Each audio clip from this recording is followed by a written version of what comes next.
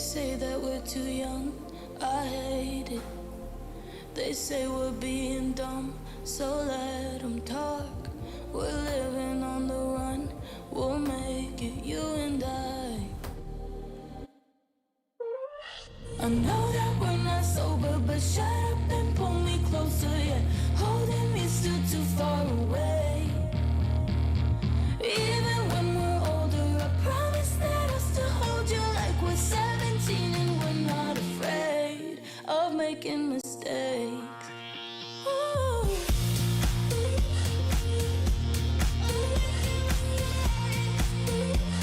We're 17 and we're not afraid.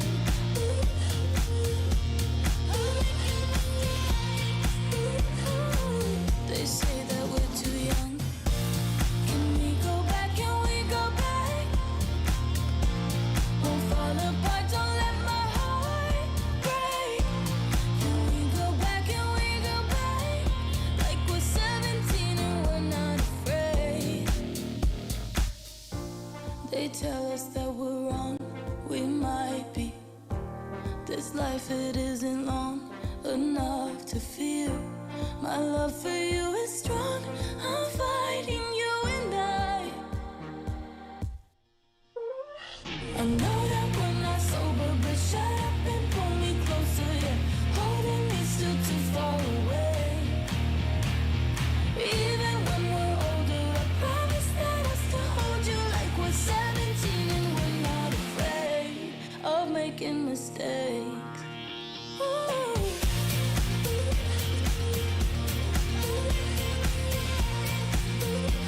We're 17 and we're not afraid.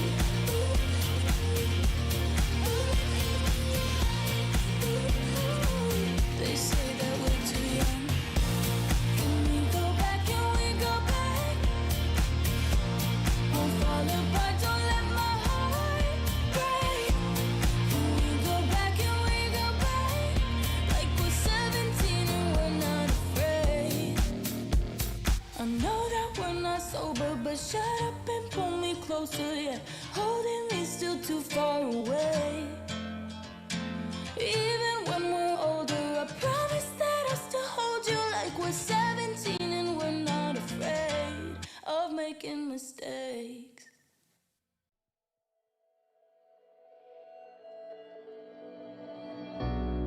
We're living for the moment now, we're one with the world. I can't lose this feeling I get.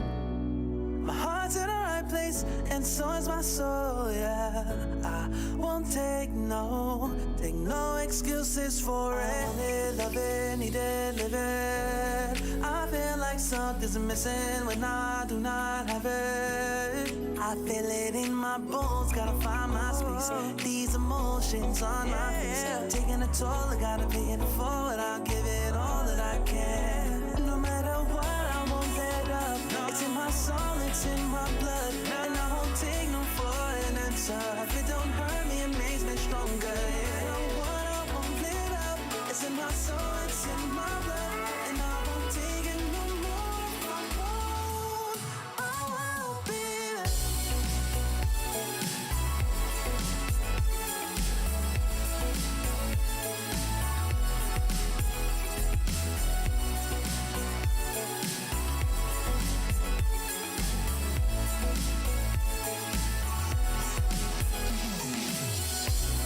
Just leave it to me. I know what I need. You'll find if you see. And if you believe, you live and you breathe, you'll find the key. This can be lifting you. Can't go alone, let's do by two. Doing this together, it's me by you. All through the night, all through the night. This is me, this is you. When we get together, we can all pull through. I don't ever wanna stop this groove. Let's get it right. Take it to the Lord, then take it to the grave. Listen to the wise man, tell me what to say. Listen to your heartbeat like it still bleed. A little bit of hope, yeah, it's what we still need. Say a little prayer for the moment. Give what you got, just go in. Can't hold you back if you own it. Live your life like a chosen. No matter what, I won't let up. my soul, it's in my blood. And I won't take no for an answer. If it don't hurt me, it makes me stronger. No matter what, I won't let up. It's in my soul, it's in my blood. And I won't take it no more. If I won't, oh, baby, just leave it to me. I know what I need. You'll find if you see. And if you believe, you live and you breathe, you'll find the peace.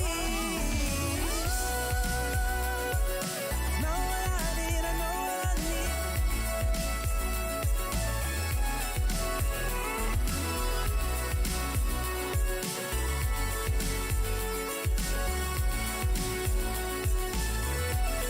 You find the peace, the key.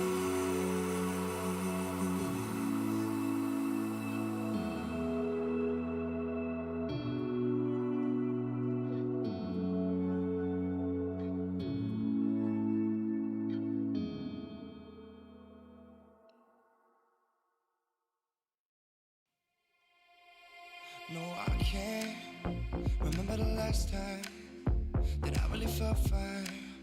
Now I'm trying to rewind. Cause lately, I've been feeling kinda hazy, like I'm stuck in a daydream, and you're not here to save me. Down and out, I hit the floor. All is fair in love and war, but I can't do this anymore, no, no. Don't take me to a place I know, somewhere I can feel my soul. Lately I'm skin and bone, so hollow. I've never felt so alone. I need you more than you know, 'cause baby, you feel like home.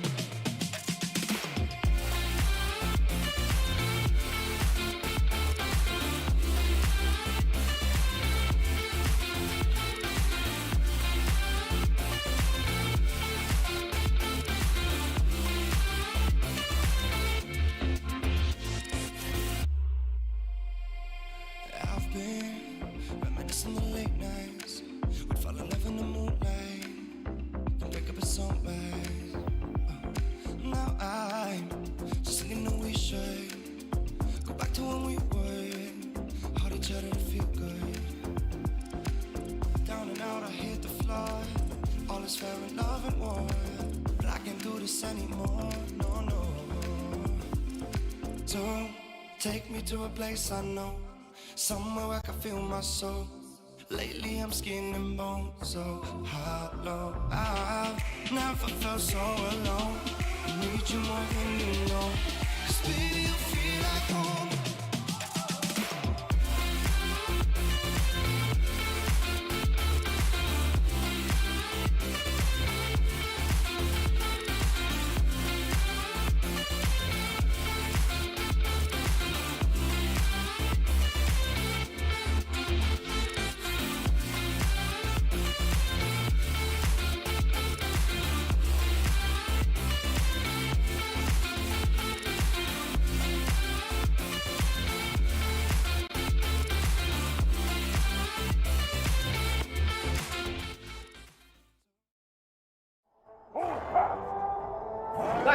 Nice. Alright, go. Down first. Can. Alright, down already. Nexus. Alright, okay. Nice! Victory!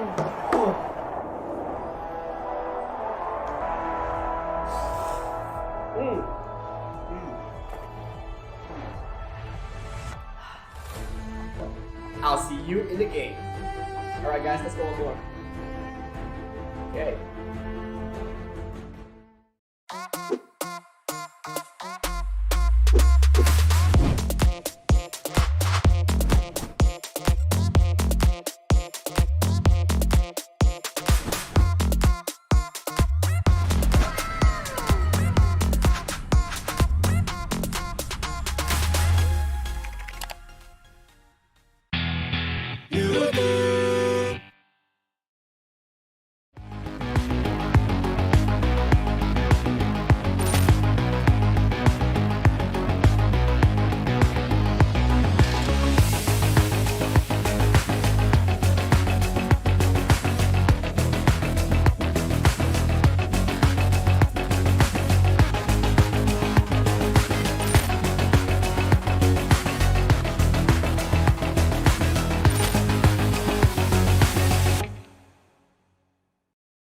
before we jump into the next one, here's a quick reminder for all of you mobile gamers out there. The ESL Mobile Open is just around the corner, so head over to Twitter right now and get all of those details. Tell your friends, build a team, and earn a spot in the finals. Feel the lights, see the stage, hear the vibe. Pumped up to get ready for the fight. Big dreams, one chance, be the star. I'm the winner coming out of the dark. Step out as a motivator. Let them know that the wait's up. That's how we know when we level up. Hey, that's how we know when we level up. Level up. All we know about is level up. Are we ready not to level up? You know we fall and we get up. Level up. All we know about is level up. Are we ready not to level up? It's time, get up. Back against the wall, still I'm standing tall. Know about the ball, I got my fan with me. That's how we know when we level up. Yeah, that's how we know when we level up. Level up.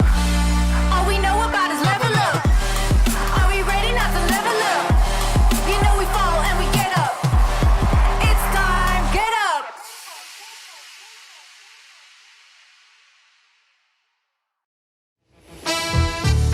Masih lagi bersama untuk seketika, tapi lihat bagaimana eksplosif Cubs. Becky telah pun tiba. Becky menjatuhkan seorang. Mereka ingin masuk secara teleport, telah pun tiba. Xiang telah pun sampai. Dia perlu menggunakan smite tapi terlewat. Blood, sweat, and tears written in the blacks of kings. One in a million, the billions that have to sing.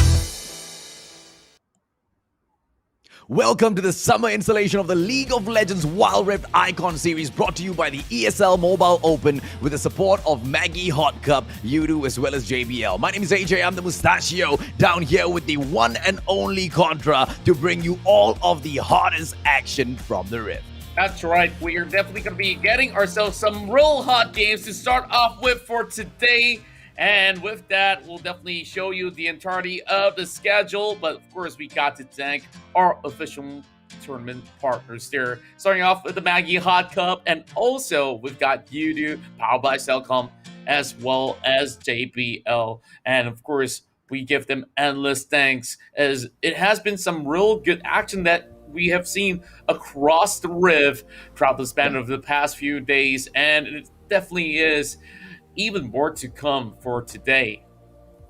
And before we move on any further, make sure you guys drop a like and smash that share button, because today, after a long time, our partners have heard you, and there will be some giveaways, ladies and gentlemen, boys and girls. Now, I do have to throw in a slight disclaimer there. This giveaway is only open for Malaysians, but for all of you from the rest of the nations, hit those share as well, because if we see the count going up in the other nations, for all you know, we might start doing those giveaways as well.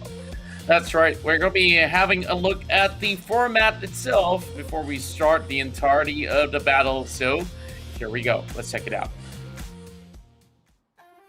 Welcome to ESL Mobile, the home of mobile esports. ESL Mobile is a global program designed to give you an opportunity to compete in your favorite mobile games, featuring multiple game titles taking place in 3 regions and offering 2 levels of competition. There's something here for everyone. ESL Mobile Open is the gateway to competitive play, free to join and open to any resident of our supported regions. This is the best way for you to enjoy the thrill of victory and take your shot at winning cash prizes. Each season of Mobile Open will consist of 2 ladders, and the top competitors from each will qualify for the Mobile Open play-ins. ESL Mobile Challenge is your path to glory. If you are a top competitor in the Mobile Open play-ins, you will earn a spot in the Mobile Challenge season. The top team from each ladder will skip the play-ins and qualify directly for the Mobile Challenge season. This is where you'll have the chance to compete against the best players in your region. At the end of each season, top Mobile Challenge players will compete in the Mobile Challenge Finals to determine a winner and be crowned their region's champion. ESL Mobile is for everyone. This is your opportunity to join a diverse and growing community of players across the world and see just how far you can go.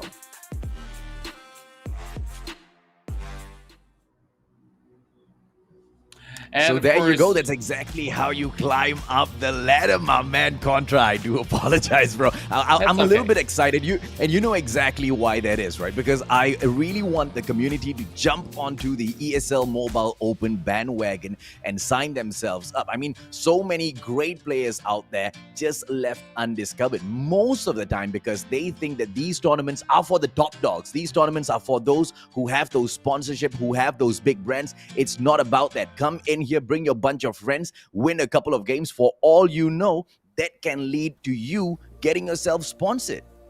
That's right, and it has to be a stepping stone somewhere, and ESL Mobile Open is allowing you to participate from the grassroots levels. You can just participate, whether if you feel like, hey, you got some of your friends that you met in game that has the potential to go real far with you.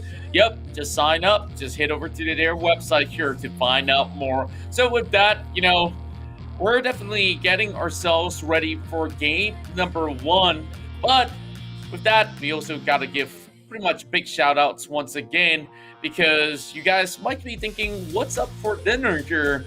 Well, just to break your fast with the iftar, you can look no further but to grab yourselves a hot cup of Maggie. So with that, of course, you guys can also share with us your hashtag Maggie moments through the social platform, Facebook. Just make sure that you set it to public and we will be featuring some of your special moments out there, whether it's the tilt that you feel in the game of the Rift, whether it's the happiness that you share with your friends, go ahead and share with us. Hashtag Maggie Moments.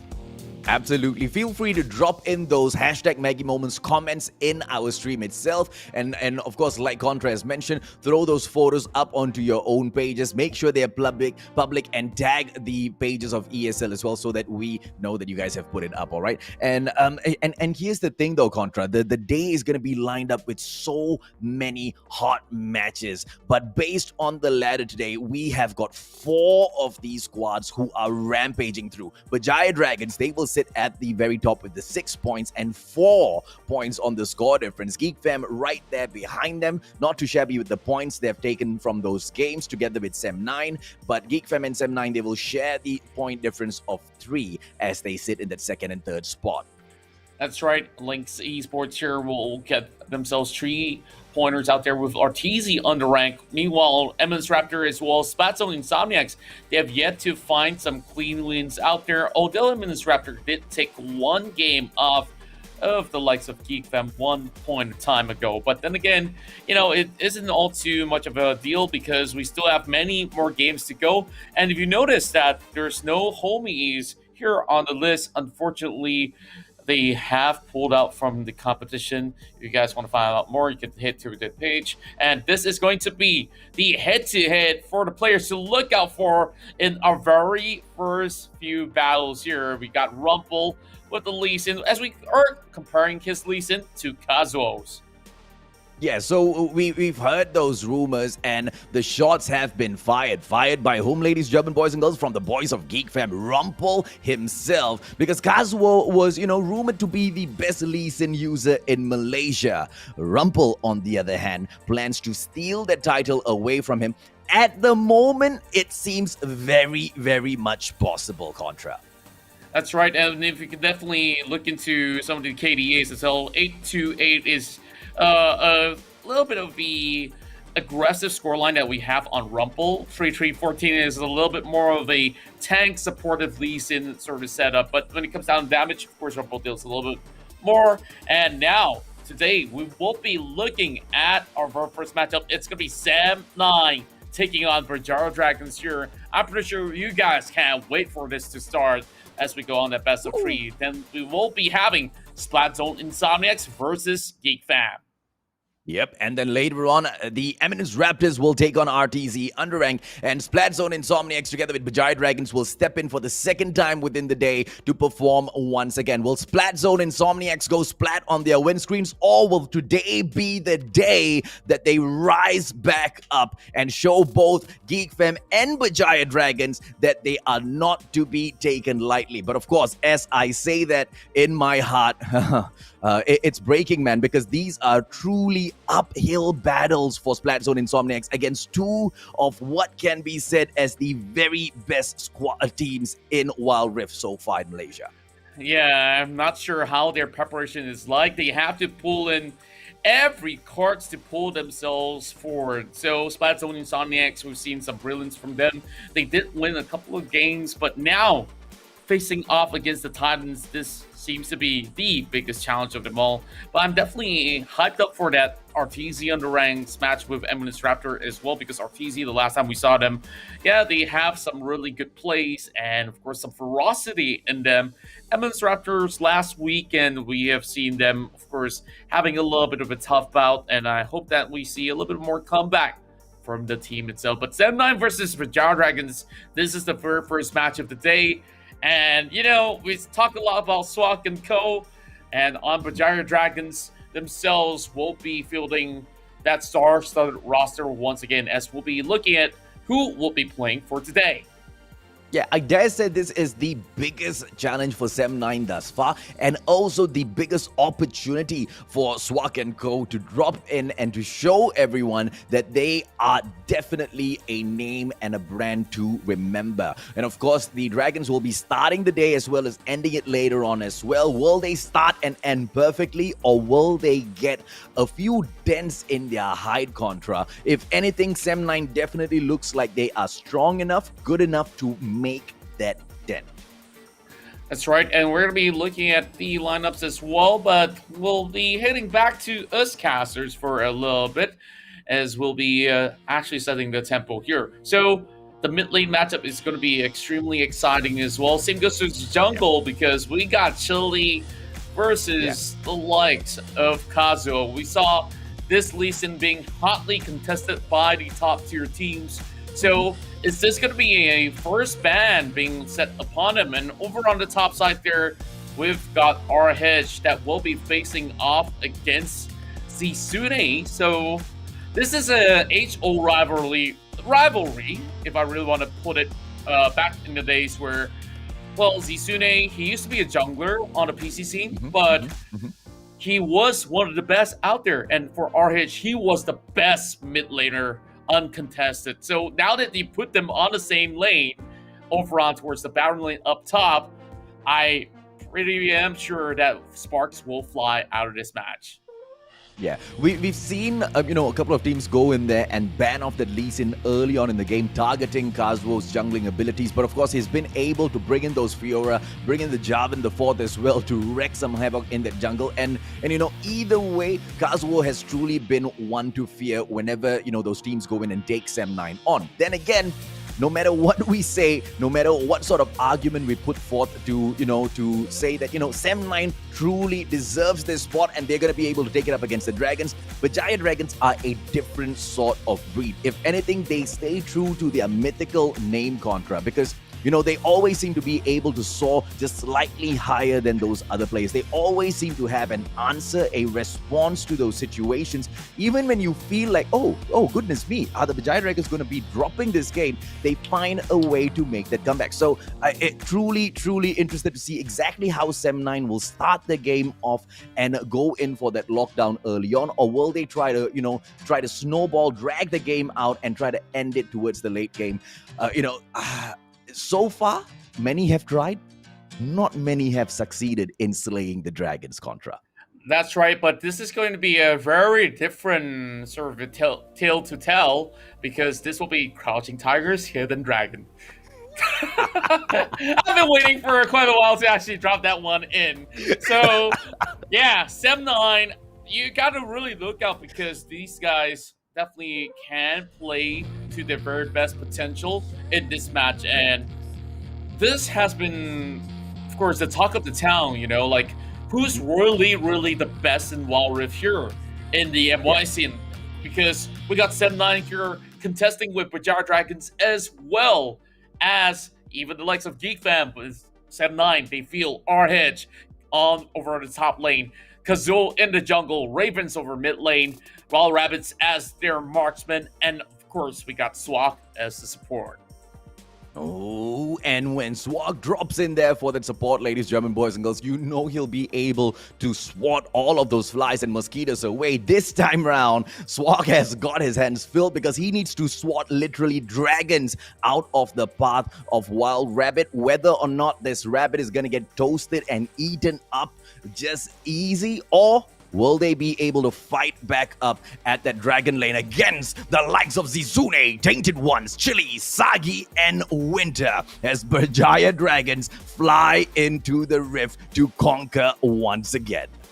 That's right, and this time around, Chili will move into its mid lane here to meet up with Kazuo because this is the return of Tainted Ones. Now, this is the secret weapon that I've been waiting for because Tainted Ones is also a jungler that has been feared by many, and who knows, this might just be the evolved form of the dragons right now, and you gotta still keep your eyes out for Sagi because Sagi so far has some of the best KD ratios of the entirety of the tournament so far. I believe that he will be looking to pick up the Kaisa once again whenever it's being left available. Yeah, Kaisa, you pull his Kaisa away, he'll drop in either with his Ezreal or Corki, and you know the damage will still be done because, you know, Sagi is just that sort of a player where you want to steer clear out of his way because not only does he get the damage done, he also gets those slays. Berjaya Dragons are one of those teams where getting into a team fight with them is a guaranteed knockout for your whole squad. You will be lucky if you don't get aced out of it, and that's exactly the kind of situation that we are looking forward to for Sem9 to work their way out of. How is their crowd control going to be in this game? Are they going to be able to, you know, is Ravens going to be able to bring in his Galio as usual to drop in there for those heroes entrants and you know, knock them up to maybe not knock them up for the engage and the full-on battle, but sometimes just to disengage from those battles because you know Berjaya Dragons are the type that just bait them in and go out for the full-on slay contra. And we've seen them do it time and time again. How much has Sem9 learned from the past experiences of their other comrades within this league? How much have they learned from their own past defeats? We will all see that unfold as we open up the day. I mean, if you guys haven't hit that like yet, please do so. Share this as many times as you can because the opener is gonna be bombastic. That's right. So make sure you guys share it all across and share the love and joy of the Maggie Hot Cup to open up the iftar later on. So, of course, other than that, there's also a lot of free things that's being available. And of course, we shout out to JBL because I heard you guys really want some headset giveaway. You guys can stand a chance to win the JBL Quantum Series. Like, comment, and share the live stream and tag JBL with hashtag JBL People as well as SISMY. Make sure you set it to public so that we can definitely see your comments as well as your name out there. You'll be contacted later on if you guys do get to win either the JBL Quantum 50, JBL Quantum 300, or even the JBL Quantum 600. So with that, there's so much out there that you guys can get by just tuning in to the C Icon series, Wild Rift MY.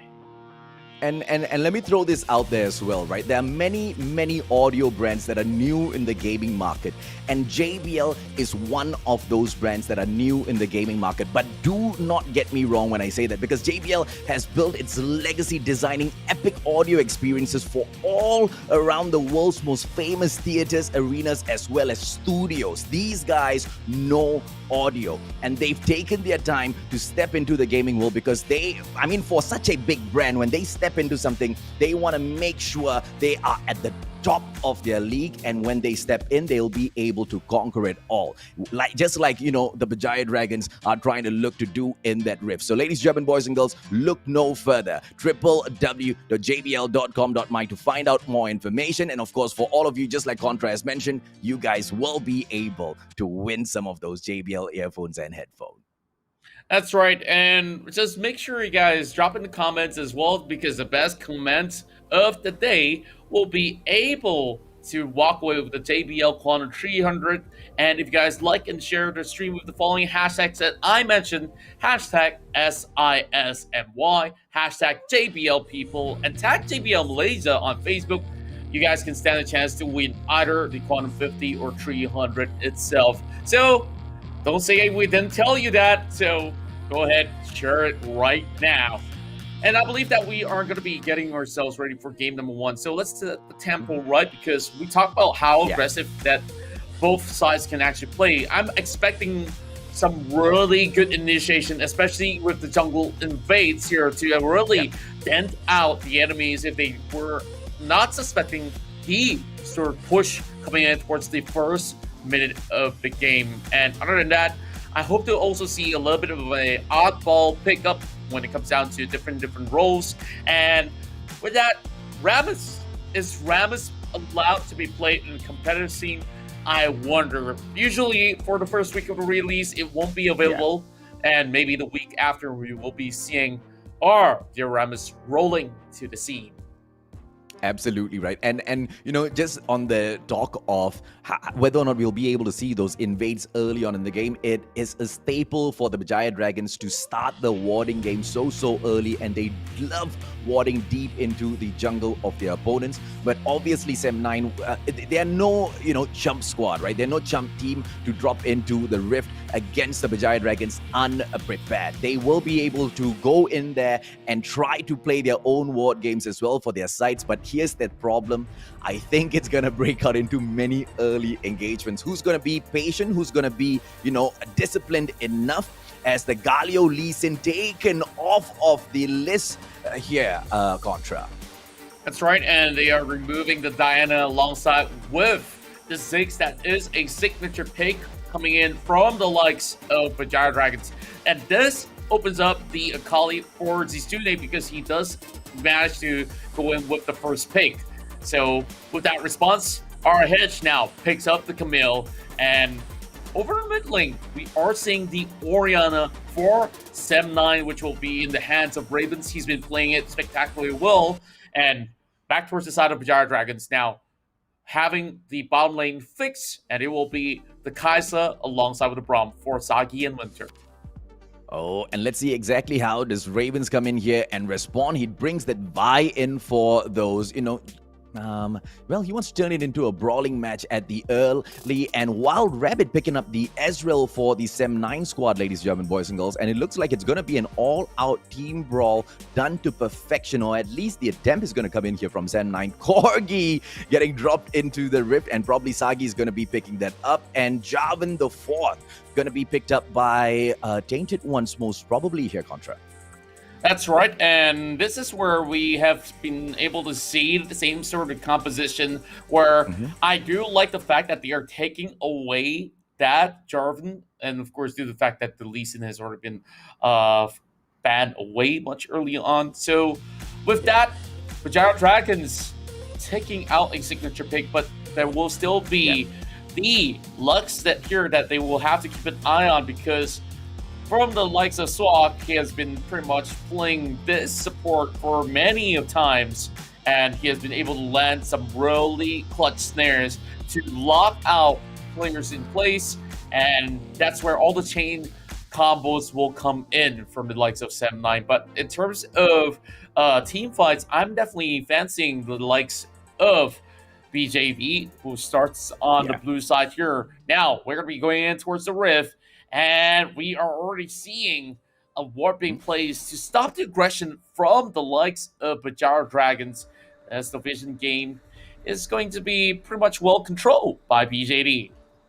Oh, interesting push coming in here from Sem9, holding their line, very disciplined, and of course that mid toss-up is just gonna be holding up the line, ladies and gentlemen, boys and girls, and of course up at the Baron lane.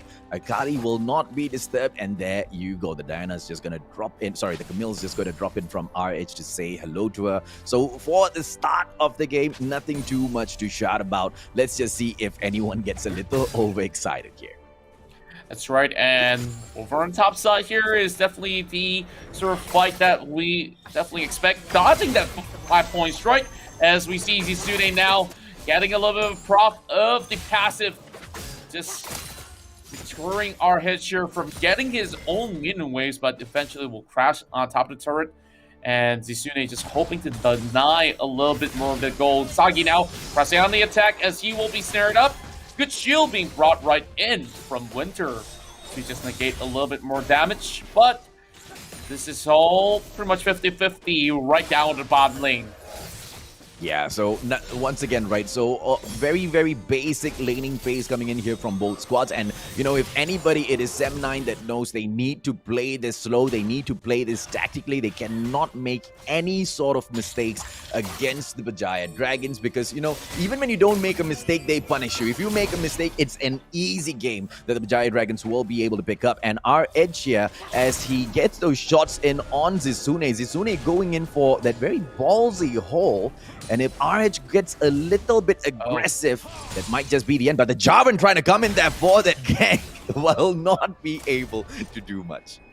I guess that he just really wants to steal a couple of Krugs away, and it's really hard to actually catch the Camille. So he will just let the top lane be for now. But Zisune, though, soaking a little bit too much of damage. RH here is going to be looking for an opening. He does need one more minute to hit level 5. But unfortunately, Zisune does back away, so there's no chance for that Hextech ultimatum to come by. But over on the side here, over in the mid lane, Chili has to look out because that assault and battery is already up available on Kazuo if he were to go in with a full force push. Let's see exactly how they take this, ladies and gentlemen, boys and girls. We've got Kazuo on that Vi here.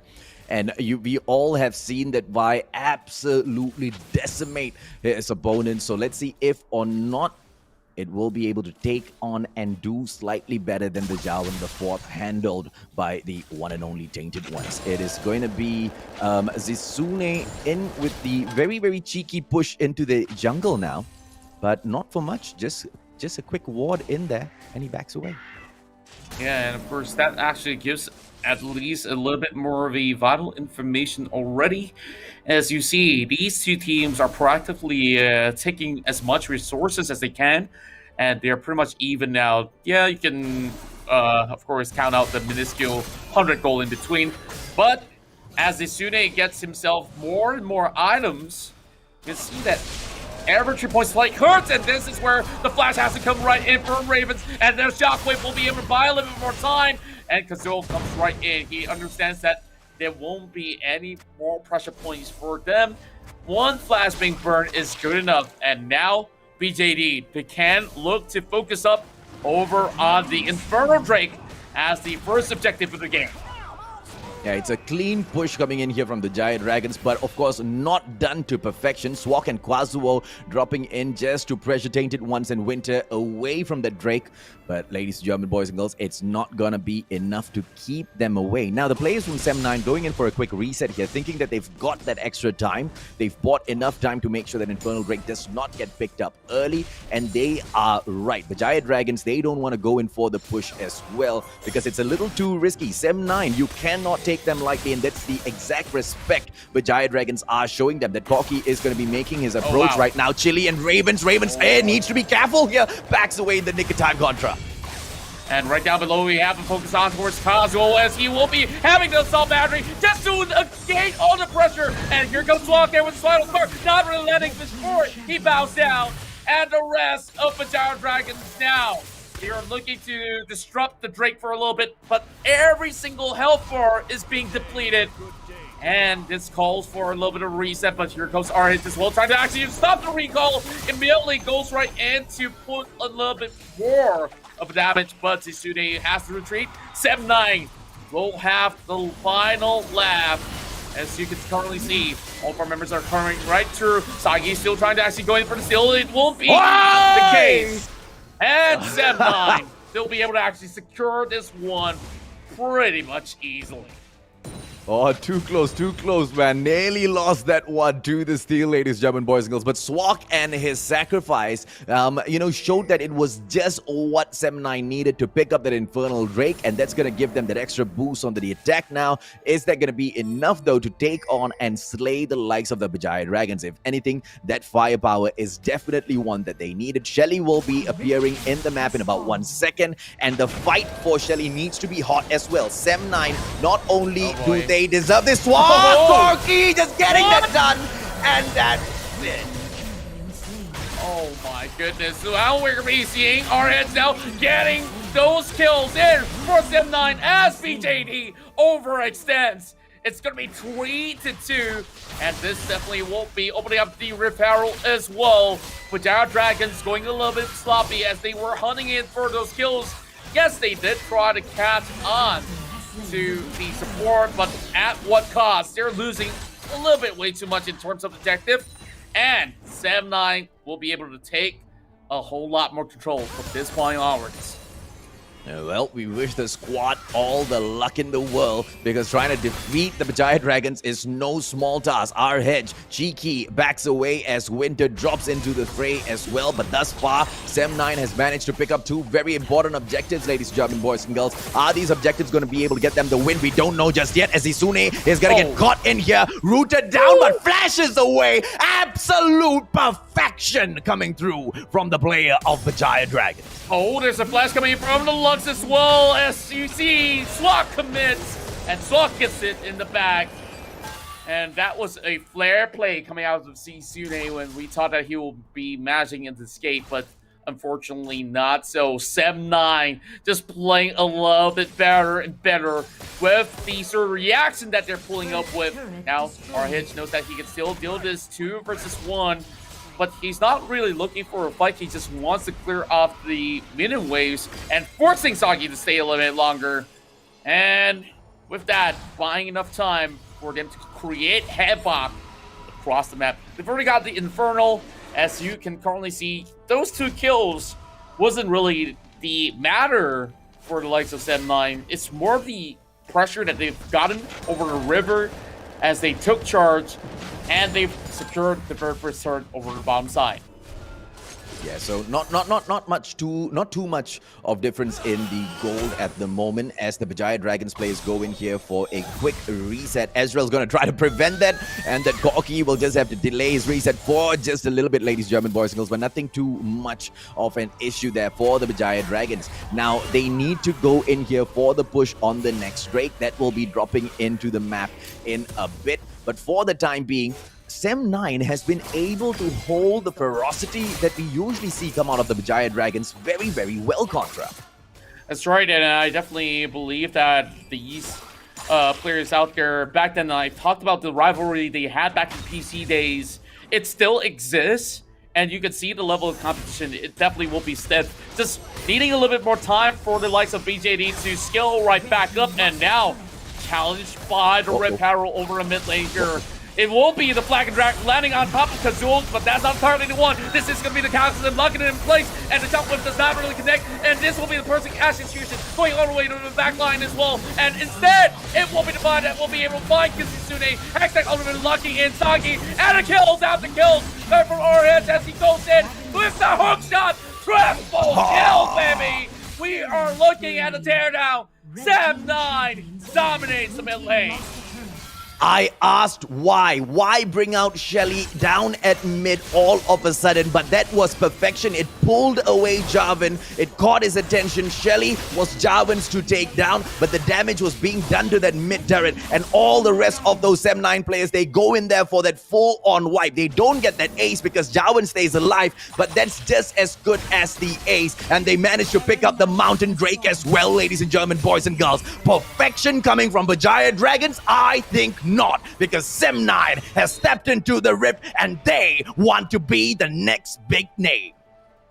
And speaking of which, I definitely feel that Taylor Ones have been playing absolutely fine. His idea of really getting in the forefront, locking in Ravens as well as the rest of Sem9 out of place with a Cataclysm is the right thing to do, but the follow-up is not really all too perfect. Speaking of which, Chili now getting caught up with the Hextech Ultimate with the Salt Battery over the back as well. Now, over on the choke point here, there won't be all too much recovery, but Sitsune does try to actually walk his way out as he will run away. It's called for the Baron, but it won't be our heads now. Trying to actually tank a couple of hits. Sagi can only do so much. And Zap9 takes them all out. Being ace, this will be it.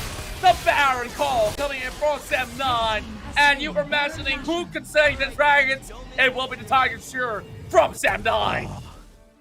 Oh, this might just be the ultimate setup for a reverse sweep later on, but that's only what Berjaya Dragons can dream for so far, as Sem9 just wrecks havoc at the Rift. Nothing that the Berjaya Dragons have done so far has been able to, set up a response for Sem9. But if you notice, Contra, it is the team engagements are not coming in as strong for Berjaya Dragons this time around. They're not going in for the full-on commit. Maybe it's just a little bit too much of respect being paid here.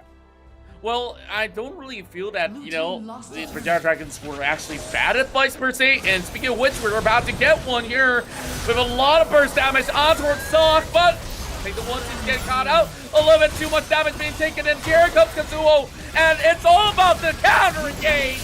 And Sam9, they did not even have a member being fallen through just about yet, but Sitsune will be able to catch one.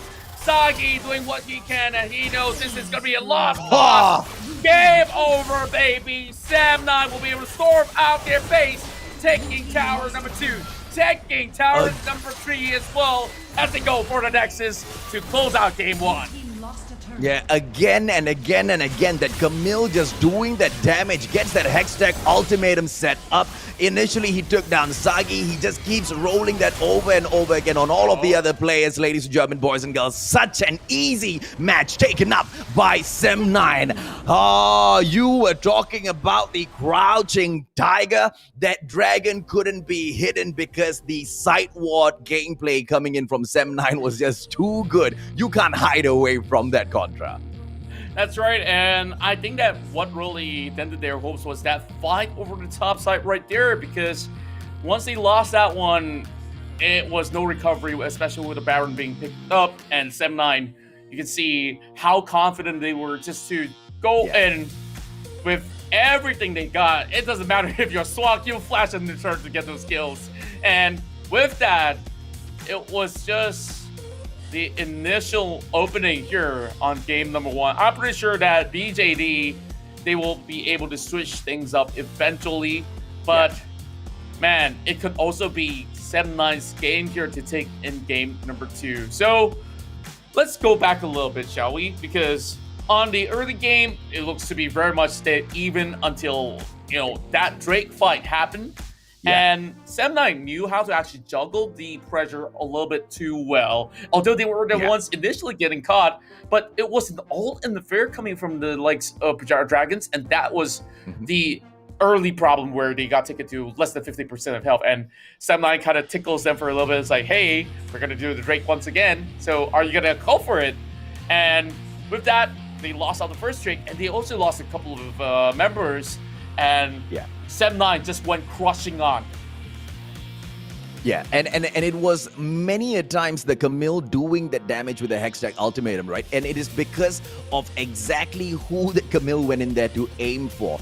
Each and every single pick was absolute perfection. They needed to take Sagi down at mid, and the Sagi was locked on. There was nothing that he could do to get away. And from then on, it was just a all-out pick and steal for those Sem9 plays. Absolute perfection coming through. But earlier when I mentioned, Contra, that the team fight gameplay is not coming in as strongly from the Berjaya Dragons, I didn't mean that they were taking the fights badly or anything. It's just that they weren't committing in fully for most of those team fights, which I think they could have tapped out quite easily. So let's see exactly how they come back in here, because this could just be a setup for a great comeback, like I mentioned, right? Because Berjaya Dragons they know this. When anyone takes a lead, they are at their most vulnerable. And it will be the MVP being picked up by RH here with that Camille because of that Hextech ultimatum, because of that lockdowns, man. That 9 assists coming in from most of that.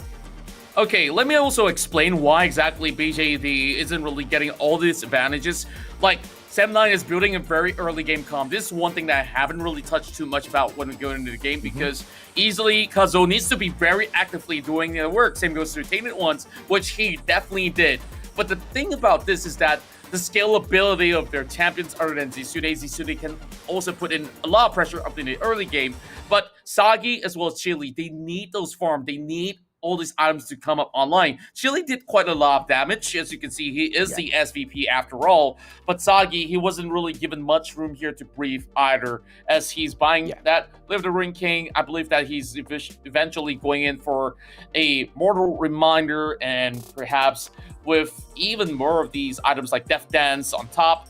It's just a little bit more work, you know? So with that, members from inside of BJD, the only way that they could do this is by buying an early Zhonya's, if in the case that they get locked down. And even so, it still forces the fight to be around Sagi, which definitely displays the likes of BJD.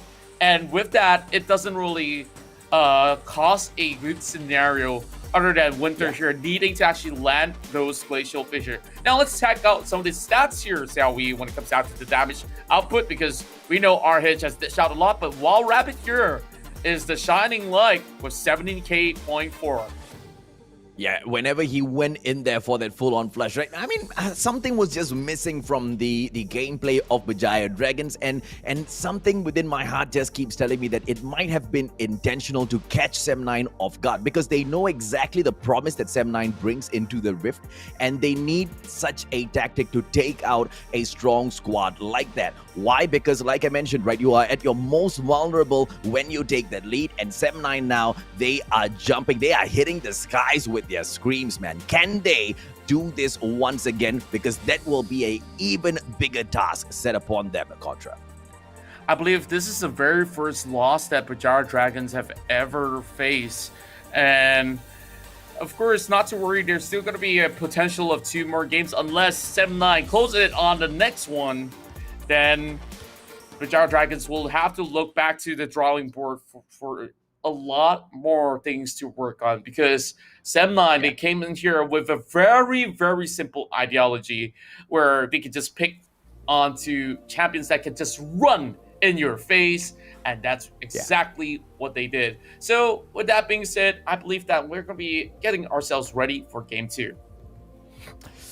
And I just can't wait, ladies, gentlemen, boys and girls. You want to know why? Because this is where it all breaks down, right? If perfection is what we saw from Sem9, we will need a little bit more than that, because there's no way the Berjaya Dragons are not going to be stepping into the Rift for Game 2 and bringing on the exact same sort of tenacity. Dropping 1 point is all right as far as they're concerned in terms of the point difference, but they want to take all 3 points with the win of the series that they are going in for itself, because, you know, it will be great in terms for the brand to open up great and then close off great. If they take the damage early on, if they have to tank an L at the start of the day, I am not so sure how it's going to do for their own, you know, spirits towards the end of the game day, Contra. That's right, and I'm pretty sure that 7-9 here will have a boost of morale. So with that being said, we're going to be getting ourselves into action here on game number 2 right after this, as we'll go on a short break. When we come back, Game 2 between Sem9 and BJD. Masih lagi bersama untuk seketika, tapi lihat bagaimana eksplosif gas. Becky telah pun tiba. Becky menjatuhkan serangan. Mereka ingin masuk secara teleport, telah pun tiba. Xiang telah pun sampai. Dia perlu menggunakan strike, tapi terlewat. Blood, sweat, and tears written in the blacks of kings. 1 in a million, the billions that have to sing. Nice. Alright, go. Down first. Can. Alright, down already. Nexus. Alright, okay. Nice! Victory!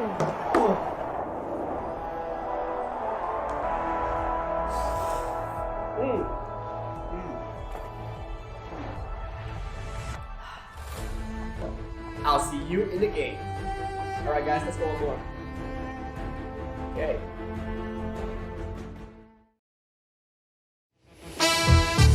Masih lagi bersama untuk seketika, tapi lihat lihat bagaimana eksplosif gas. Becky telah pun tiba. Becky menjatuhkan serangan. Mereka ingin masuk sekarang. Teleport telah pun tiba. Xiang telah pun sampai. Dia perlu menggunakan strike tapi terlewat. Blood, sweat, and tears written in the blacks of kings. 1 in a million, the billions that had to sing. They say we're being dumb, so let them talk. We're living on the run, we'll make it, you and I know that we're not sober, but shut up and pull me closer, yeah. Holding me still too far away. Even when we're older, I promise that I'll still hold you like we're 17 and we're not afraid of making mistakes. Ooh.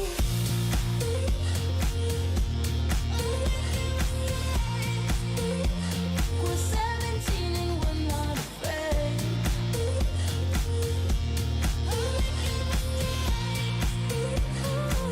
They say that we're too young. Can we go back? Can we go back? Won't fall apart, don't let my heart break. Can we go back? Can we go back? Like we're 17 and we're not afraid. They tell us that we're wrong, we might be. This life, it isn't long enough to feel. My love for you is strong, I'm fighting you and I know that we're not sober, but shut up and pull me closer, yeah. Holding me still too far away. Even when we're older, I promise that I'll still hold you like we're 17 and we're not afraid of making mistakes. Ooh.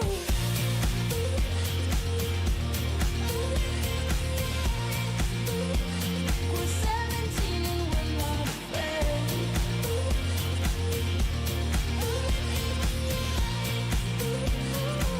They say that we're too young. Can we go back? Can we go back? Won't fall apart, don't let my heart break. Can we go back? Can we go back? Like we're 17 and we're not afraid. I know that we're not sober, but shut up and pull me closer, yeah. Holding me still too far away. Masih lagi bersama untuk seketika tapi lihat bagaimana eksplosif gas. Becky telah pun tiba. Becky menjatuhkan serangan. Mereka ingin masuk sekarang. Teleport telah pun tiba. Xiang telah pun sampai. Dia perlu menggunakan strike tapi terlewat.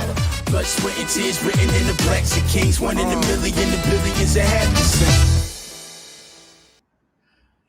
Welcome back to the ESL Mobile Open, and of course we present to you the League of Legends Wild Rift C Icon Series Malaysia. My name's Contra, this is the Mustachio AJ here alongside me as your casters for today, and all this is of course brought to you by our official tournament partners, Maggie Hot Cup, Udo, as well as JBL.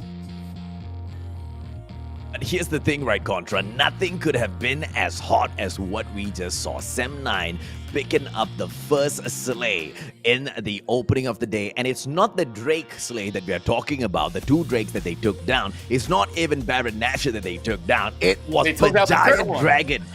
Yeah, exactly, man. It's Berjaya Dragons. At the moment, technically counted as the biggest dragon at the Rift as far as Malaysia is concerned. Will they be able to get it done again? Because consistency is definitely what we are looking for. But if they are able to do it, Contra, what a crazy boost it will be for the players and the brand.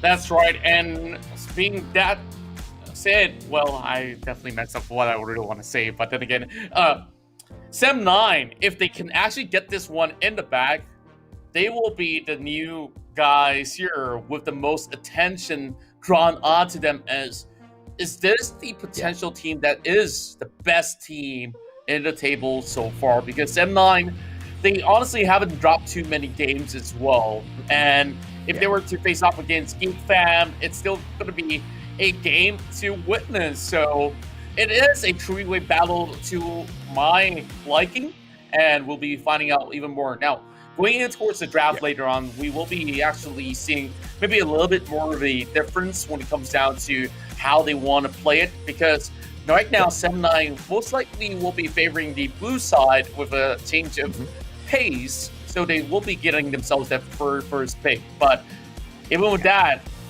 Berjaya Dragons here, when they play on the red side, they are going to be quite a ferocious beast, because they will be able to actually get a little bit more control over some of these areas of the river very well.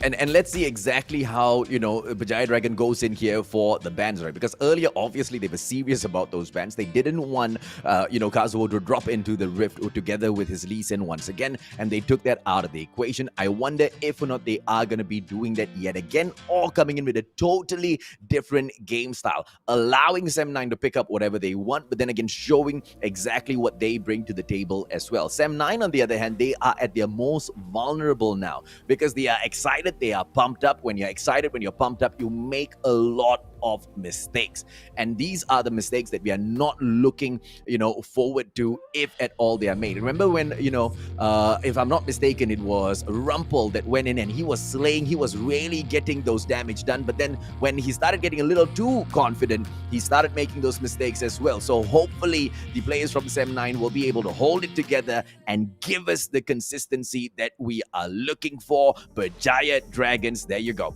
they start off with the bans here contra Camille, as well as Kali Ziggs getting taken out of the equation as well.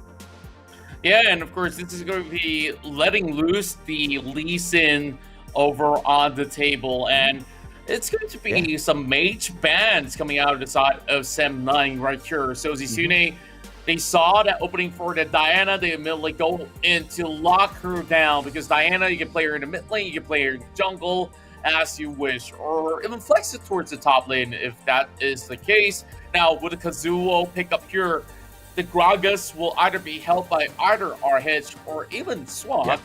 So we'll have to see the rest of the draft to find out further.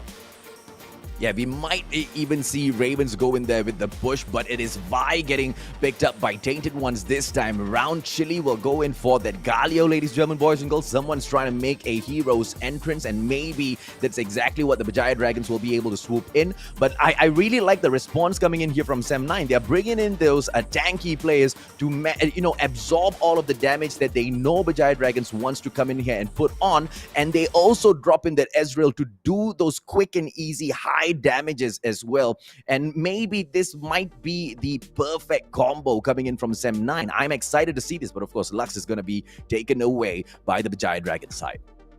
Well, I think this is definitely going to be a little bit trickier. Now, I talked about this flex pick here, so it will be eventually the Fura hitting it towards the top side, and Ravens will be playing on the Gragas instead. Yeah. So it definitely is a lot more exciting, but I'm looking at the team fight potential. Now, look at Tainted Ones. He can go in with the Assault and Battery, flying straight to the enemy, connecting with Zisune's heroic entrance, and then Chili with the Moonfall to suck everybody into the center.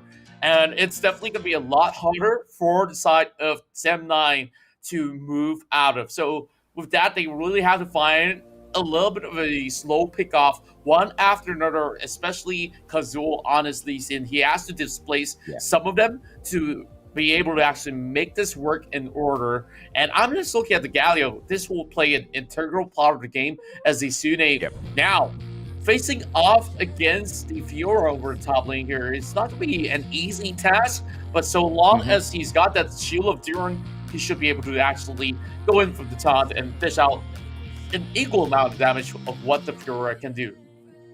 Yeah, and they clearly saw the type of damage that Sem9 will be able to bring on with that Camille, with the Hextech Ultimatum. Locking down one player is a problem because that player is probably going to lose their life. But kicking away those other players from that situation is the perfect way to, get rid of the Berjaya Dragons, because they absolutely love suckering you into a team fight and locking you down. But when you get kicked out of that engagement, then recovering your position is absolutely what Berjaya Dragons, did not do really well there. Okay. Exactly, and now we're seeing a lane switch. Zizune over the mid side and over top lane. It's Chili versus Arhead. So this is what I've been waiting for as well. Back then, Chili was also known as Zer, or you know, some may even call him Ribena. He does have a twin brother. So, well, either or, you guys are not wrong. So, with that over the top side, it will be a little bit of a tough battle for the Fiora as well, because the moment that she jumps right through, that's where you'll be seeing the Fiora having a little bit of a struggle. But here comes the Shield of Durin, pulling them back, flashes across, not connecting that body slam. Raven's taking a little bit too much damage, but here comes Tainted Ones as well. Want to say hi to Kazuo, as they will now contend for the Stolen Crab. Yeah, I love Kazuo's, intention early on in the game to remove all of the wards, remove all of the sides. Oh, let's go, Contra! And immediately going in with the first blood for Sagi as he's being activated. He tries to flash right into, look for the kill onto Cross, but this will be another one and the back. Where can you run? One more auto attack, and oh, he walks away alive. And here comes Arhead as well. He comes in with the challenge, going in for the bottom points, but one more HP is all it takes. And this will be a little bit of overextension coming out of Fiora. Top lane being opened up as Berjaya Dragons gets a 2-0. Oh, this is what we were talking about. Sem9 needs to be really careful with those engages, because obviously Berjaya Dragons are going to be so much more ferocious this time round. Now, this is going to be the backup gameplay as Swak and Kazuo will drop in to give that support to Wild Rabbit, but the damage has already been done with a 3k, close to 3k lead on the goal now. Berjaya Dragons will be looking to barrel roll this on into the game. But of course, Ravens will not be standing for that. It is his move after all. Sem9, they don't start this very cleanly, Contra, but there's still a possibility they'll be able to turn things around towards their way. Nothing much has gone out of their hands just yet. Okay. Well, I guess something did go out of hand, the bottom lane in particular, as you can see that the Wild Rabbit being flushed away from his very own turret, but remember this, before 5 to 6 minutes of the game, the turret strength will be much higher if you were to push it with more members. The additional member that you bring in will add another, like, what, a layer of 50 armor. So it's really not worth it to spend so much time. But here comes a full combo as Zizune just lowers down the health of Raven. So let's talk about the game plan for Sem9 for a little bit, right? So Arhead, late game, is going to be a split pushing master. Chili's just going to be taunting him for a little bit. But over on towards the other side of member, I think that Sem9 does have a strong potential of displacement as well as disengage. But to really pick apart Berjaya Dragons is going to be a little bit more difficult than they thought. Yeah. And one good example was that river fight, which we saw was a good call from BJD. Yeah, a solid call from BJD, and they should be able to pick this Drake up as well. Which is why I am curious about the way they dropped the first match, right? It just almost seemed intentional to just sucker Sem9 in. Because if anything, that's the exact same strategy. Berjaya Dragons have gone in for the Baron takeover for whenever they want to go in and touch those Drakes as well. They always lure you in, and when you drop your guard, you are gone out of the game. And for a team like Sem9, maybe that's what it was needed. Well, I'm not really too sure about that.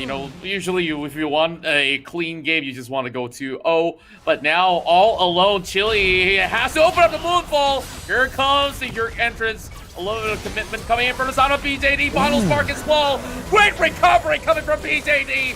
And where can they go? Where can they run? As Ravens will be able to actually pull a little bit of numbers there. Flash coming from the side of Tatum once. One more last hit coming from the side of Wild Rabbit to take him down. Zizune with a tick health left. But here comes the killer instinct from Sagi to tear apart Sem9 as they will be aced out eventually.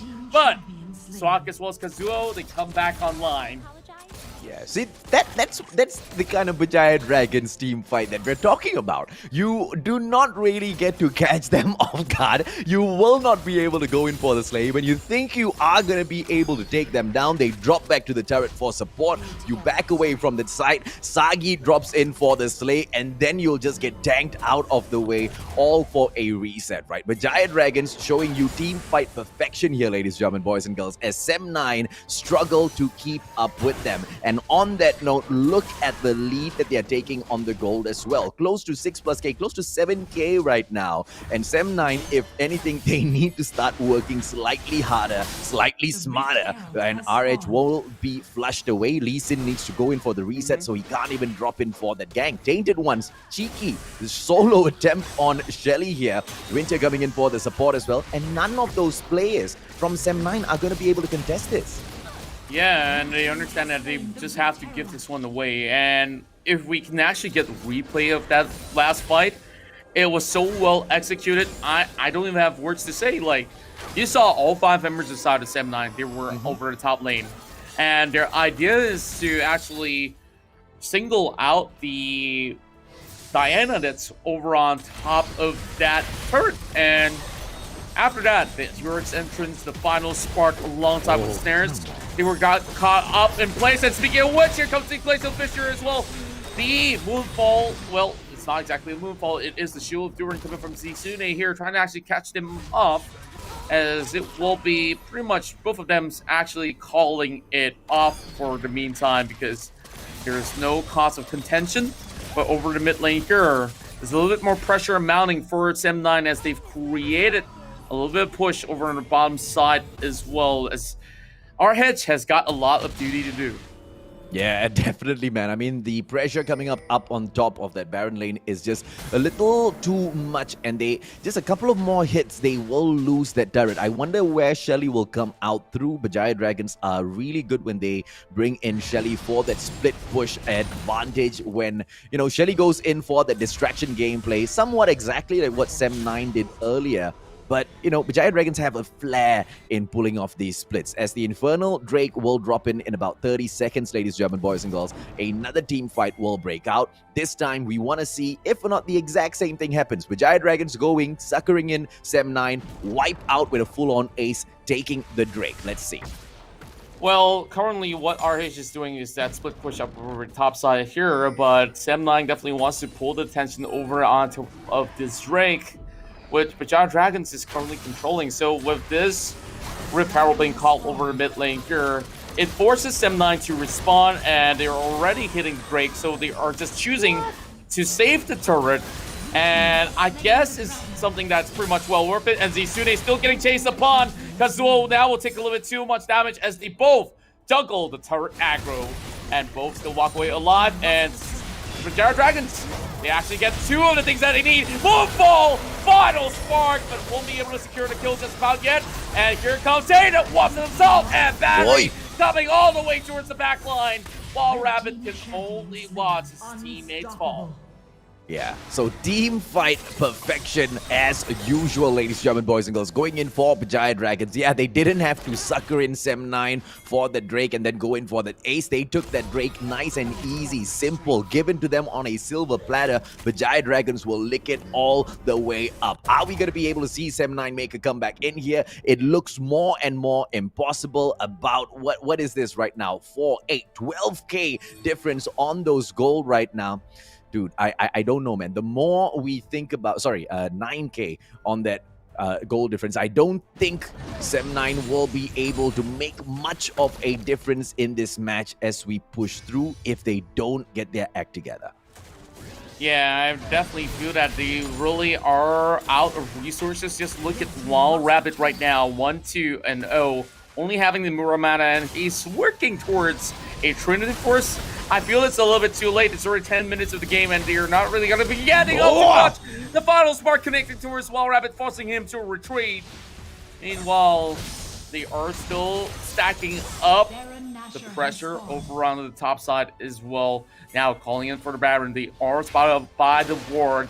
So Sem9, if they can actually steal this one away, then they do have hopes of coming back into the game. If they don't, Well, I'm sorry. I guess Berjaya Dragons will push it to 1-1. And here comes Chili. Just trying to get this pressure stopped here by RH as he secures the sure one of the bottom lane. Yeah, I feel bad for calling this, but the game is already lost. Take a look at Sem9. What sort of objectives can they go in and play, right? They can't touch Baron Nashor. They desperately need Baron Nashor, but that's gonna be close to impossible. You drop in there, you get suckered in for a fight. Baron Nashor does a little bit of damage, and Berjaya Dragons finish you off. They'll finish off Baron Nashor, take that buff, and crush you towards the end game. You want to go in for the drinks, a similar situation happens as well. And the only way to do this is now to hope and pray Berjaya Dragons drops in for Baron and they get a quick and easy wipe on them. Easier said than done though. I'm just looking at the possibilities out there. I won't really count them up just about yet, but here comes the full push. And blocked, he gets caught out immediately, and Wild Rabbit has to actually join in the fray. It's okay as it's just a support, they say. But now they're starting to lose the pressure over the Baron lane. But over his bottom side, there is a skirmish going on. 1v1, mano el mano, Chili versus RH. And this is Berjaya Dragons tricked them towards this Baron because he lost vision. And blindsided, this is going to be an easy Baron Nashor. Ayo, kena tapau kau Sem9, ladies and gentlemen, boys and girls. Oh, dude, that takeover on Kazuo's Lee Sin was just absolutely merciless. That's still coming in, but no, doesn't get that hit. Oh man, that true shot barrage looking so close though. Great effort, but it will still be Berjaya Dragons sure having the lead advantage. Now that split push that was coming in definitely will still be taking a lot more effort from RH to continue to do so. And right now, Drake number 3 for Berjaya Dragons. This one's gonna get picked up nice and easy unless that Lee Sin comes in for the final second smite, but no, even he goes in for that reset. This is just, all served up to Berjaya Dragons on a silver platter. Some may argue that they ripped the silver platter out of the cold hands of Sem9 as they step over their dead body. Sagi as well as Winter cheeky in for that engagement. It's going to be a 3-on-2 situation here, but nothing for them to worry about. They are all buffed up for this fight, and they'll continue to place that pressure. Look at Sagi just making them back away from that fight, Contra. Indeed, and they are still losing 2 more turrets up ahead because of this Baron power play that they are bringing up a fort. And there goes a little bit more of that explosive cast. And here comes Assault Battery, line it up again, wobble combo. And this is where they will tear it down and open up with the inhibitor right down the bottom side as well. Kazuo with a tick of health left, he dodges the shot, and with that, they will be able to taunt one down. But Sem9, they will be putting a little bit more of the damage output, forcing BJD to retreat as Raven stops the recall. And they just understand that they just need to burn off the Baron buff, which will be going out of effect in a few moments. Yeah, so you want to burn the buff of the Baron off of the players of Berjaya Dragons, but at the same time, 2 of your inhibited turrets have been taken down. You need to go in for a split defense, which is not going to be easy against the likes of Berjaya Dragon. And ladies and gentlemen, boys and girls, in a few seconds, we will see exactly how the Sem9 try to stack their defenses up against all odds, because at the moment the game looks like it's lost already. Berjaya Dragons, they look untouchable at this very moment. Are they going to go in and on that Baron lane and drop those turrets as well just for fun? They might just do so. Perhaps so. And right now, the rest of BJD, they're taking this methodically, taking turrets after turrets, want to leave them all vault and just let Sem9 bleed after that game that they have suffered through. Now, they are feeling pinch, and Tainted Ones can easily just go right in. Easy chain of combos, but RH now playing a little bit more aggressively, trying to force Tainted Ones to back away. But look at the wave. Now all stacked up for the bottom as well as the top side. Here it goes! This is the one I've been waiting for! And that will be the big connection of their heroic entrance as well as Moonfall there to get to everybody off guard. The Killer Instinct goes all the way to the base, saying goodbye to Sagi. A little bit of a overkill, but Berjaya Dragons give them a little bit of consolation prize. Now, Kazuo needing to do everything it takes to actually stop this final few hurdle, and Berjaya Dragons just wants to tease them for a little bit more and just give them some space because there is Baron number 2.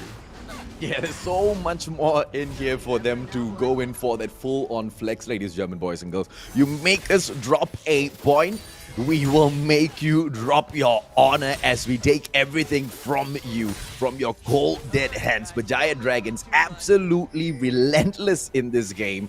No space for Sem9 at all to make a comeback. No space for Sem9 to even answer any questions put forth by the Berjaya Dragons so far. And they don't want to go in for that final slay. They don't want to take that Nexus out. They are out here to make a statement, Contra.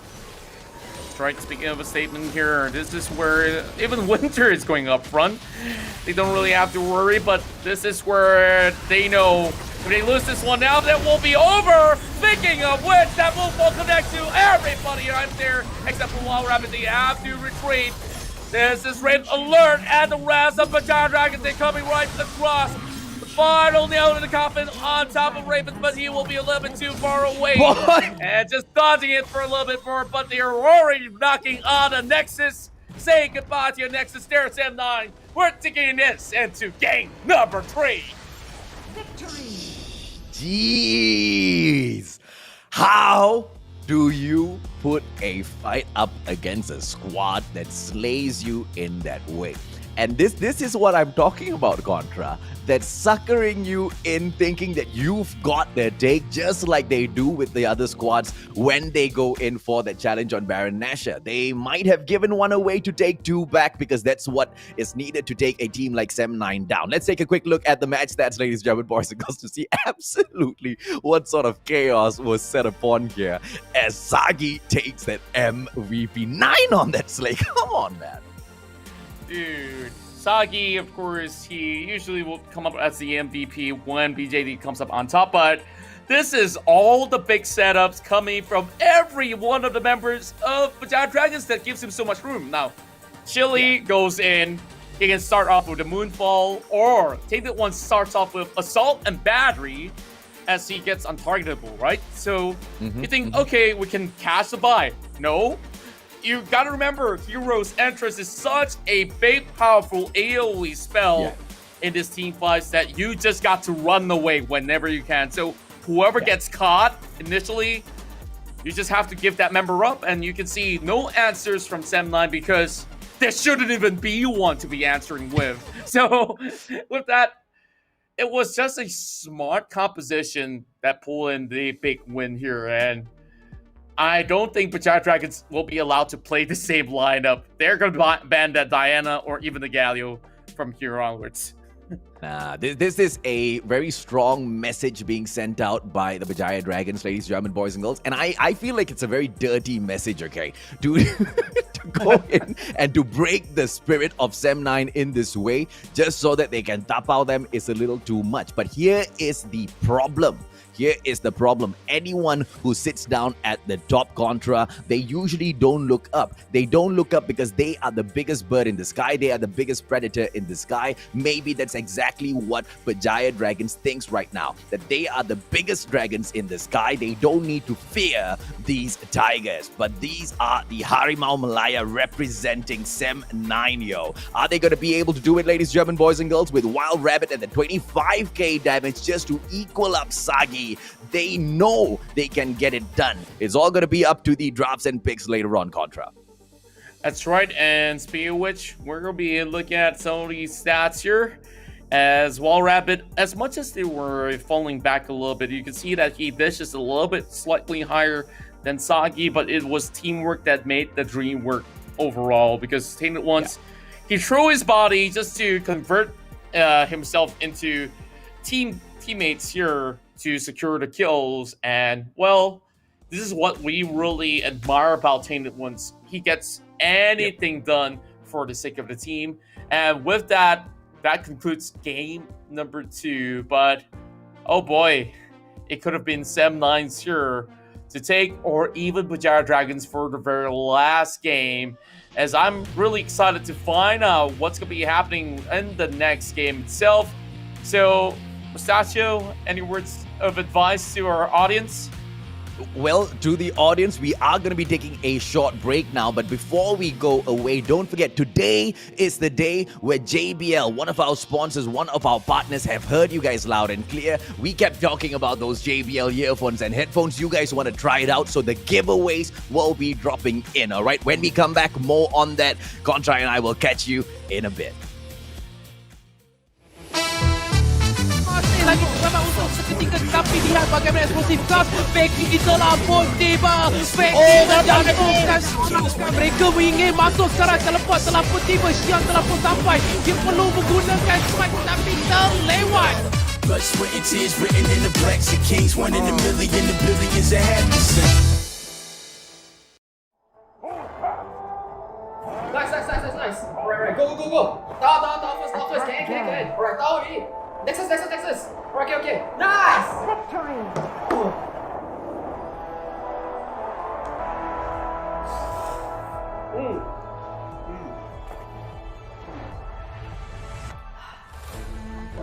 I'll see you in the game. Alright guys, let's go one more. Okay.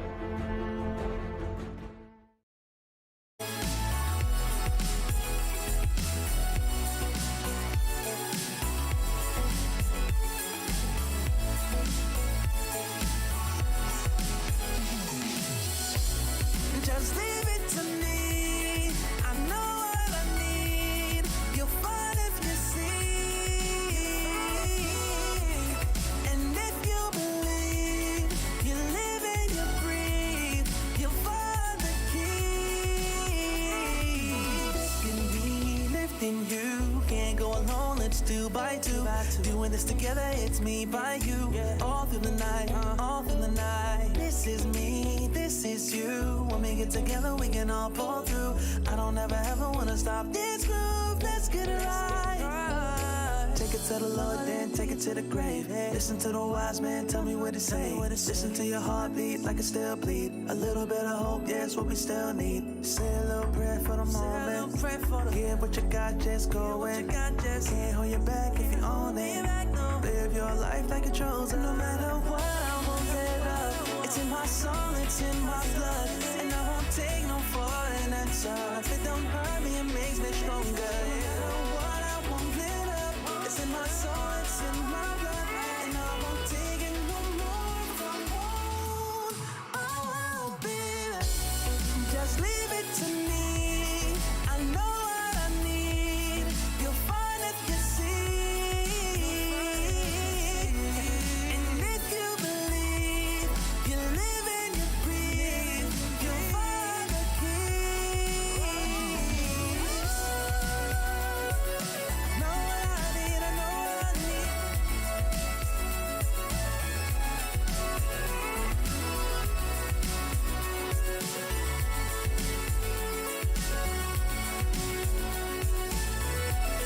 You find the keys, the keys.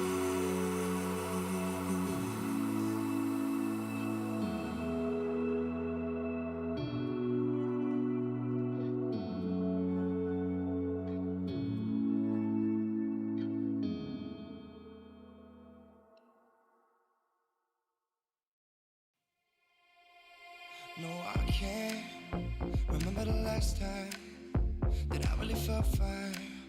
Now I'm trying to rewind. Cause lately, I've been feeling kinda hazy. Like I'm stuck in a daydream. And you're not here to save me. Down and out, I hit the floor. All is fair in love and war.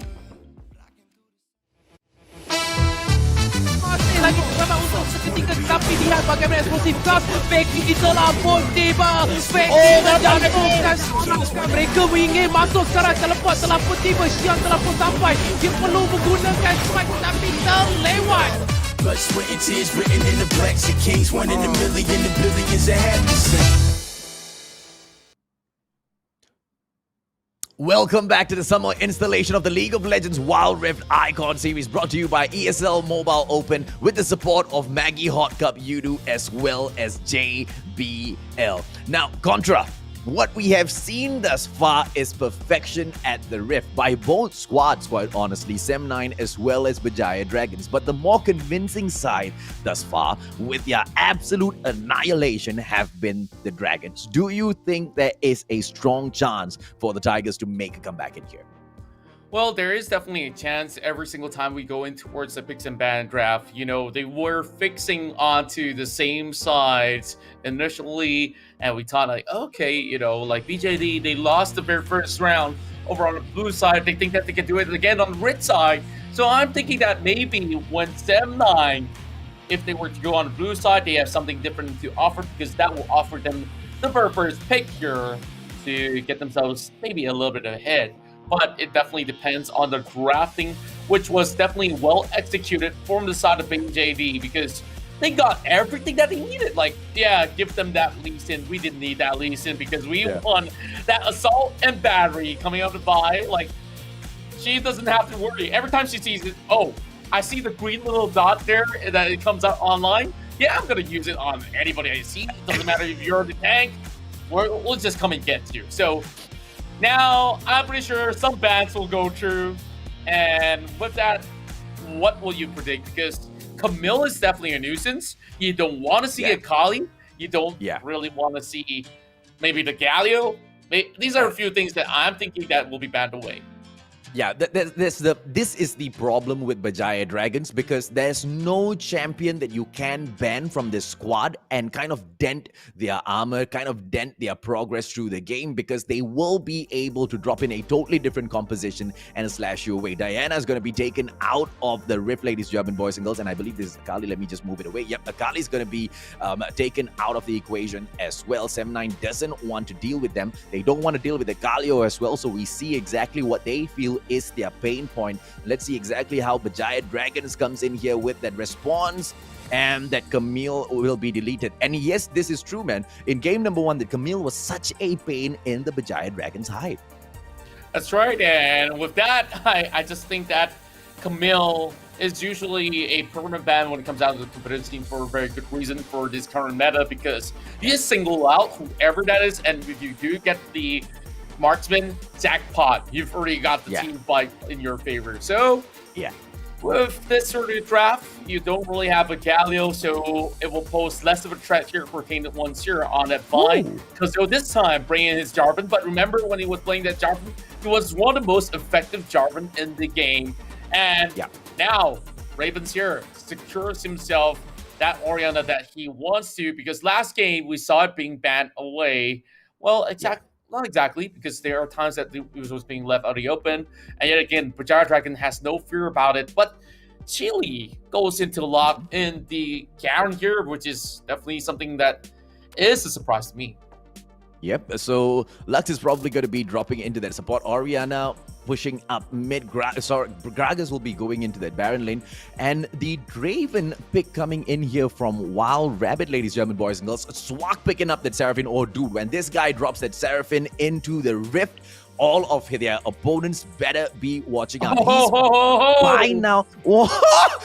Okay, I'll take that back, bro. It's gonna be a all-out slugfest, and Berjaya Dragons are looking to top out this one today. It's a very high-risk, high-reward composition. Like, it can go very wrong, or it can go very well. So, with that, we will be looking at this sort of composition here, thinking that final pick of the Katarina, I had to stop you from whatever you're saying, because we're about to spin into the Rift. The Garen was the first initial statement saying spin to win. Now the second one says spin harder to win. And look, we've seen the Katarina drop into the Rift and do some crazy damage, but you really need to know how to get this Katarina set up to get that yang damage akan bergelar done. juara pasukan Are we gonna Sem9 be ataupun able Berjaya to- Dragons Sem9 di pasukan biru, Berjaya Dragons di pasukan Hey, you're our dear friend Ikuto. Don't worry, we'll get that one sorted out. So, yep, back to your segment you go, Ikuto. as we are finally getting ourselves in towards our final game of this series. And by the way, there's still many more of these matches to come for all of you guys who are currently tuning in, but this is definitely one of the best matches that we do have for today. Not to say that the rest are not up to my liking. I'm just going to be fixating my eyes on these two teams that have been able to bring it to all 3 games. Now, just judging from how they want this Draven tier to play the mid lane, it's just going to be putting no hope of this Katarina to really come up online. And that's the game plan, because Orianna, yeah, she's going to burn a little bit of mana over the bottom side, but they should be holding up just fine unless if Winter catches them with the snare. Well, let's see exactly what the Sem9 pull off here. And to what you were saying earlier, Contra, I can definitely agree with you, man. This opener here today is definitely the hottest series that I myself was personally looking forward to as well, because Sem9 has truly built a name for themselves at the Icon series. And you know, it is not by just going in for some simple wins. They have been absolutely impressive at that drift. And they've really made a name for themselves. But can they make that name for themselves against a squad like the Berjaya Dragons as well as Geek Fam? It was a question that we asked early on in the competition, and we are getting our answers. The answer is yes, but how much, right? Consistency, because Berjaya Dragons, when they hit back, bro, oh dude, it's gonna hurt real bad. Indeed, and this is from Berjaya Dragons. They are trying to actually brute force their way towards the bottom side, and yep, the more the merrier, it seems like it. And SWAT comes into giving the likes of Ravens a little bit of a helping hand.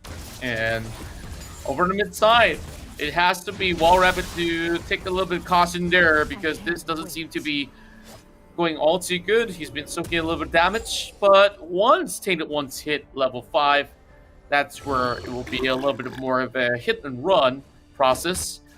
And Sem9, they're playing it really safely. Yeah, and this was somewhat like the initial game that we started off in the day from. In game number 2, we saw Berjaya Dragons being extremely, ferocious, extremely... they were going in for those pushes. Let's say, oh, what a catch on our edge, and they will be able to get the slay, and it is none other than Y that gets it done. Chili, as they will continue wiping out those minions up top at that Baron lane. Perfection once again coming through from the boys. I didn't really like what I saw coming from our hits. He could have body slammed out of that range, but yet again, a good call coming from the likes of Tainted Ones here to go in with the pickup, getting Chili the first blood, and here comes the encore towards the Flag and Dragon middle, going in, lock him down. What a combo coming in from the mid side, but they will be able to take the kill onto his stock, and the left list has already been pulled out. Kazul has to retreat. Now Berjaya Dragons suddenly getting that better chase, 3-1. Well, the Katarina's already getting the slays, ladies, German boys and girls. They really need to watch out for this. And this is that replay once again, that Contra. Oh, yeah. And we're just having pretty much everything thrown at him, including the kitchen sink. And, well, you just can't run away from so much crowd control after all, especially with the assault battery being locked right in. Drake up online, and BJD, they are getting a little bit of an advantage, but the ward has been placed.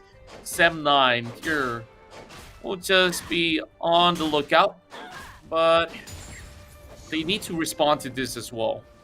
Oh, absolutely, man. I mean, they definitely need to pick up the Infernal Drake. If they are able to, they'll get that extra buff on that damage, which you know for a fact they need against a squad like the Berjaya Dragons. And it's going to be Kazuo and Swak in here with the approach, ladies, German boys and girls. And a good entrance, Kazuo! But no, it is that Vi that gets that final hit. And it's just a little too late, a little too slow. Wow. And Kazuo will be hunted down for the slay, manages to get away in the nick of time. Oh boy, and he have Tilly just giving up his life, but BJD just gets a little bit of a 2-for-1 exchange, still in their favor. Just having pretty much of a hecticness coming across that river, but that attempt coming out of Ravens with his shockwave was immense. He got 3 persons being caught out. It just needs a little bit more of a following there. But the rest of Sem9, of course, being segregated. They were having split focus, Chili getting taken down. And I guess that's pretty much good news for Berjaya Dragon still. They're still up ahead, but less than 30 seconds. We'll see the attempt on the Rift Herald. Yeah, 3K lead in here on that goal is not going to be too much at all for Sem9 to catch up on, but it's the objectives gameplay that I am worried about. If they allow the Rift Herald to get picked up, and the distraction gameplay will just be able to break them down even more. The players from Sem9 trying their best to take that turret down at that Dragon Lane, and they will be able to do so, ladies, German boys and girls. And as they do that, they will lose the turret down at the middle. So 1-for-1, but if they can get back in the nick of time, no, they don't get back in the nick of time, and it's a trade, an equal trade. I don't know exactly how that's going to work, because when Berjaya Dragons manages to go in for the pick on the Shelly now, it is really going to turn the tide down mid later on, Contra. Yeah, and I'm pretty sure that they can put it anywhere that they want right now, even where the bottom side seems to be a very, very viable option. So this seems to be pretty much the good case scenario, and just waiting for perhaps a little bit more of that commitment, but there will be a couple of recalls here to purchase a lot more items out there. As you can see, Kazuo has already got themselves a little bit more of the good items here for the skirmishes. And I want to check out some of the items here eventually. Now, RH, he's got to play quite a vital role, because this is definitely going to be another sort of aggression coming over the bottom side. And BJD, they're getting ready for this one. No, absolutely. Sem9 all in position. They knew the attack was coming on because of all of that side ward plays, and they will go in for the full-on push. It is going to be Kazuo with the pressure. Tainted Ones will back away, and Sem9 needs to get out of there now. We see the sucker coming in from the Berjaya Dragons, which he's seen multiple times. Shelly being brought forward down at the Dragon Lane as well, just for that extra bit of pressure. And this is the part where we will see the perfection coming in from Berjaya Dragons. Look at the split up top on that Baron Lane as well now, Contra. Yeah, it's definitely no point of trying to even take down Chili. Now it will be Shelly marching her way upward, but it will not be able to actually take on the turret. So Shelly disappears, goes in for a sleep, and 30 more seconds we will see the Mountain Drake as well. So currently standing at 8,000 of a difference, and our heads tries to actually shoot him off. And Sem9, they did actually have their sensor traits much earlier on, but this one definitely have to give way towards BJD, understanding that they don't really have all the sort of the weaponry or the levels to book some of the fights. So more of the members of Berjaya Dragons, they are eyeing out on this Drake, and this will be yet another attempt. Twin Shadows being popped in, spots out Ravens. Only going to slow him down for a slight bit, and with that information being garnered is more than vital. A little bit of a dagger being tossed right in front of Katarina, as they will be going in for this Drake commitment. Now pulling them in, while Chili does his thing over the top side. And they're not going to be able to go in for the full-on fight for this Drake, ladies, German boys and girls, because they foresee the sucker punch coming in from Berjaya Dragons. And right now, Berjaya opening the doors, allowing Sem9 to step in. This might have been a wrong move, but here comes the immediate push back in from the Dragon. There you go, Deathblow is getting cancelled instead, and sure you have BJD Chili slamming and dunking them down.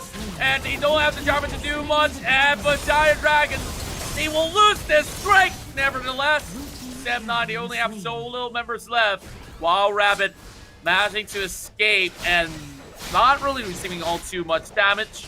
But Berjaya Dragons now can easily attempt for Baron Nash.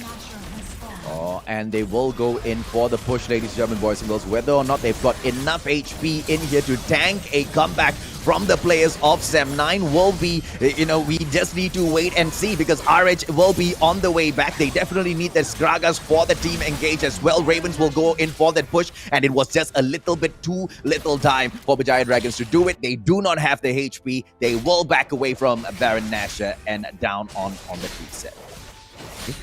Right now, look at the items here. We have the Infinity Orb alongside with the Landries being built up.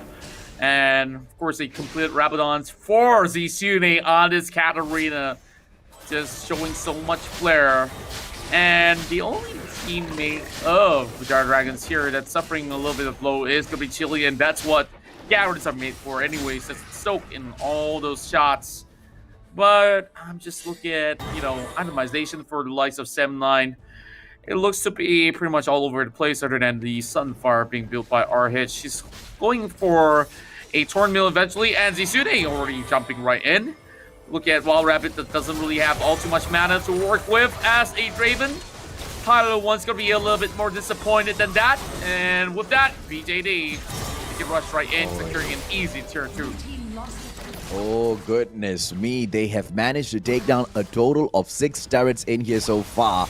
And they just have 3 more left. Oh, sorry. My apologies. Just 5 in here so far. They haven't gone in for the second turret down mid just yet. And that's exactly the pressure that they want to put in. But the split push coming through Contra. They want the inhibitor down at the bottom as well. Wild Rabbit, here comes Swak with that support. Kazuo in as well. But they will have to deal with the pressure up top from Chili as well. How do you take it up against Berjaya Dragons in this sort of a situation?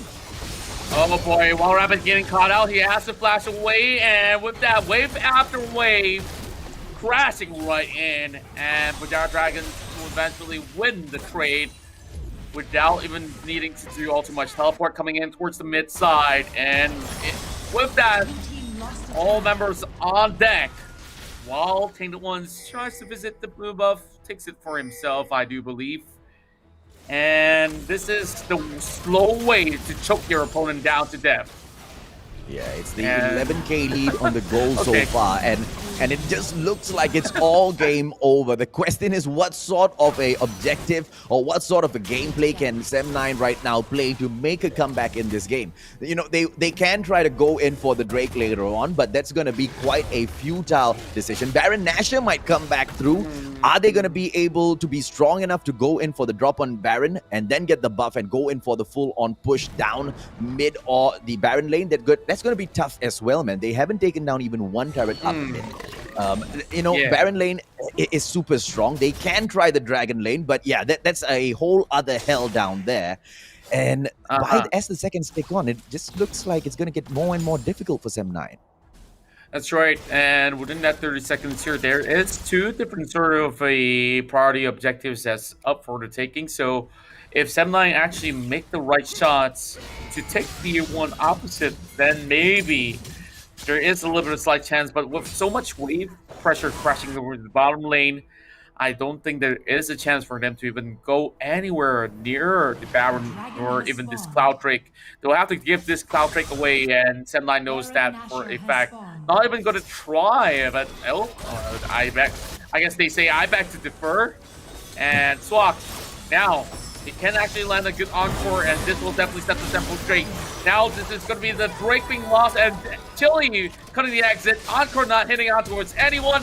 And Chili forcing the flash away from Wild Rabbit as they are trying to pummel down on Tainted Ones, locking him away, but he does have the Guardian Angel. No problem whatsoever. Just calling out the danger.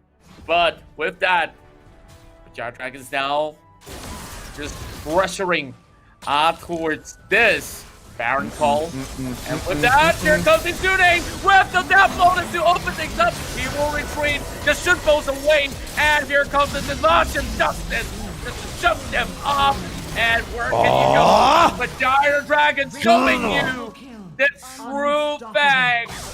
And the Dragon's Breath will break down this turret. BJD eventually closes the game against M9. Classic Berjaya Dragon suckering all of the players from Sem9 in, using the Baron, hiding in the bushes, goes back out for the Slay, aces them, takes down the inhibitor, takes down the Nexus as well. Anything different from the gameplay from Berjaya Dragons, from the perfection? Absolutely nothing. Even in the series against a squad as strong as Sem9, they suckered them in game number 1. They sweep them back up in game 2 and 3 to take series number 1 of the day, Contra.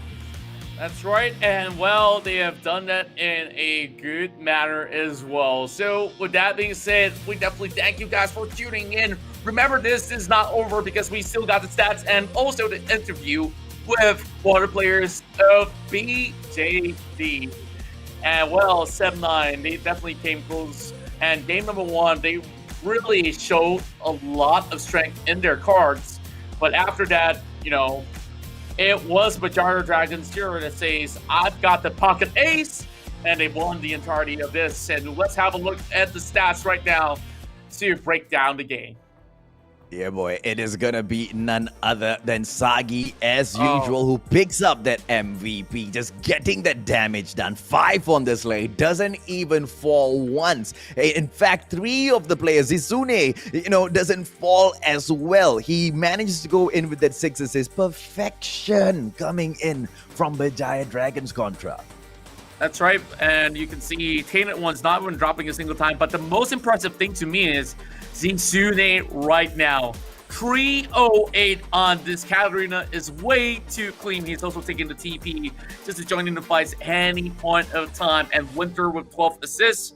I say this is just great teamwork overall. Like, it wasn't the same case as the last game where, it was almost the same score, yes, but it was a wombo combo that was pulled out from different sort of ways. This time, with a truckload more of a damage. Now, Sem9, just looking at how they were trying to play this one out, while Rapid going on his signature Draven pick, but as I mentioned about Draven before, as a Draven, you need to be up ahead to be effective, and it's really hard to do that against Sagi, and you see Sagi taking the most damage output out there.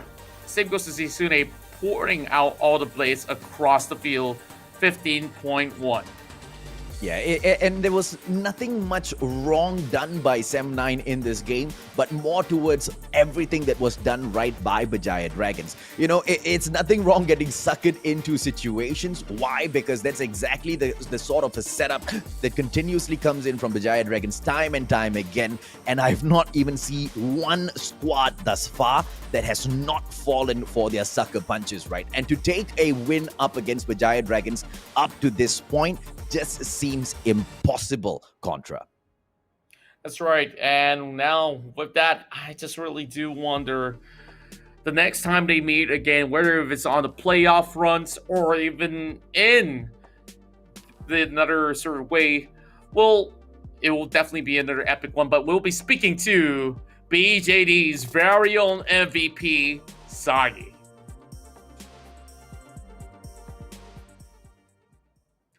Hello. And welcome on board, Sagi. And wow, hello. What a match that was. And well, congratulations once again. You walk away as the MVP. Talk us through the amount of games that you played, starting out from the first one all the way to the third. So for the first game, we were actually, I think we haven't warmed up yet, so it resulted into our poor performance. I think the draft was as well one of the problems. And then moving on to the second and third game, we found our win condition and our how to play the game properly. So we just started scaling from there and started playing better, Yeah. Yeah, and I could definitely see that the draft has improved through game number 2 as well as game number 3, where you guys set that wombo combo with the Vi dropping assault and battery, then the heroic entrance, and everything just went kaboom, and you got the free range to go in. But we got a question with the final killer instinct, though. It's is that a celebration move? Or, No, it's come on, already guys, come on, guys. No, I'm a troller, guys. No. That was not good. That was not good. Definitely not good. I almost threw the game, guys. If that game we lost, that's on me, man. That's on me. But well, it to be didn't look honest, like you were about to drop that at all. Like you guys had Oh, a yeah. clean match up to game number 3. It's you see, I have this suspicion about the Berjaya Dragons, and I think you guys are just way too OP in the scene so far. Is there a squad that you guys have been going in and definitely learning each and every single day, trying to see exactly how they take their games because they feel like they are the top dogs that will be going for, the take on you? And if yes, who is that squad? Are you referring to Malaysia or overseas? Malaysia, just in Malaysian scene. Malaysia. Of course, Geek Fam. Geek Fam has always been a rival to Berjaya Dragons. We as Berjaya Dragons, we don't want to lose to Geek Fam. Not because of anything, it's because that they are respectful rivals. They are, in terms of skills, in terms of everything, they can rival up to us. So we will never want to lose to Geek Fam. It's like a competition between the both of us. And I also do have another question here because the final game, we saw a little bit of a switcheroo going on because I was looking at all the drafts and then the Katarina came in and that's where I'm pretty much hyped up. And I saw that Zisune was the one that goes to the mid lane, Chili switching over, and who actually calls the shot here to switch roles usually? Or everybody says, hey, I feel like playing this champion here, and I'm just going to play it. I would say it's more on champion mastery and the player's comfort towards the champion. It's because one of our players, Karuto, today he has exams, so he's unable to attend for today's Icon series. So maybe you'll see him at the 10 PM match later. So and then Zizune actually has like a solid mastery on Katarina. We know about the fact, so we swapped it over and did a switcheroo.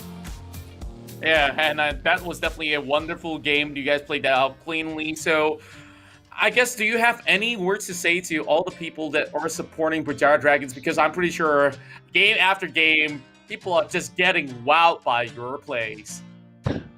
Alright, thank you for all the fans, supporters, and friends, and all the shoutcasters for supporting us all the way up to this point. We'll try to do better and better as time goes on and prove to Malaysia and all the audience that we Berjaya Dragons have what it takes to take the throne. And we clearly see that from the games as well. Thank you so much for your time, Sagi. And give me one more. I want to add one more. I want to say happy birthday to my support Winter. Yeah. Alright! Today's Happy birthday, birthday, Winter. Oh, I see him right at the back, so... No, that's Chili. He's at the back. Yeah. I see. Being a little bit too shy, yeah. So, of course, we wish him a very happy birthday as well. Later, you guys can celebrate with the dinner alongside, as you guys still have another series to go. So, I don't want to take too much of your time. Thank you very much, Sagi, and all the best for Alright, thank you guys as well. You're welcome. Cheers, man. All right, there you go, Contra. And it's Winter's birthday as well, ladies and gentlemen, boys and girls. You guys know exactly what to do. Pop it off in the comment section. If you guys want to go and meme Winter out for his birthday as well, I'm very sure he will not be too opposed to that. Yeah, Winter usually isn't coming into Malaysia, but hey, it is Winter's birthday after all, so we will definitely have a blast with him. And of course, you guys can look to open up iftar here with the Maggie hot cup itself. So you guys can also put in the hashtag Maggie moments here to see, of course, featured in our stream. But let's have a look at our MVP of this entirety of the series.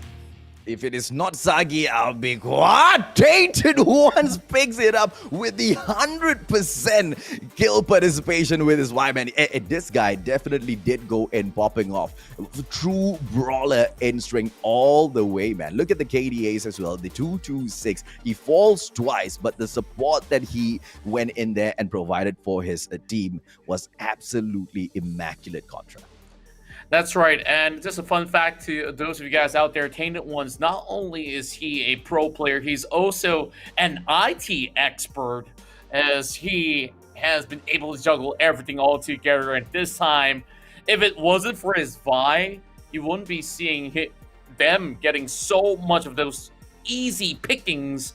And, well, as the jungler, he has dealt quite a number of damage and still, of course, get all this gold in the back. So Tainted One's definitely one of the junglers that we have been hailing as the best out there. But then again, we still got Rumple that needs to be challenged here, as we'll eventually look at BJD taking on Geek Fam one day, because they both named themselves sworn rivals for a very good reason. But Yeah. with that being said, we will have to wait for that day to happen somewhere through the rest of the weeks. And well, AJ, anything that you could possibly take away throughout the entirety of the series? See, here's the problem, right? I expected Sem9 to be able to come in here and defeat Berjaya Dragon so we can keep the competition still blown up wide open.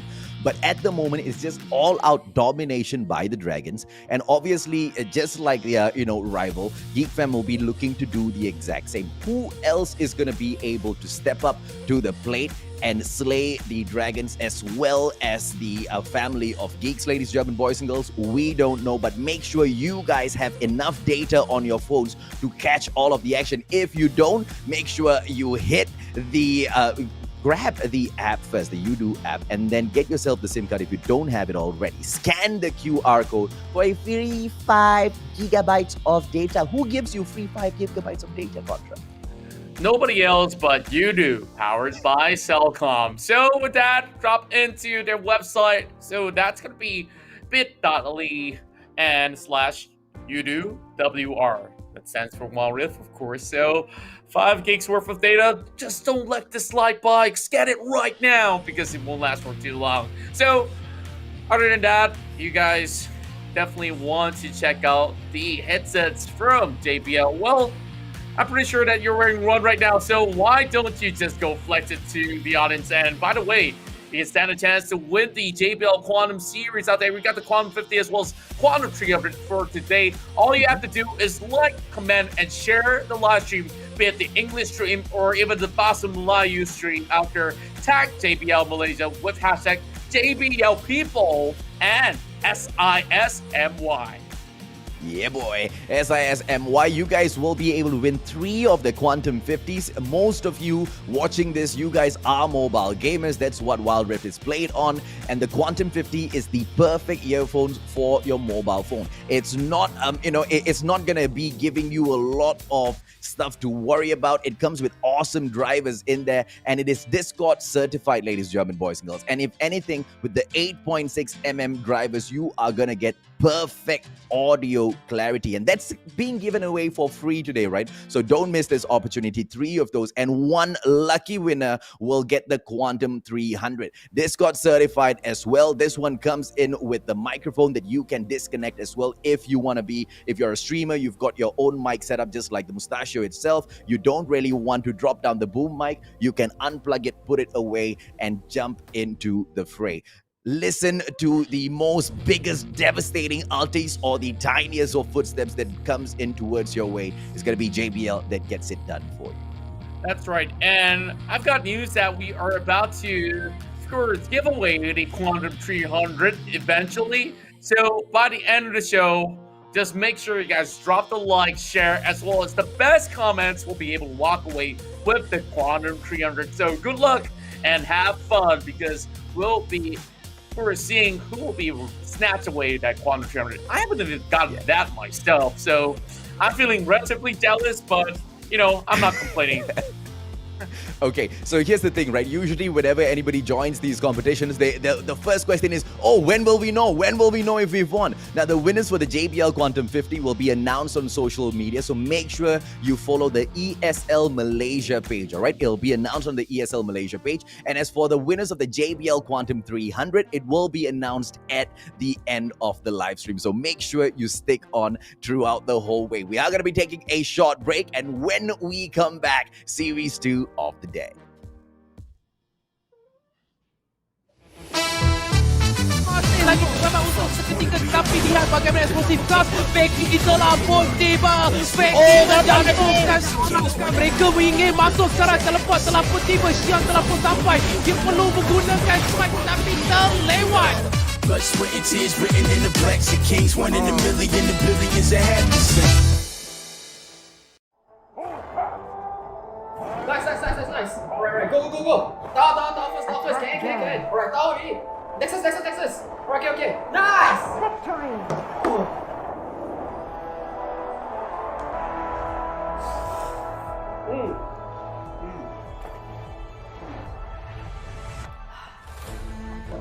I'll see see you in the game. Alright guys, let's go on board. Okay. It's the adrenaline running through my gait. It gets me high, high, high. Got no time to waste. Ain't got time for small talk. I tell you the truth. I'm faster than you. I'ma tell you the truth. Not in it to lose, just faster than you.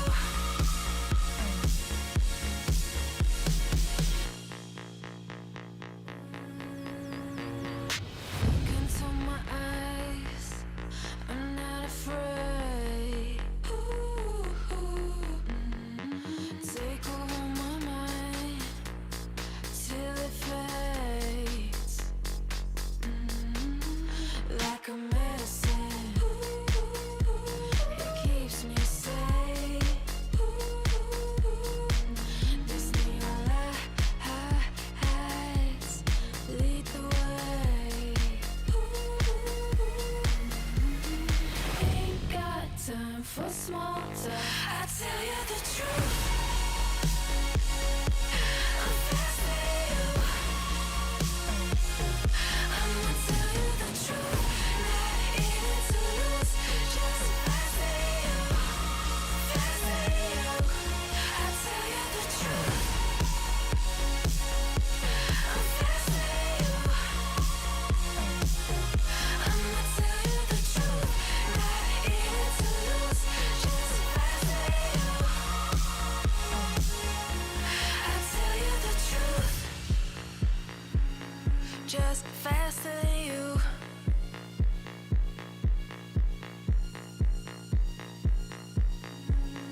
Just faster than you.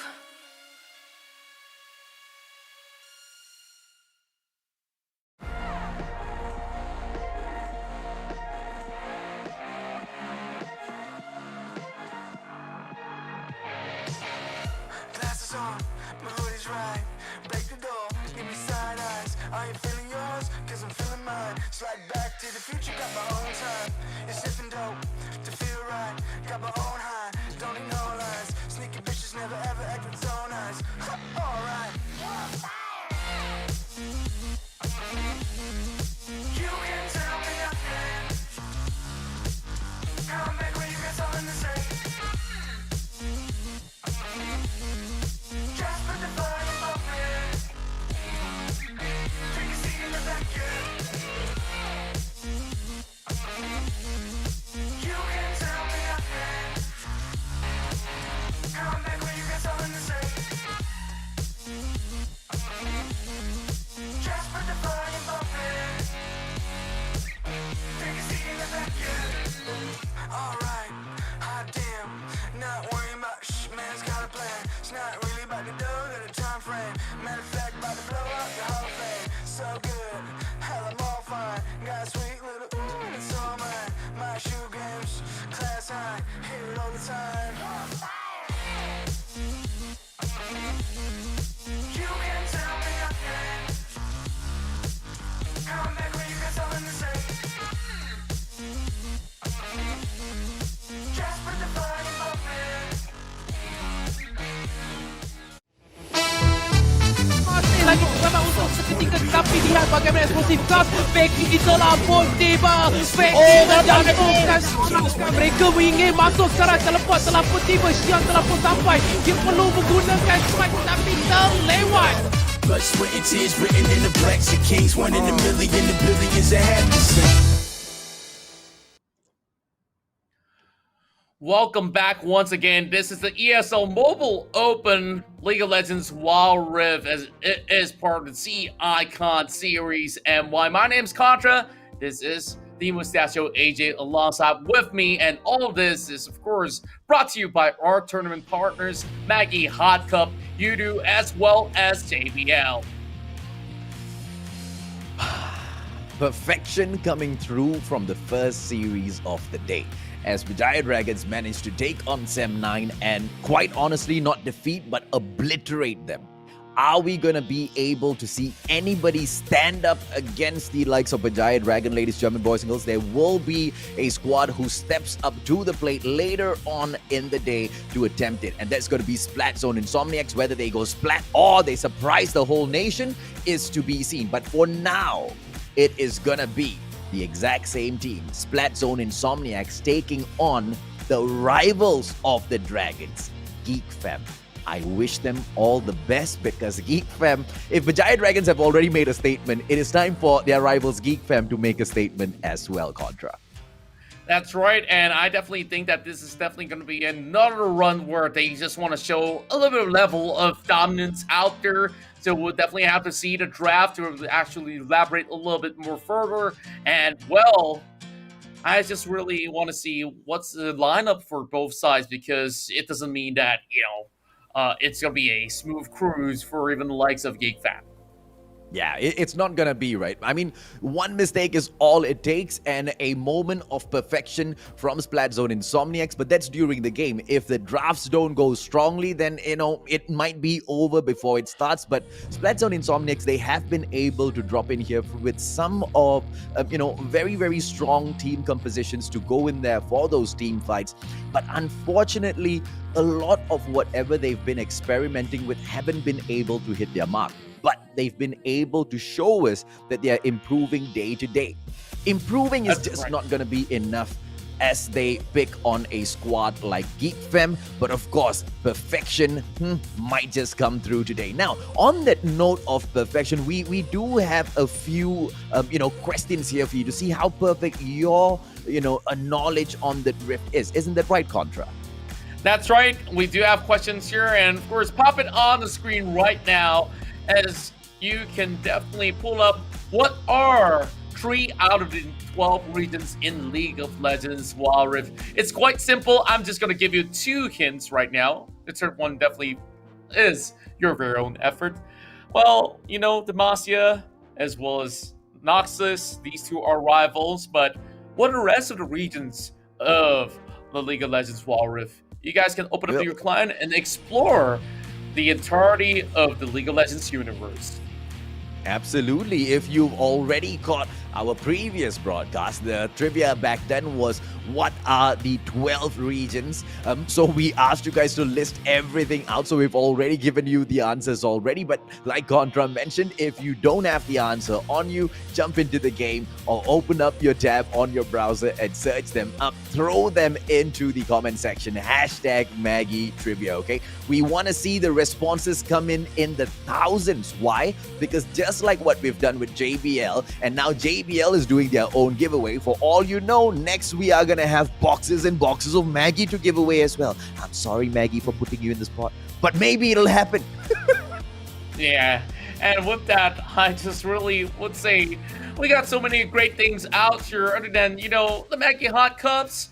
You also have free 5 GB worth of data coming in from YouTube, powered by Cellcom. All you have to do is visit their website.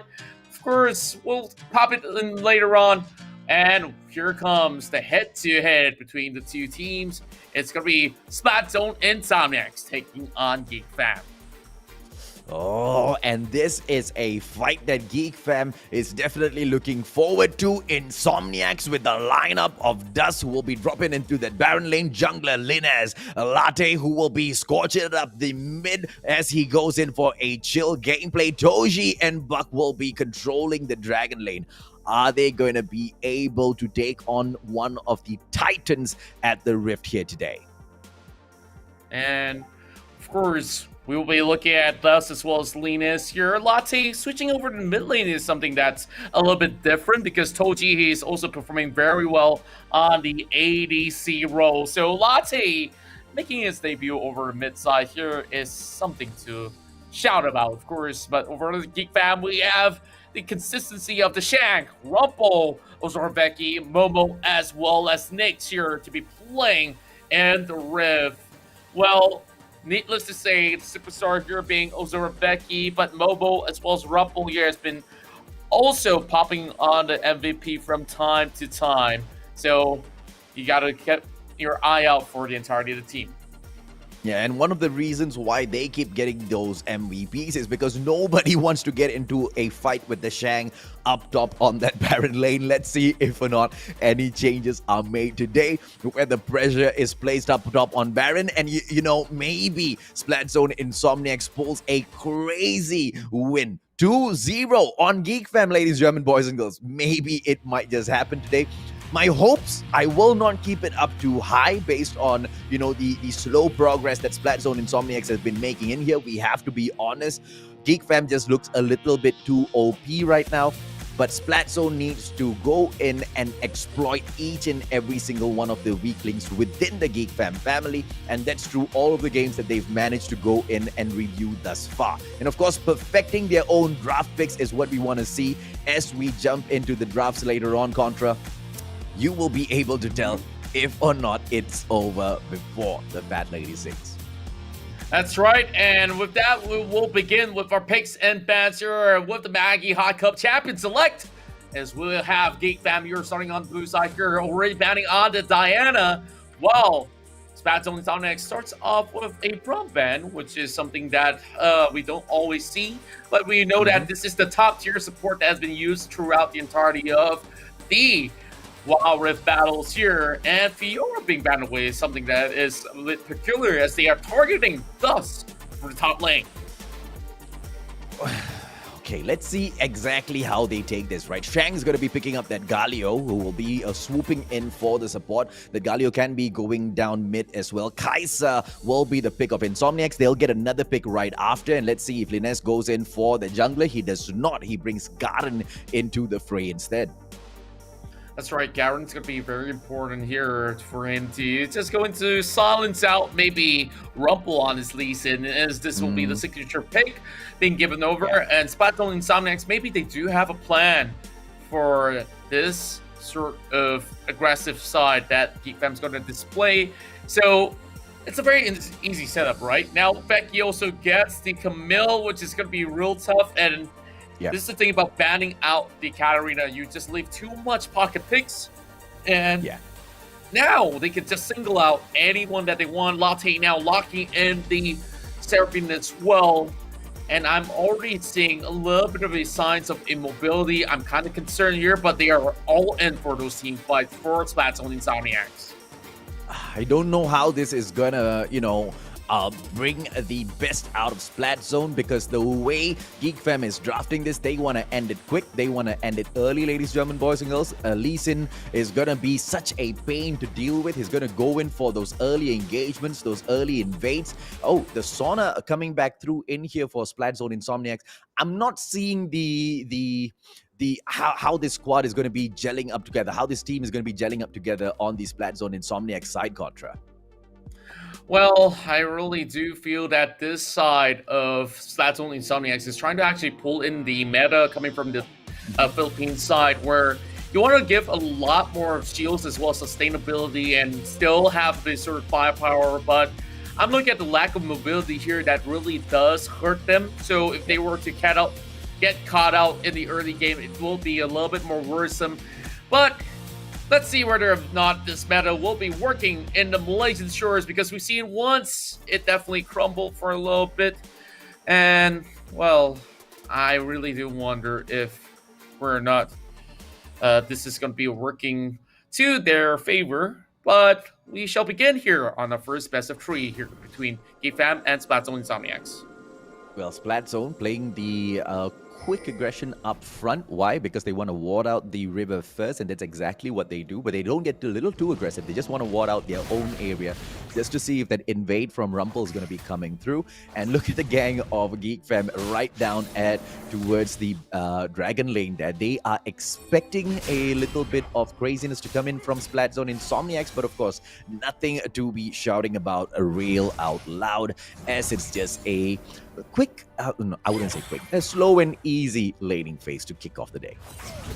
That's right, and with that, Ozaraveki here giving a little bit of gust of wind towards Dust, as these two veteran sides could be having a long haul of a fight. Now, conserving mana is going to be very important for Dust, especially in the early game right here, and Becky just easily dodged that one away. Rumple already playing so aggressively. This is going to be the Sonic Wave connecting. And what? What it be? Wait, did he steal it? No, he doesn't. Okay. A little bit too close. A little bit too close. Yeah, so look at the warding gameplay that's coming in here from Splatzone Insomiax, and it is good enough as far as spotting out Rumple when he moves in there for those scrugs. But if he goes in for the invade towards the middle, they are gonna have that problem as to the rest of the waves, all Geek fam with the sight down at that river. And as we are currently looking over on the side of Linus, still trying to actually scout out ahead, just tracking the movements of Rumple for the moment. And this is where things get a little bit hot, as the Sonic Wave does not connect, but the shots are already being fired. And Linus is pretty much caught out, and the taunt comes in. The entirety of Geek Fam just goes in your face. And they say, thank you very much for the double buff. It goes to Momo, as he will be burning some health over the bottom lane. Oh, and Azora Veki right now pushing against Dust. Rumple comes in for the quick gank, and he manages to get Azora Veki for the stun, but then again, Dusk will be able to back away, and this is what we have. All of those quads in here facing every single time Geek Fam steps into the rift. The one-man absolute pain Rumple. That's right, and with that, this is where he just gets so much of all these sort of openings, especially over the mid side here. At least Dust is keeping it pretty much on a equal level with the Galio, which I didn't really expect him to do so. But, well, still over on the top side here, the Shang still trying to land as much as possible, and Latte, instead of playing the ADC, which she played so well on, still playing onto the top side against Shang. The Hextech ultimatum later on will be creating so much of issues for Splatzone Insomniacs, as we see Shang go in, lock down very, very specific targets within those team fights and just flushing out the rest of the players for the easy picking. Are we gonna be able to see Splatzone Insomniacs counter against Shang? That's gonna be quite the tough one, as it's gonna be Rumple once again putting on that pressure on Dusk, who backs away using that turret as a little bit of extra buff and backup. But all's good and easy for now. It's just that Geek Fam is trying to show that they are gonna be aggressive, so do not step into our side of the map. That's right, and here comes Rumple. Already having a little bit of an opening here, but can they do much? As Buck needs to land a crescendo on top of Rumple to make this one work. And the kick comes in, as usual for Rumple. A little bit too simple, but the Cataclysm is already moved right in. There's going to be a lot of all these ults missing. And Becky, he got a 4-man knockup. Are you kidding me? It's insane, but he's getting chunked down. One more won't go down. Toji survived, but not for Dust. And Momo, he's going in for the taste as well. A couple more shots being landed on top. And it's an interesting one-for-one trade at the end of that fight. Yeah, Dust couldn't do anything as that Hextech ultimatum held him in place just for the quick slay, and it was the Shang that delivered that final blow as well. Thus far, it seems like it's Geek Fam perfection as usual. And of course, Rumple, the main player for the touch-and-go gameplay that Geek Fam is so famous for, he continues to do the damage and get away from those situations. But of course, they will go ahead to lose 2 lives to the Splatzone Insomniac side. But it's nothing too much to shout about, as the game opens up well, Geek Fam taking the first main objective. That's right, and now with a little bit more of a vision control over on both sides of the river, I wonder if the likes of Geek Fam here will be going for an early Rift Herald take. As for Linus, he's already backing off. He doesn't really have flat anyways.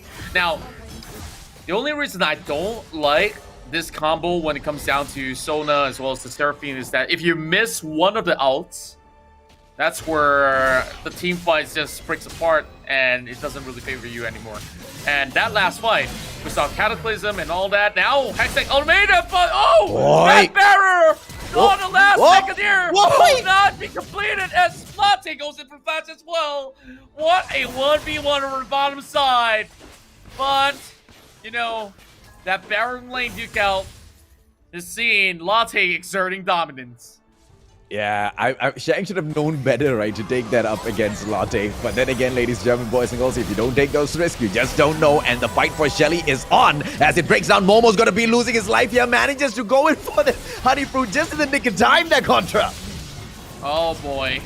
And with that, already 2 members down from the side of Splatzone and Insomiax, but there is more members of Geek fans here to chase right in. What can this Garen do? No flash available, no more barrier after that fight with the Shang. And now saying hi to Shelly, giving a little bit of a back rub here and there, just taking her down as she'll reappear eventually on any one of these turrets. Well, that's a little bit way too late. And you know, this seems to be having pretty much of a big advantage being set for Geek Fam, already having the Trinity Force, the Muranana being bought away, and releasing the Ezreal going for the Triforce. So once he gets his Triforce, you know that he's definitely going to be having the kills all activated.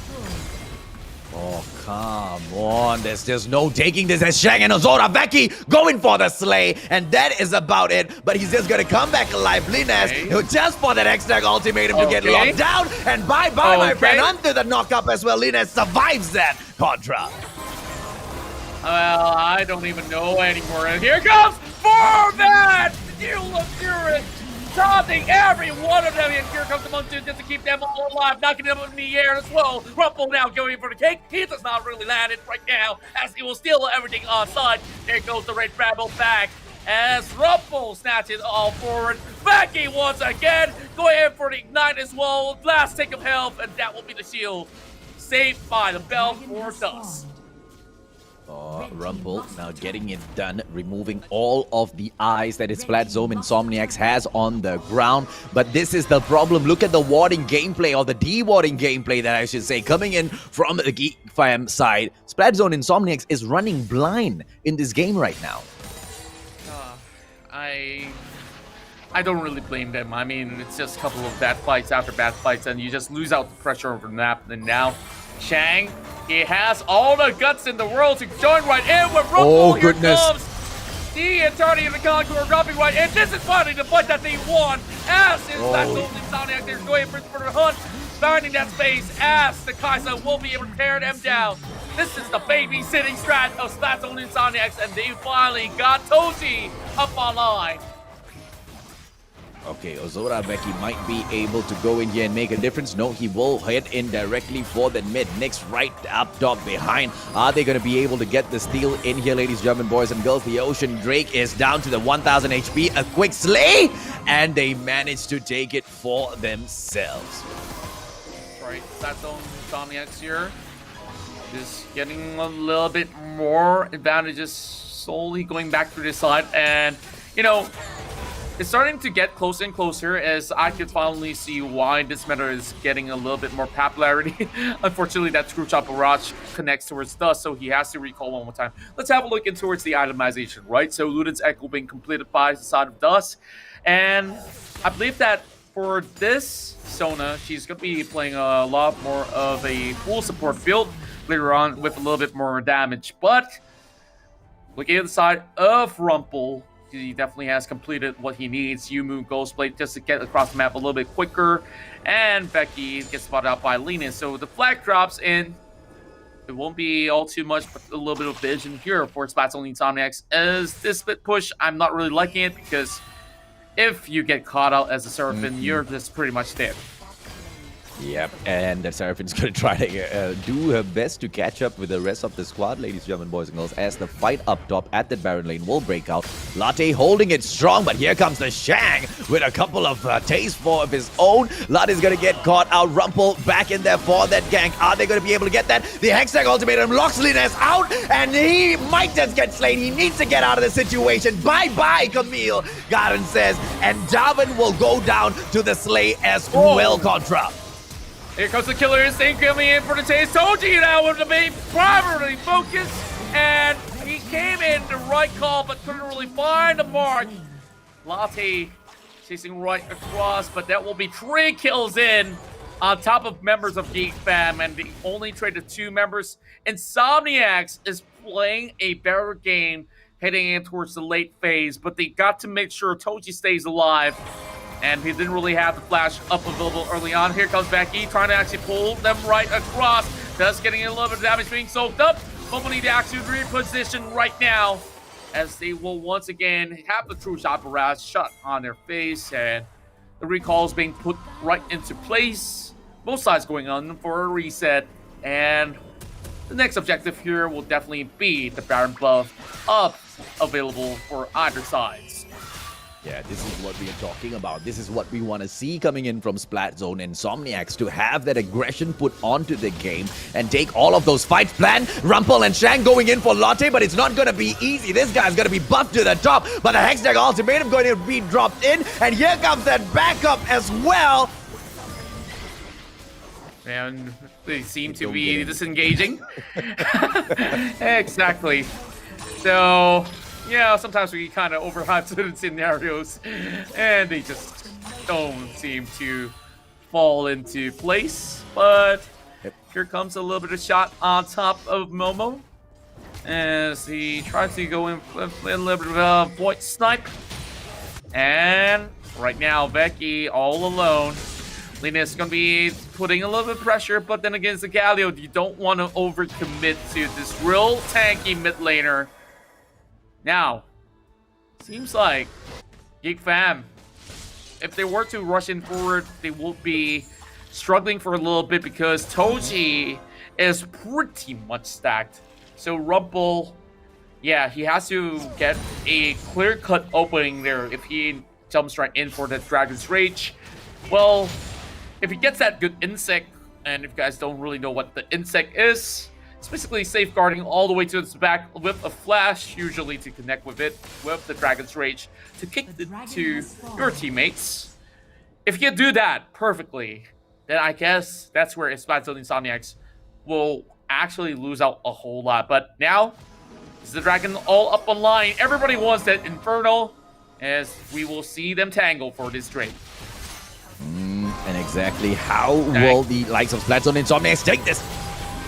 Oh my goodness, there you go. Rourke's entrance as the Cataclysm will be nullified. And Rumpel, he will not have his Guardian Angels pop. Same goes to the likes of Geek Fam. It seems to be a lot more equal than I thought. And as you see Becky now getting chased down. Latte now almost getting pulled back as he will be able to actually strafe away. And I guess this meta coming from the Philippines has been working pretty well for Splatzone, as they are having the scalability. But Linus, how long he can cope though? He's quite far away. He won't be able to smite this one.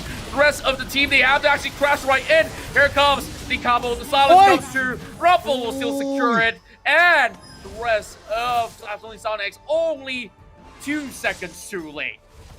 Yeah, if only Lotte was a jungler, ladies and gentlemen, boys and girls, he should have been able to get that. Unfortunate for him, it is Rumpel who gets it done, flashes out, and he goes back in there for that pressure. But Lotte is just such a tanky character in here that no one has been able to take him down. Even earlier, right, it was perfection coming in from Geek Fam as they chose to disengage from that battle. They knew Lotte has been, providing such a crazy backup for the squad. They wanted to take him down to create that opening for themselves.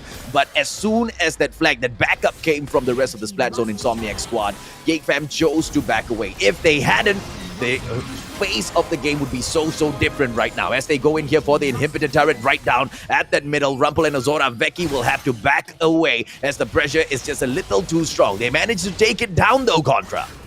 That's right, and now Geek Fam is going to have so much more room to play with, as they should not be toying around anymore. Any longer distracts on the power for the Camille will also be, of course, capped at a certain point.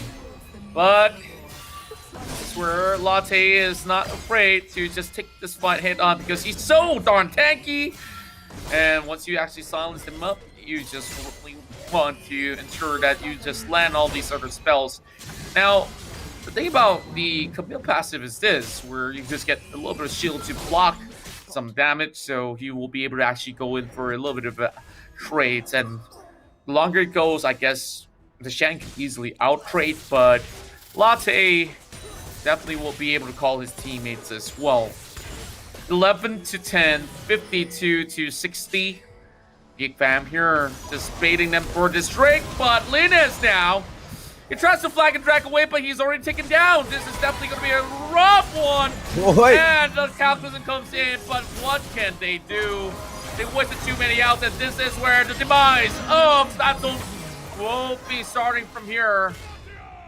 Latte just buying as much time as possible and walking towards the shell. He gets the kill. Flashes away. This guy, man, he still walks away with a kill nonetheless. But this is the Baron that is going to be the primary focus. And the rest of Splatzone and Sonic, they are coming right in. Do or die situation, and they are going for the fight. And here comes the Wills of Wind, and it will be Latte still surviving. Here comes your entrance as well. Not getting gone, their Devil Store. And Dust is the only one escaping out of this. And I guess this one is still salvageable by Splatzone. Oh, absolutely. I'm loving what we are seeing out of Splatzone Insomniacs this time around. So much more tenacity compared to all of the rest of the series that they've taken so far at the Icon series. If Splatzone Insomniacs keep this up, I'm very sure they will be able to steal this away right under the noses of Geek Fam, ladies and gentlemen, boys and girls. Geek Fam wanted to come in here and make a statement, and the exact same being done by Splatzone Insomniacs, as Linez is going to be in trouble. Zoraveki with a quick push, he flashes away. Rumple with a gank, and he manages to get that slay on that job. Wow, what a clean one at that as well. Now we are going to be having an instant replay just brought to you by Maggie Hot Cup. Just look at this great knockup that will come in eventually, and the peeling is good. And of course, other than the feeling is even better when you see them recuperating with the counter engagement. And they were just buying so much time so that Becky's Oli is just going to be coming out online, and that York's entrance to smash them up in the air. Here comes the Baron buff, Eminence for Geek Fam. Unfortunate. Splatzone Insomniacs, they went in there and they delayed the inevitable. Baron still falls to Geek Fam, and here comes what might be the final push as they go in. Kaiser taken out of the equation. Toji, who was creating so much of a problem for Geek Fam earlier, is no longer an issue. Dusk is out of the equation as well. Latte is gonna get slain in a bit if he is not careful, and the Nexus is wide open. Linez as well as Latte in there for the defense. Let you just see that insect coming out of Rumble as he has been able to open things up, and it is all over for game number 1. Geek Fam with the first point.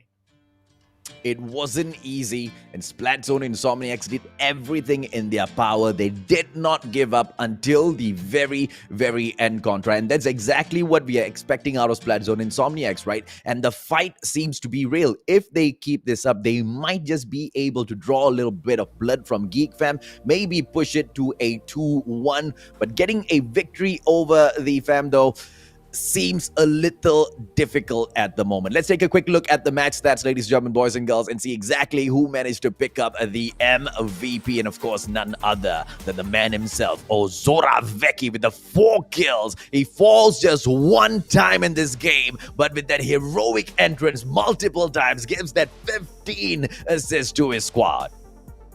Yeah, and you gotta also give it to Nyx as well. Just look at the 18 assists that he's gotten throughout the entirety of the game, keeping his teammates alive. Some good monsoons out there, and that final kick out of Rumple, dude, that was the nastiest connection of Dragon Strikes that I've seen for quite a while. Linus, you know, he was trying to force some multiple fights out there, and he tries to go deep into his those sort of position.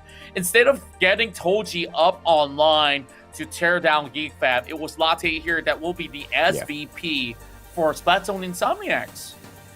And Lotte did so much. He would have tanked quite a bit of damage for the squad as well. He managed to fall just 3 times in there. 600 assists, ladies, German boys and girls. 5 kills coming in from his side, all because he could take that damage and then dish out a little bit as well. And it was him that went in for the prevention for the Baron Nashor takedown first off, but his team just could not follow it up. And at the end of the day, look at that, man. He took 35,000 on that damage, and to just fall 3 times, absolute perfection coming in from Lotte.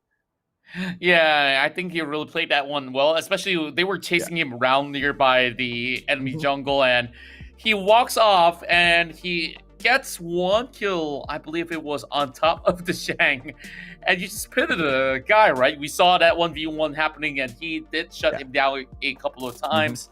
And, you know, I guess the score of 21, you put it on reverse, that's 1-2 for Splatzone, Insomiax.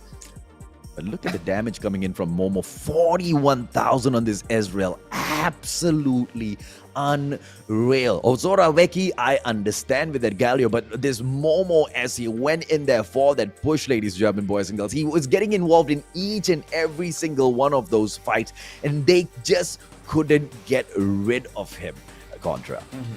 That's right, and with that, I guess Momo was definitely having a little bit more room to really dish out damage, because there's all these sort of tanks right in front of him that he has to peel away from, and also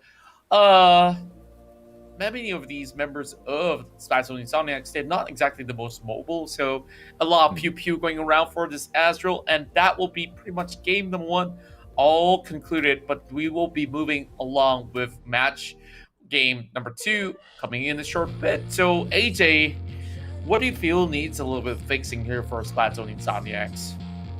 Ooh, I feel like from where they were in day 1 and day 2 of the group stages to where they are today, they are worlds apart, right? And Splatzone Insomiax, whatever they've managed to go in and you know, learn about the gameplay of Geek Fam to see how they can take this fight against them, it has been good so far. They just need to keep this momentum up. Now, we need to acknowledge the fact that Geek Fam, they are already one of the kings in the Rift as far as Malaysia is concerned.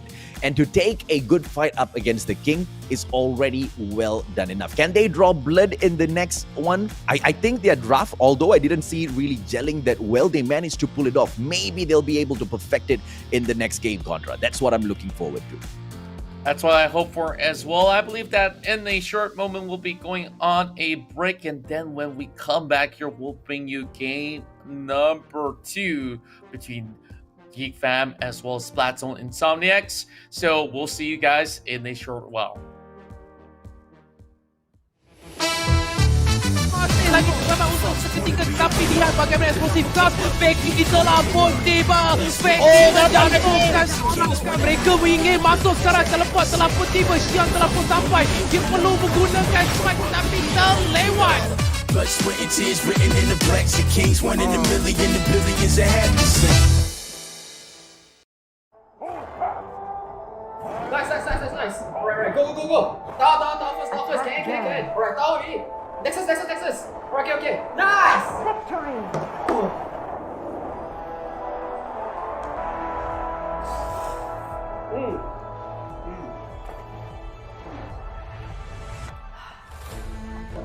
I'll see you in the game. Alright guys, let's go on board. Okay.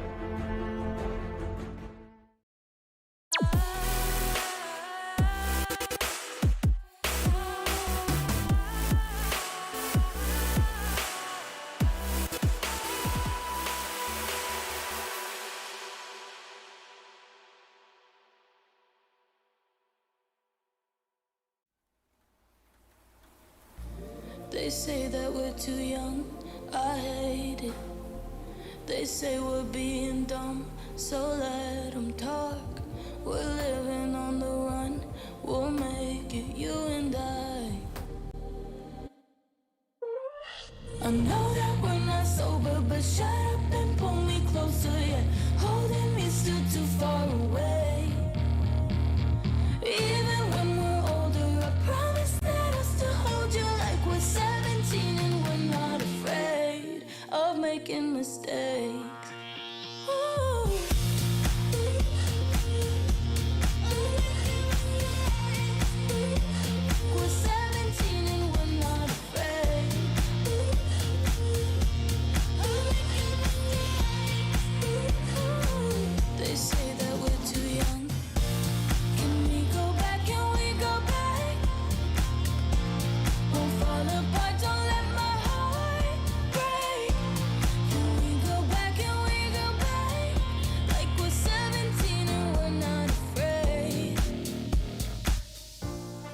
tell us that we're wrong, we might be.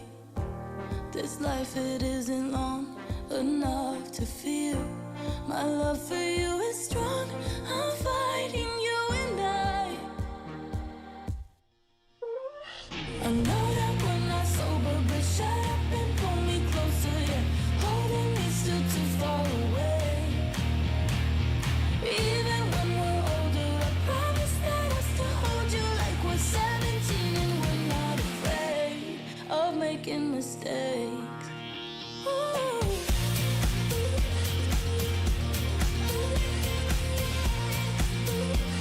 We're 17 and we're not afraid.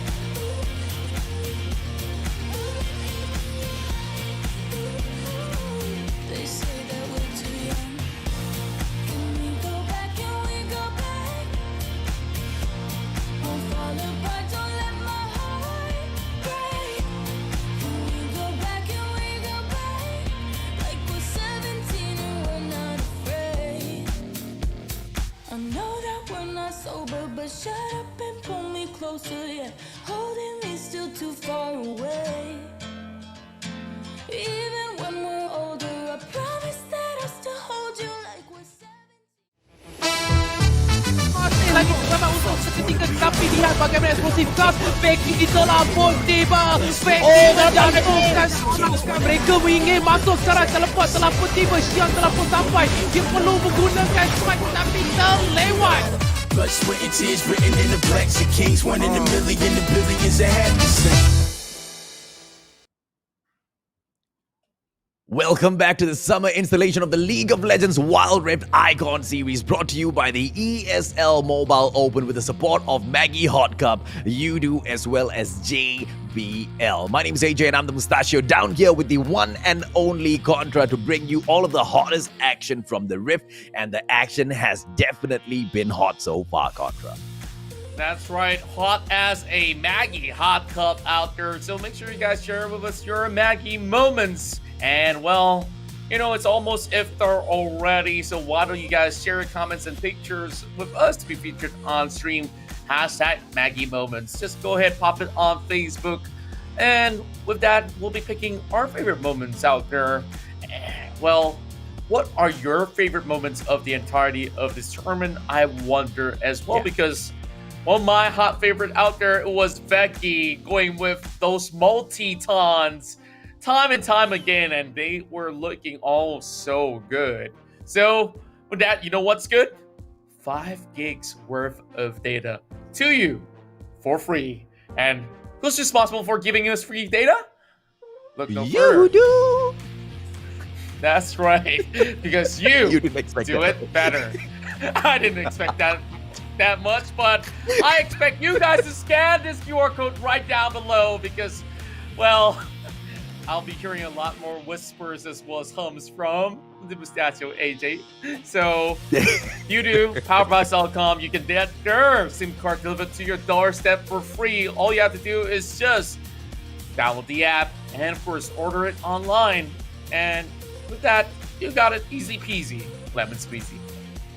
Yeah, and the one thing I'm definitely looking forward to you do in the future as well, is providing some mobile gaming phone plans together with maybe some phone lines with UDO. I'm definitely an immediate permanent customer of UDO, man. There's no way they're ever gonna lose me after that. For now, I'll stick to their prepaid SIM card and take all of the free 5 gigabytes that they give.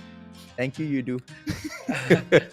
Thank you very much. And of course, I got my very own sim partner. Thank you so much. I did met up with Mr. Tuckman. He's definitely a great guy out there that, well, we definitely need to catch up soon, because right now we are going down to game number 2 of this draft. Let's have a look, as we are going to be having the Shang of Geek Fam selecting the first champ, and you're banning the Seraphine because they find it to be a little bit of a hassle here to deal with Dust, especially with a Sona as well as the Seraphine combo.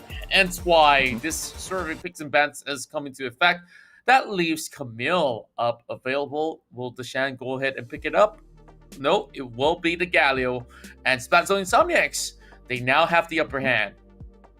Yep, and are they gonna be able to pick that Camille up? Because Geek Oh. Fam, ooh, Katarina with the first pick as well. Splatzone Insomniacs, they will want to take this, bro. And the Wukong pick, if they bring it into the jungle, is gonna be quite strong as well. They want to go in there for those team engage, and now it's gonna be up to Rumpel, who picks their Jana. Let him lock it in first. Mustachio, yeah, Jana pick up for Rumpel, and I wonder if that Lee Sin is gonna be dropping into the composition of this squad as well. Kai'Sa will be the next one. They're not too worried about whoever, Rumpel picks up for the jungle, so they will leave it up for later. Lotte, on the other hand, will be picking that Garen up, who has done so much in the previous game, Contra.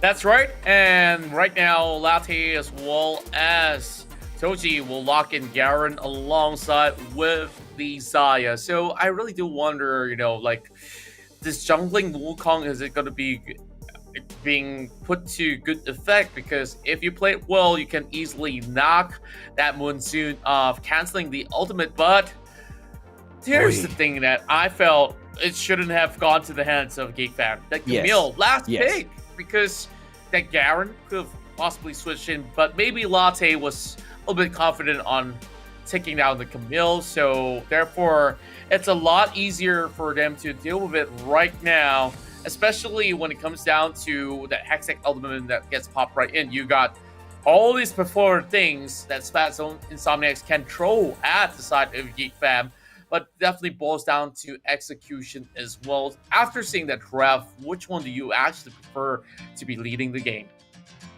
I hate to say it, right, but I think Geek Fam's going to be able to tap out this once again.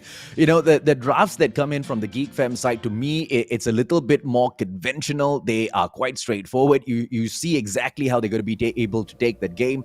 But from Splatzone Insomniacs, I see them getting a little creative time and time again, and maybe that's going to be the secret sauce as they figure out exactly how to be that little bit of difference in the Malaysian Wild Rift scene, right? And if they're able to pull it off, they will make quite a big name for themselves. Let's see exactly how they take this, ladies and gentlemen, boys and girls, as we kick off match number 2 between Geek Fam and Splatzone Insomniacs.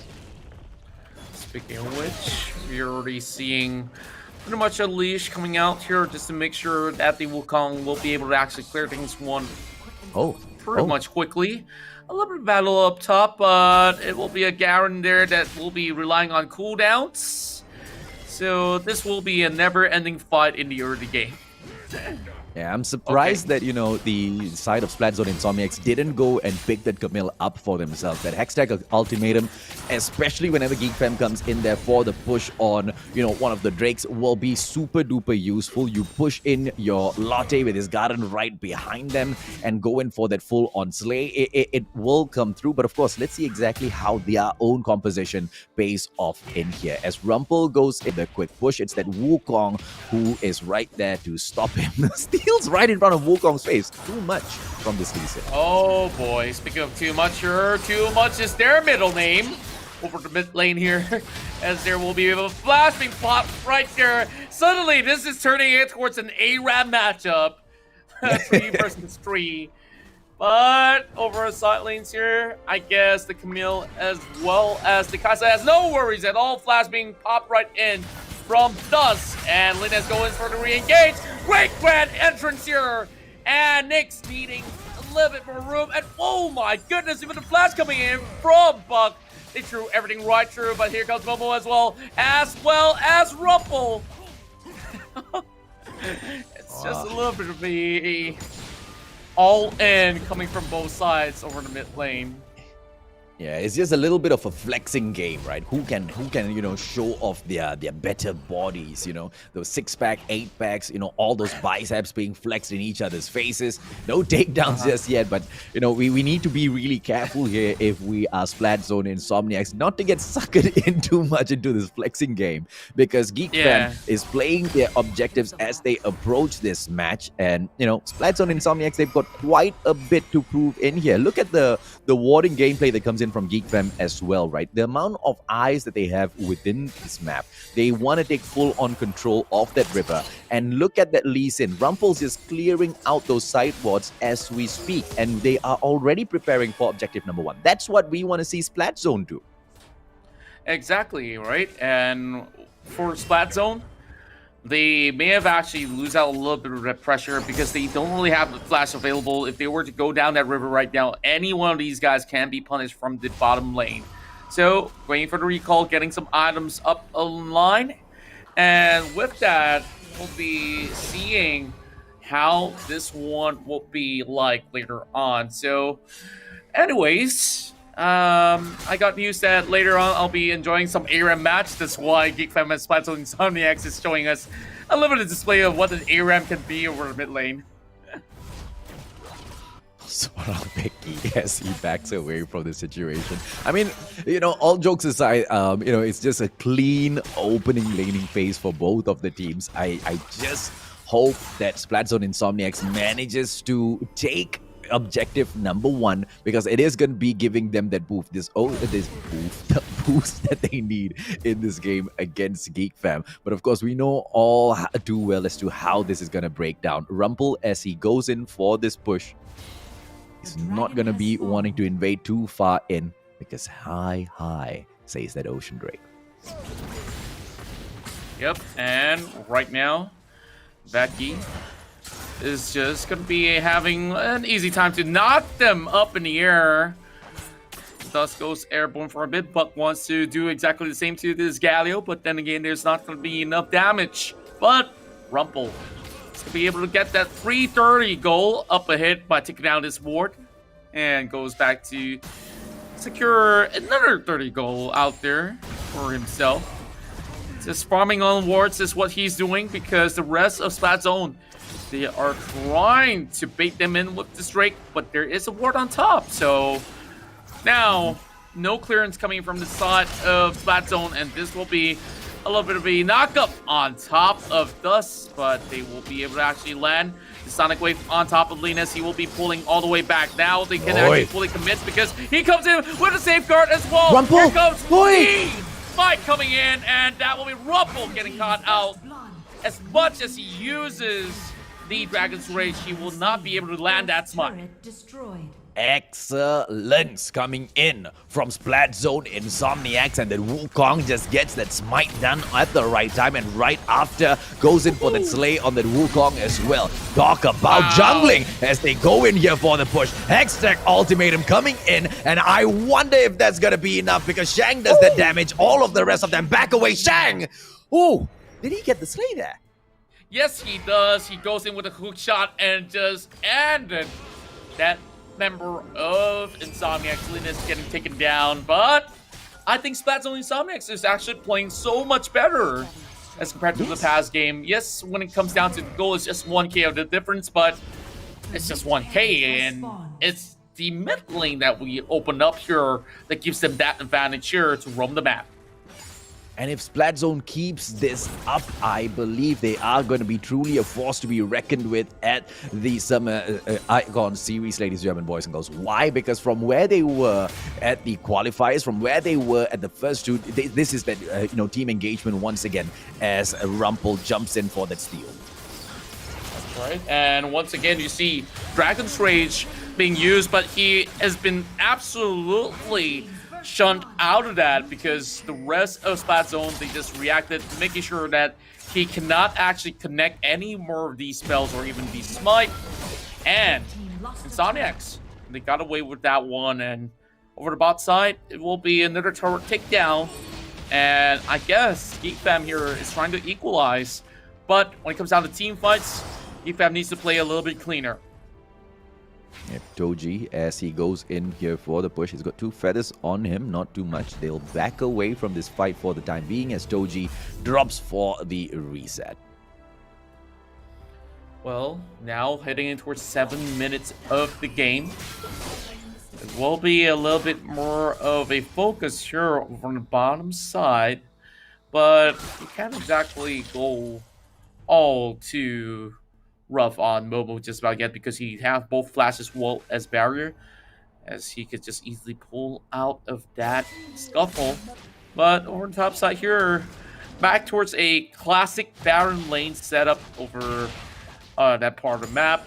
But here comes Rumble as well. So things are suddenly taking things on a slower turn. And I wonder why didn't Splatzone Insomiax actually make good use of this. And here comes Heroic Entrant. Ozarvaki getting that catch. And I guess they are pretty much splat apart. And Linus tries to flash away, ignite, and everything thrown right in. Geek Fam secures that 1 kill. But no big objectives to be able to be converted right here just about yet. Maybe the turret, as Latte needs to leave, or else he will be flustered away. Speaking of which, the hook shot does not land with Chang, as well as Becky will be able to secure this one pretty much easily. Yeah, Lotte should have backed away a little bit farther. There was no way the turret was going to be able to give him the cover that he needed. But there is one player coming in here for the push now, and that's going to be Dust. But to no avail as the players from the side of Geek Fam go in here for a reset at that Baron lane. And the damage has been done. They've gone in there for the 2 turrets up top on Baron lane already, leaving just the inhibitor for the taking as they will go in for that push later on. And it just seems like Geek Fam, although, you know, we started off this game quite well and we saw Splatzone pick up the first, main objective in here, Geek Fam is at the forefront, Contra. That's right, and coming right out of this one, there's still the Drake here up in the contest. So this fight here, if Splatzone wins this one again, then it will be them getting that sort of advancement right back. And Geek Fam now trying to actually have their positions all set. Rumble keeping his eyes on, and that will be the silence here that will be flushing this Lee Sin. He got no entry point whatsoever. Dragon's Rage free force to connect, and here comes the Sword of Steel does not actually land. Splatzone still gets it, but the entire fight has already been lost. Here comes Rumble with the GA being popped as well. Flynn is being knocked up into the air, and that flash coming right in as Buck gets chased right through. 2 members left on the side of Splatzone, and they are pretty much out of this one. And, well, what can you do right now? And with the Baron up available, I guess they could just crush in the mid lane turret and then secure the Baron Nashor. Yeah, they're not going to be able to do it back-to-back, though, ladies and gentlemen, boys and girls. Are we going to be able to see Splatzone and Insomiax make a comeback in here? Because they're going in for the defense. They want to protect the turret, but they lose it anyway. But they can get the ace here on Geek Fam, and the knockup comes through. Ozoraveki going to be in trouble. Latte on for that chase, and he silences him, knocks him out of the equation as well. And are we going to be able to see the side of Geek Fam now fall? No, because they backed away. Shelly being brought all the way down mid, and it's going to be Shang moving in for the chase. Garen right behind him, but the damage is not done to perfection, Contra. Yep, Garen here will be the guy here to stop Rumple, especially when he goes into any of all these initiations, and immediately getting silenced as he couldn't really pull up any skills. Now, the reason why I don't really like that first pick of a Katarina is this, because you can have so many of these setups, and speaking of setup here, there will be the Hacksack Ultimatum on top of Linus as his health being brought down low. Here comes Becky with the man drop, and here comes the hero here, getting the taunts all in, and Latte final blow to take him off. And I feel Geek Fam has already got this one in the back. They just want to make sure that this one doesn't flip away. A 2-0 is in effect if Dust does not really jump right in. Can he actually afford to make a skill here? It's going to be very difficult. There's no smite, but he has to make the cut. But now, oh, no. He goes What? in towards the death trap with the death blow, just buying a little bit more time. And this is pretty much the game over. He knows for a fact, giving his life away. And now, Geek Fam just wants to put that needle where it hurts the most. Let's go in for the final push as they come through, ladies and gentlemen, boys and girls. Are we going to be able to see Splatzone and Insomniac stand up against the buffed up squad of Geek Fam? Baron Nashor has been slain. They did not manage to pick up the Ocean as well as Mountain Drake earlier, but it does not matter. Has this been enough? Those feathers being laid out as a trap, but not enough as that battle just continues down at that middle. Doji as well as Buck will one for the players from Geek Fam to come in for that push, but it does not happen. Momo with the patience gameplay and then goes in to engage to open this up. Well, just waiting for the inevitable right here. Splatzone Insomiax, the only way that they could actually pull this one down is to really catch onto Ozoroveki. But even doing just that, he could easily just fly away with a little bit of opening, and Linus immediately getting his GA being popped. And I think that he's already calling it quits. He's not even moving at all. My goodness. I'm not sure what to make out of this. As the flash comes right in, and thus now getting clipped up alongside of Becky here. And that sort of shield of endurance is just nasty. I think Becky once again here will be able to get that MVP as Geek Fam shuts it off 2-0. Ooh, and there was, well, some stuff that Splatzone Insomniacs could have done against Geek Fam, but wanting to do it, being able to pull it off, two very, very different things, as Geek Fam shuts down Splatzone Insomniacs 2-0. Well, Geek Fam once again showing a very dominant form, and today being a little bit cleaner than Berjaya Dragons, but then again, Berjaya Dragons still have another set of games to be played out, so I really do wonder whether or not will this be another 2-0 victory out there, but it has been a phenomenal one. But Splatzone Insomniacs has shown us game one to be a real close call, so let's have a look at stats for this game itself. And it will be the MVP being picked up by the Shanghai Camille, the Hextech Ultimatum with those lockdowns and the assist. Absolute perfection. There's no way at all that Shang would have not been able to do the damage. Like we discussed earlier on, we thought that Insomniacs was going to be able to pull this Camille away. They didn't, and they paid for it, Contra. That's right, and speaking of which here, we are looking at how Nyx here has 0 deaths once again. This is why I mentioned that Wukong is going to be very hard to be pulled off, especially in such a game where the Shang, time and time again, he's not afraid to face this Wukong up. Yep, you can even lock him down even if he goes camouflaging. Like, he can't really leave the space even if he wants to go with the knockups. So, with that, I feel that Geek Fam definitely had a better game plan, especially when they lock in such a risky pick of a first pick Katarina. And with that, well, Toji was their only member that they were relying on to really open up some of these fights. But there was basically no entry on either side of the map for Splatzone Insomniacs other than the very first straight fight. And it was Ozoroveki as well as Momo just dishing out all of the damage. But once again, Shang picking up the bulk load of it, right? 17,000 on the damage, almost approaching 18k. Whereas on the Splatzone Insomniacs part, all they could do was just tank all of the damage being dished out by Geek Fam. I mean, if we looked at game number 1 compared to game number 2, Splatzone was definitely more impressive in their first composition here, Contra. That's right, and speaking of which, we're just seeing all the sort of damage being soaked in by Latte, but yet again, they couldn't really seem to find any sort of point of contest that actually favors them right after the first 2 Drakes. They secured 1 for themselves, but I just felt that Rumple's displacement of the Dragon's Rage as well as Becky knocking up the Nier is a little bit too much, and on top of that, they had that chance here to secure Camille, but they were not confident enough to play it. And just giving that party pick to Geek Fam was a little bit too much of a leeway that they have. And the Shang here just really crumpling them like a piece of paper. And you know, I thought that Splatzone Insomniacs will come in even stronger in game number 2. We kind of saw them, you know, get those main objectives early on in the game. They even managed to go in and pick Shelly up as well for themselves. But, you know, as they continue to push in on the game, I think even with the drop of Shelly in that mid lane might have been a fat finger move because I didn't really understand, that particular approach coming in. Shelly was dropped so far away, and before she could even get to one of those titles, she was already slain.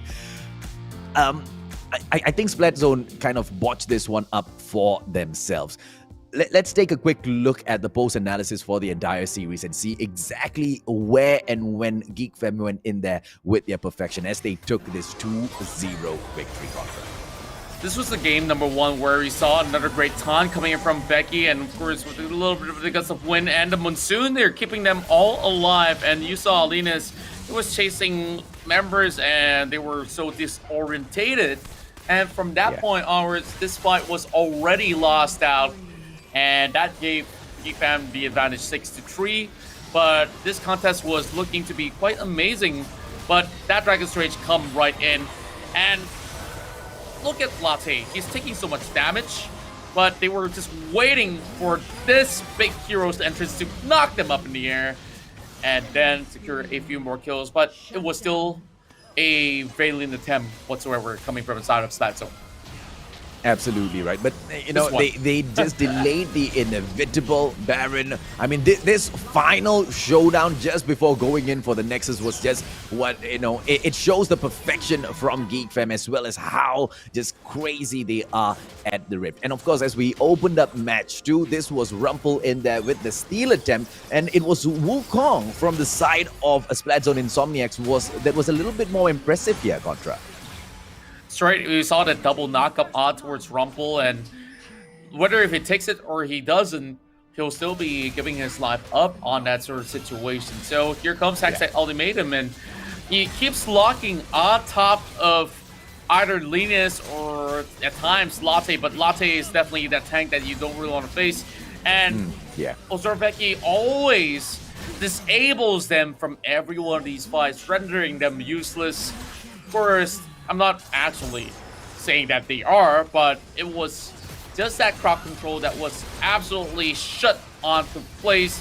And once again, that hero's entrance falling on top of them all the time onto perfectly. It was just very straightforward. And eventually, Geek Fam closes out the entirety of this battle here with another win, 2-0. Yeah, and this was a statement well answered as far as Geek Fam are concerned, up against Splatzone Insomniax. Whether or not Splatzone Insomniax will be able to recover from whatever they have just tanked in the first series that they're going to go through in the other series as we close the day off. Yes, they will be playing again, and this time against Berjaya Dragons, ladies, German boys and girls. So I don't know how the day is going to go in for them. It might just be a terrible day where they tank 2 losses, or it might just be the day where they lose to Geek Fam, but they end up slaying the Dragons Contra. That's right, and well, there's just so much to talk about here because Geek Fam is building up this repetition here to go undefeated is their goal. But, even for both sides, they did suffer 1 L before in one of their best of 3s, but they've never lost an entire series so far, which is the only case that they are still the best teams out there. And we're going pretty much neck to neck because Berjaya Dragons, earlier today, they suffered 1 L. So I guess that pretty much ties things up. So with that being said, we definitely got to thank them for giving some good games. And also we got to thank our official tournament partners, Maggie Hot Cup here, because you guys definitely blow us up there with my most signature Maggie curry. So on a hot rainy day, just like it was earlier on when I was walking back from my office, and I was soaking rain and I got myself a little bit of that. So now that you guys are planning for iftar, why not first get yourselves a little bit of that delicious hot bite of the Maggie Hot Cup. On a rainy day, and this has been something that I've been doing since like primary school. On a rainy day, Maggie Tom Yum. Oh, Perfection. Straight out of the cup, ladies and gentlemen, boys and girls. On that note, right, hashtag Maggie moments. What are the moments in here that you truly love? Share your comments as well as pictures with us and be featured on the stream. This is going to be absolutely helpful for all of you out there who are content creators, who are gamers, who want to join in on the pro scene. If you guys are already streamers, it's going to be a huge boost to be featured by ESL themselves on their page. So get in there and throw your hashtags out. That's right, and not only that, we got so many freebies out there for you guys, especially for today, because you guys have been great audiences so far. But we wish you actually drag in all your friends and family. I don't care if they've ever played Wild Rift or not, because they might just fall in love here, not only with Wild Rift, but all the freebies, because we got 5 GB worth of data from YouTube, powered by Cellcom, because you do it better. So just scan this QR code, and of course, you can say thank you to everyone behind the scenes from YouTube for making this possible. Don't have a YouTube SIM card? Don't worry. Go ahead and download the app and order it from your phone. It costs you absolutely nothing. So just do it right now, because you can do it so much better.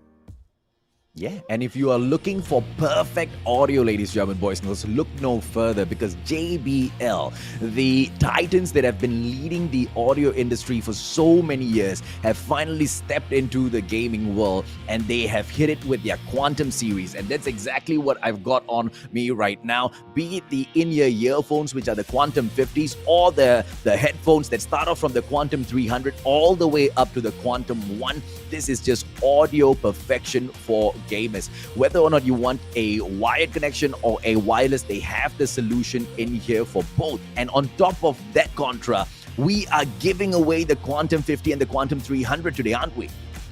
That's right, and all you have to do is put in your best comment and share the stream, and make sure on the caption you tag JBL with hashtag JBL people, as well as hashtag SISMY on your comments too. So this is all you have to do, and you'll be able to actually get that one by putting the tag at JBL Malaysia. So, well, is there more to say? Is there nothing that we can convince you that all of this is going for free? And of course, go ahead, AJ, tell them how good your Quantum series is. Oh, absolute perfection, man. I mean, there's two things that are in here that we can take a quick look at, right? Number one, the Quantum 50. It comes with 8.6mm drivers in those tiny little buds, and there is a Wise Focus inline microphone. Now, what this is it's optimized for multiplayer gaming. The microphone is built closer to your mouth and separated from the inline controls for superior voice pickup. So if your friends are really bad with communication, one of the things that you might want to recommend them to do is to pick up a Quantum 50 for themselves. And you might want to pick one up for yourself as well, because it's quite cheap. On that note, exactly. Speaking of the best, who was the MVP of Series number 2, Contra? Well, Series number 2 here, I'm taking a guess. It will be Ozorovecki. Undoubtedly, 7-1-4 is the scorer, as he is the best Galio that I've seen so far. Just having so many clean plays, 67 of kill participation, and well, 16,000 damage, 396 is the total that he's dealt within one single game. Is there anything else that I need to point out about Ozorovecki? That he's not only there as a genius, he has a beautiful mind and soul and passion here to really put Malaysia on the map for Geek fan. And no doubt at all that that's exactly where Geek Fam is going to, propel themselves forward towards, right, ladies and gentlemen, boys and girls? Are they going to be able to keep up to their name as the champions of Malaysia and continue to tap out the whole crowd at the Rift? Or are we going to be able to see the likes of Berjaya Dragons come in here and put a huge dent in their progress and take the title away from them at the end of the day? Of course, everything is still here to be seen. We are only in day 3 of the group stages. So many of these type of days to come.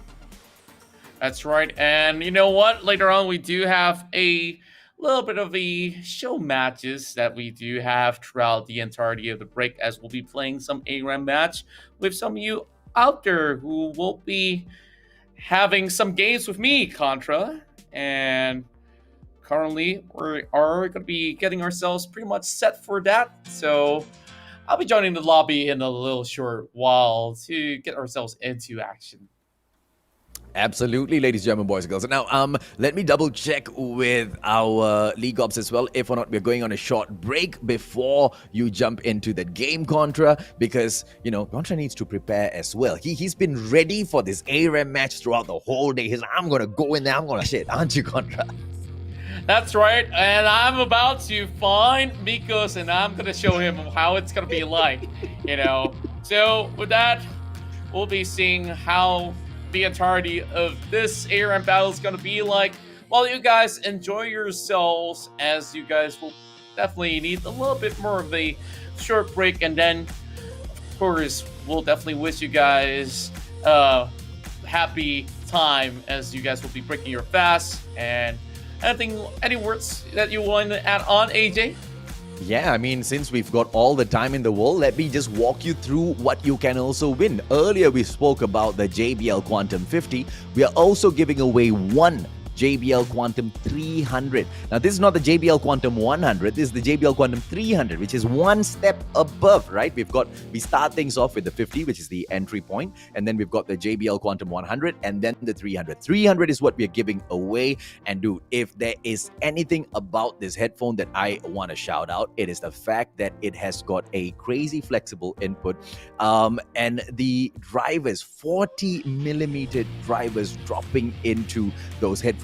That just means you are going to be able to pump that music up, and you're going to be able to hear everything crispy clear. And now the adaptive audio channels that goes in there, it literally means that you can control either you want to hear your teammates a little bit more, or you want to hear the gameplay a little bit more. If you really want to drown your teammates out, that's something that you can actually do without even going into the controls of the game audio itself, Contra. And I think that's pretty awesome.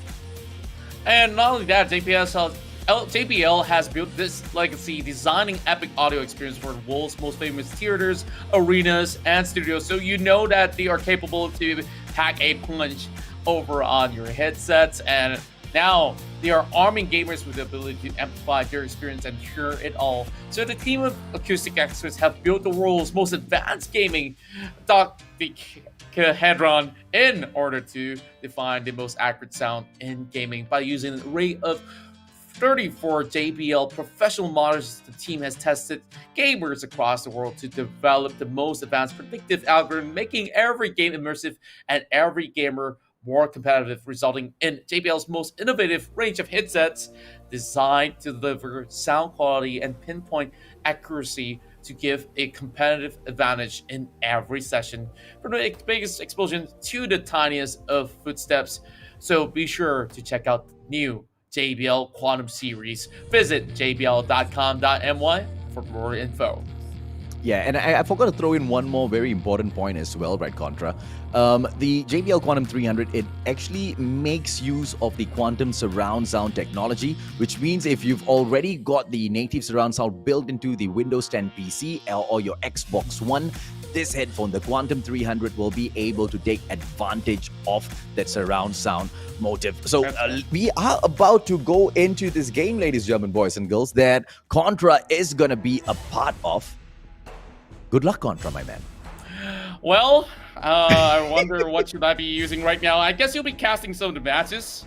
So, I'm liking myself some Fiora or Katarina. And, well, look at Mikos, man. Mikos is telling the audience to die for him whilst he goes in there and slays the rest. He's using the rest of them as minions. Well, let me see. Maybe I'm going to be going in with snowballs this time around instead of the ignite. So this is how I really want to set up my Katarina. I hope that they're ready for this because we're about to rumble. Never one dropping in there with the Lux herself. Ladies and gentlemen, boys and girls, this one is going to get quite crazy as the Dead Swan Katarina comes out for the Contra side. And I'm pretty sure... Wait, where is Mikos? Mikos is Nami being brought in here by Mikos. My head is blocking the Wukong, so I don't know who's going in for that Wukong play, right? I have never played ARAM before because I'm still a baby to the Rift, ladies and gentlemen, boys and girls. I can't even get my head... I can't even really go in with a confident win on my own on a regular match, so I've left ARAM untouched. But this play coming in from the side of Contra might just show us. Now, it's going to be the Ramus in here as well. Unfortunately, he's not available for our competition, but we get to see him performing in here. Well, I'm not going to cast anything right now because I'm feeling a little bit anxious. Still be dropping a little bit big across. The Contra's gonna go in trying to get these shots, but the minions are gonna be doing the damage for each other first. Now, ARAM's just an all-out brawl from the both sides, just to see exactly who can take this team fight a little bit better. And it's gonna be G9 with the first mistake getting slain, and Mikos will have to back away from this situation as well. G9's way back into this situation, and it's gonna be the none other than our little Ramus, who hasn't really gone in to do any much damage at the moment. Backing away from the situation, Contra using the minion as well as the rest of his team members just to stay away from the engagement. And for the time being, everything will be fine and dandy. Nothing much in the difference of those gold, and they can go in for the full-on push. Mikos is still alive as they go in for their farms, ladies and gentlemen, boys and girls. And in a typical game like ARAM, right, you don't really go in for your farms throughout the jungle. You just need to go in there and get those kills. And Katarina gets wiped out, which means Contra is on a 5-second cooldown there. What a bummer. I almost got that connected as well. Oh, man. This is going to be a little bit hard, but hey, I've got my own level. Okay.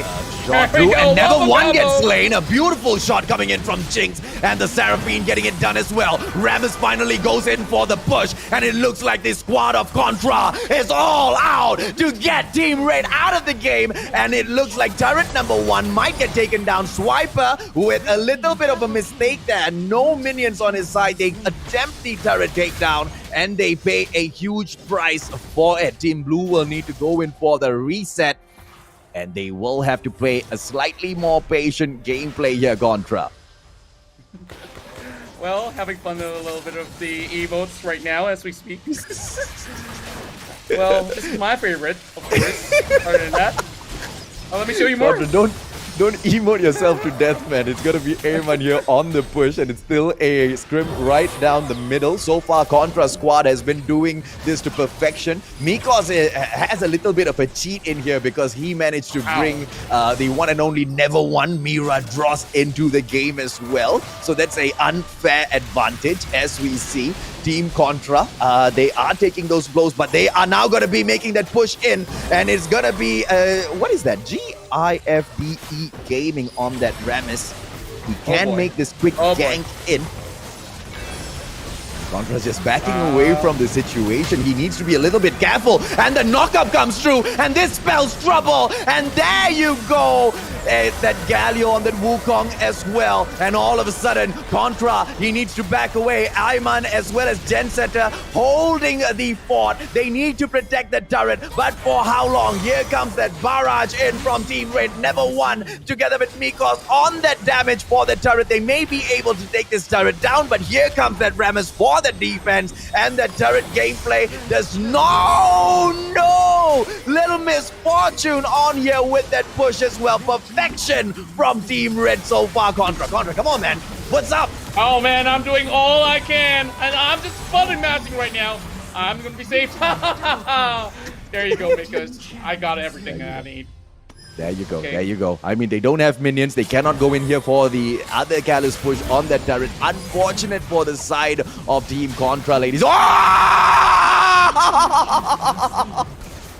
I just want to reset, crazy man. rocket coming in for the Wukong's face, right in the face, and he gets taken out. It's going to be Mio as well as Never One in for the defense on that turret, but the damage has been done, and Gensetter has truly been a setter of pace for Team Contra.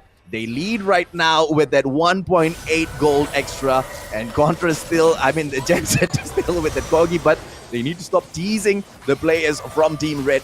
Never one getting more and more pissed as she goes in here for the push. But here's the thing, right? Team Red's already gotten turret 1 down. And here comes that trap setup from the Jinx. And they manage to go in. Seraphine once again getting taken down. Contra! There comes trouble, my friend. Swiper needs to swipe away as quick as possible. Turret number 2, the takedown as they go in for the push. And they will also have the minions on that backup. But it's going to be Swiper on the defense. That one-man push in here with the Galio is not going to be able to do anything. A quick knock-up might be possible just to delay the inevitable as they lose turret number 2 as well.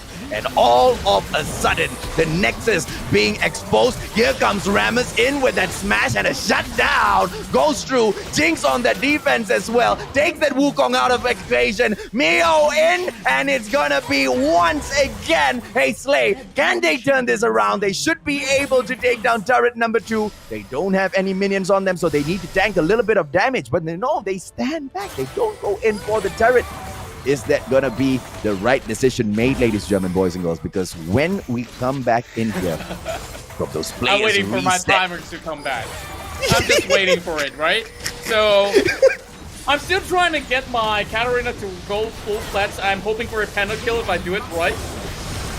Maybe it's asking for too much, but then again, here I go. 3. And it's going to be the Jin Seraphine in there with the Slay as well. And all of a sudden, Team Contra looks like they are just a little bit more buffed up. Can they continue this? They need to go in here for a reset. Dude, I don't know how ARAM works. If you go in for the reset on your Nexus, do you heal up? No, you don't. So the rules for ARAM is that you fight till you die, and only then that's where you will be able to actually get... Oh my goodness. The bubble! The bubble! No, not like this! Not like this! No!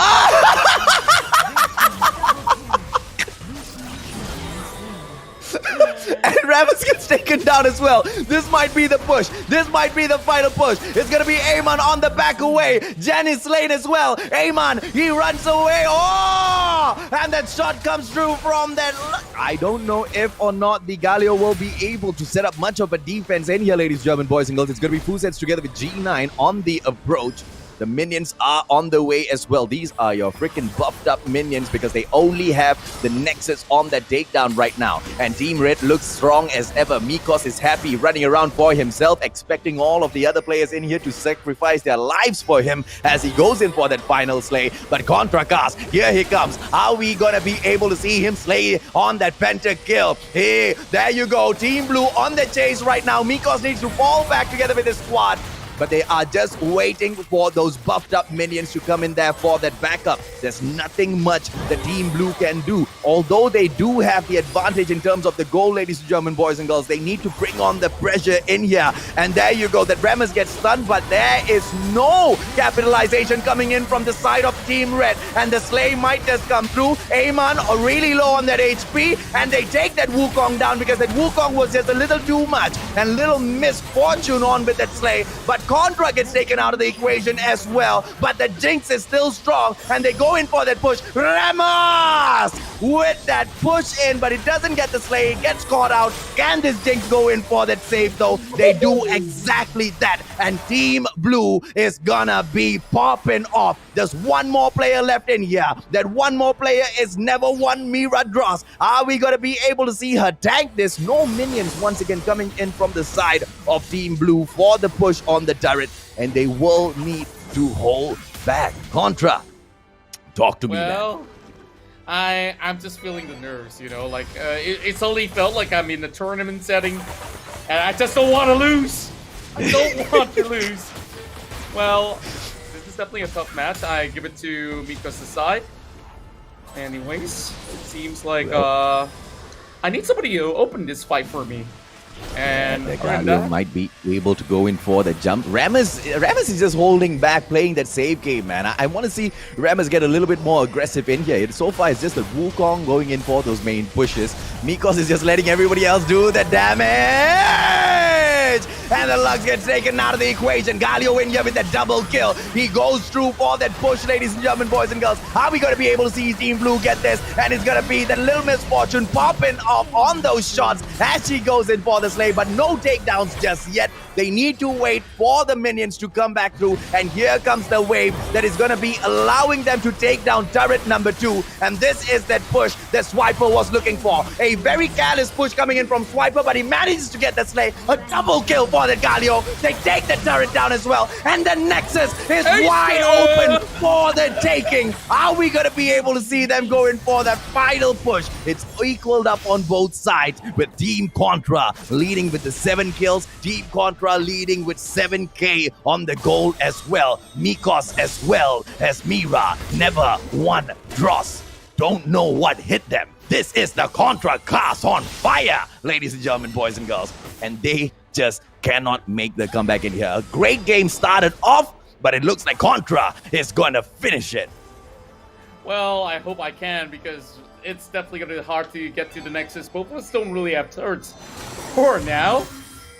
And I'm just actually looking for a pickup. So what you want to do as Katarina, you don't want to be the first one to go into fight unless this Galio does have the ultimate, which he does right now, but it's better to wait for the Rammus to do the job for you.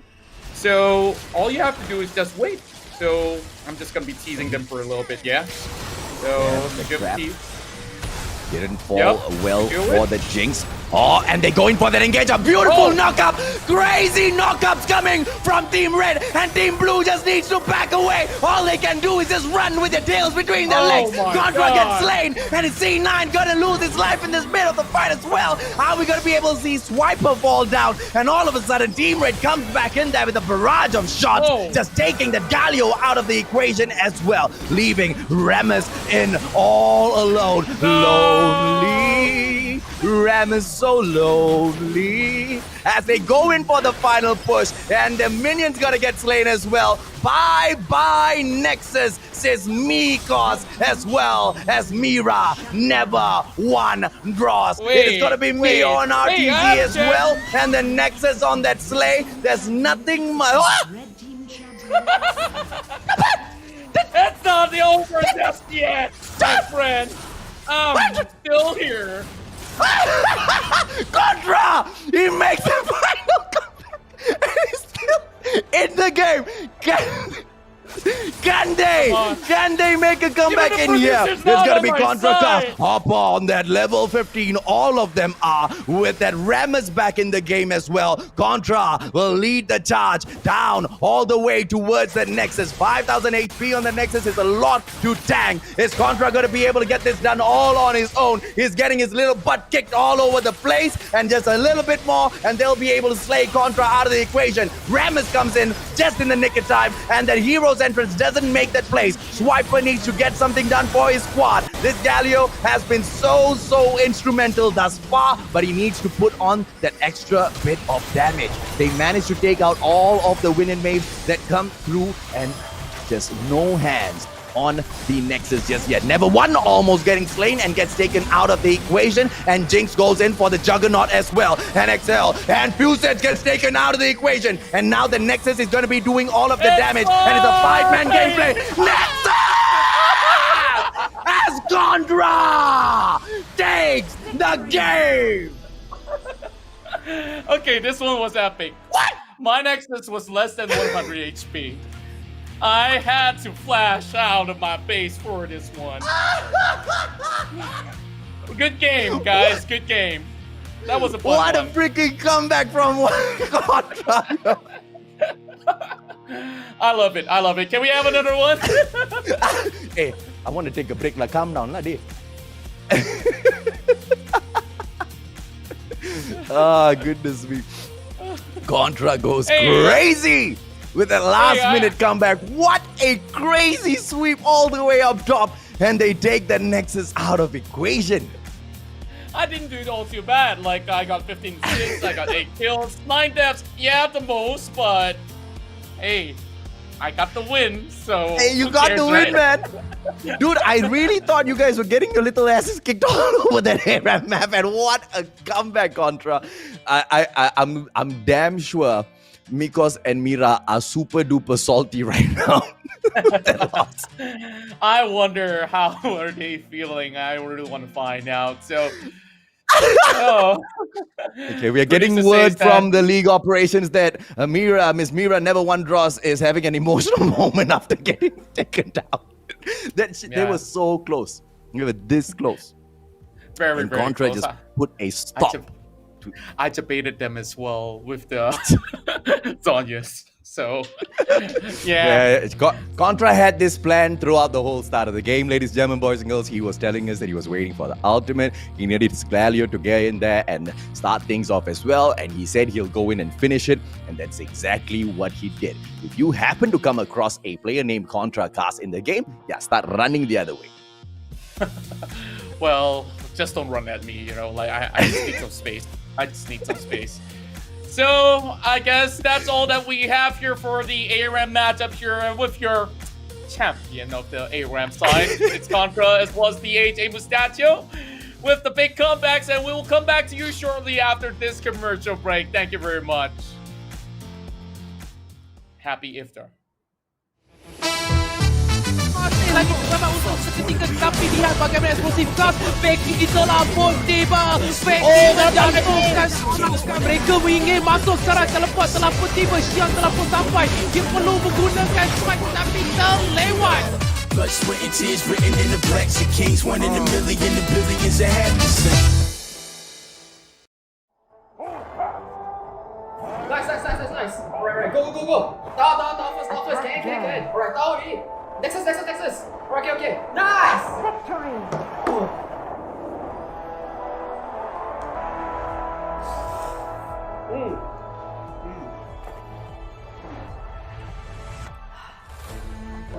I'll see you in the game.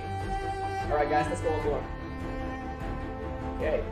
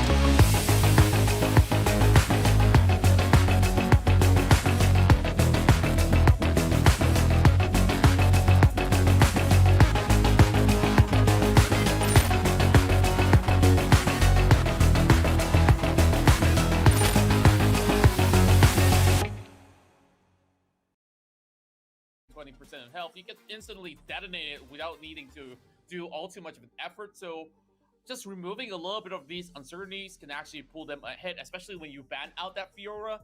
Now, they open up this hot pick here that is the Camille that has been locked away for multiple games.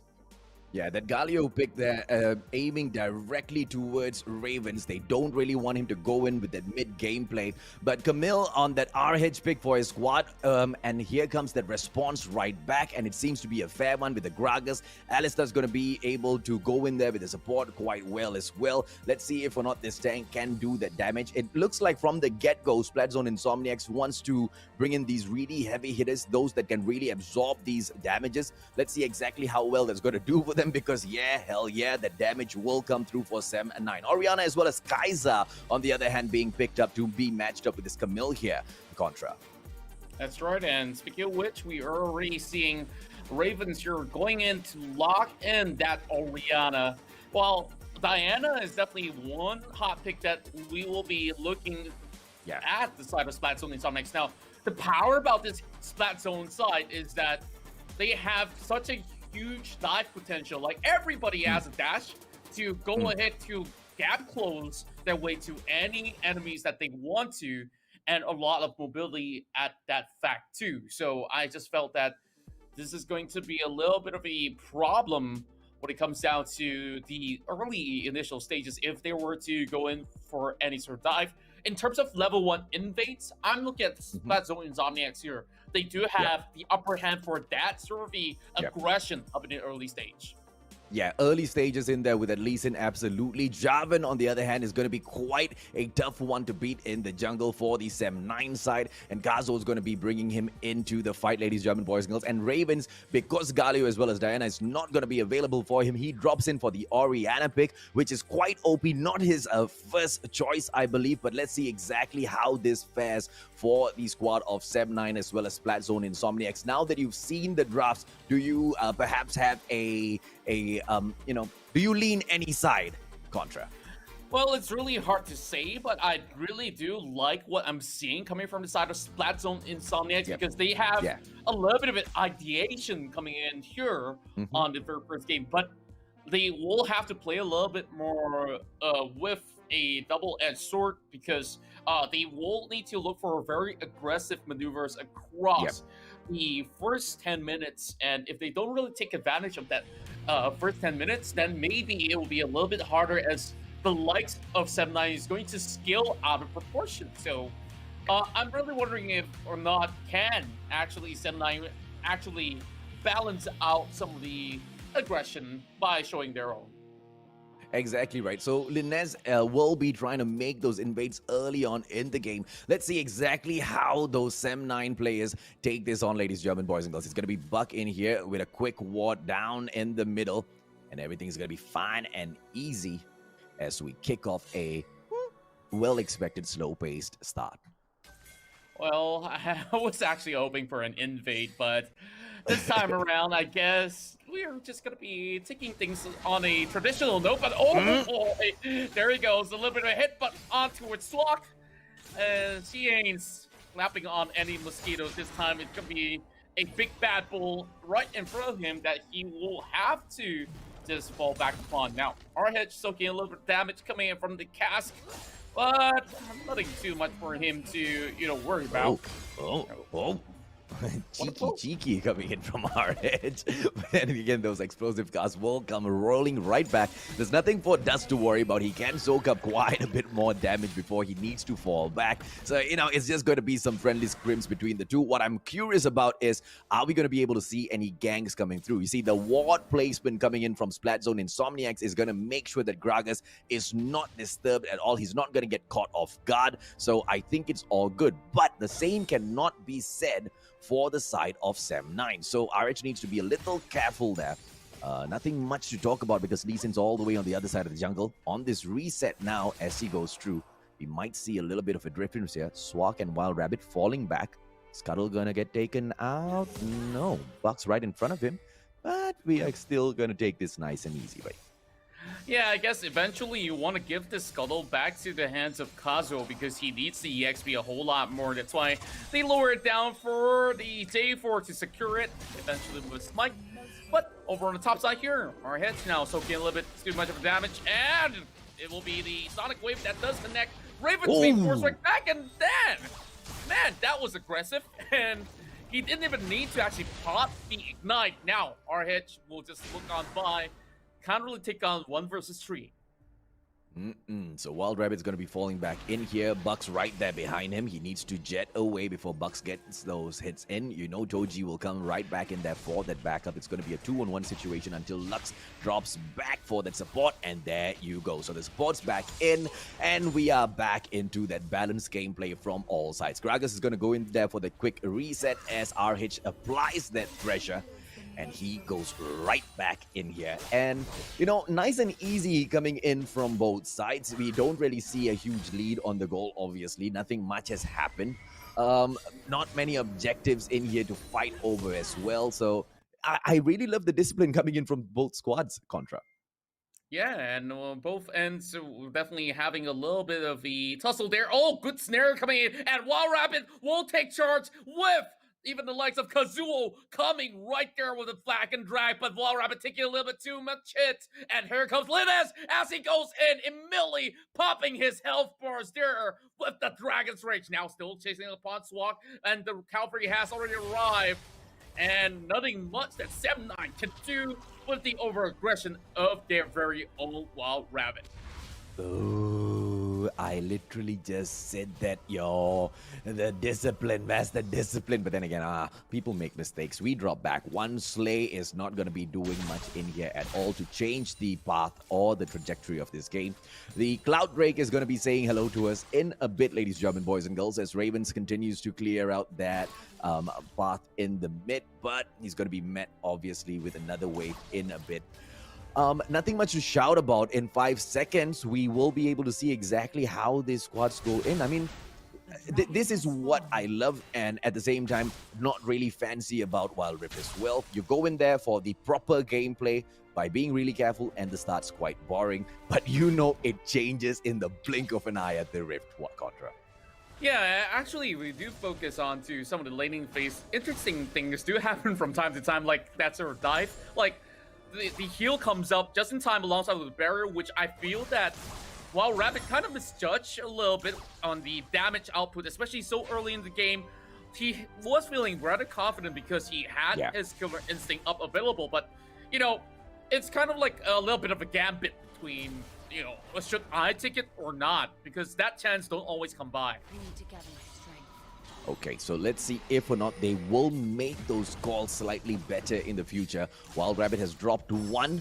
He needs to secure 1 right back for the squad. And this is on the horizon of another team fight, which might break out. Linus trying to go in there for the quick pull in for that fight. And none of the players from Sem9 falling in for it. They are challenging the Swag with a beautiful hit there.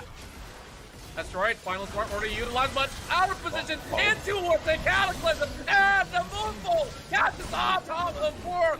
And the rest of Insomiax, they all but Wild Rabbit still gets 1 more in the back. They've already lost a little bit too much, but it's still going to be a 2-for-2 trade between both. And but then again, actually only 1 kill going in for the side of Sem9. I thought that was a little bit more, but it does go on the reset. Nobody will be able to secure the Cloud Drake just about yet.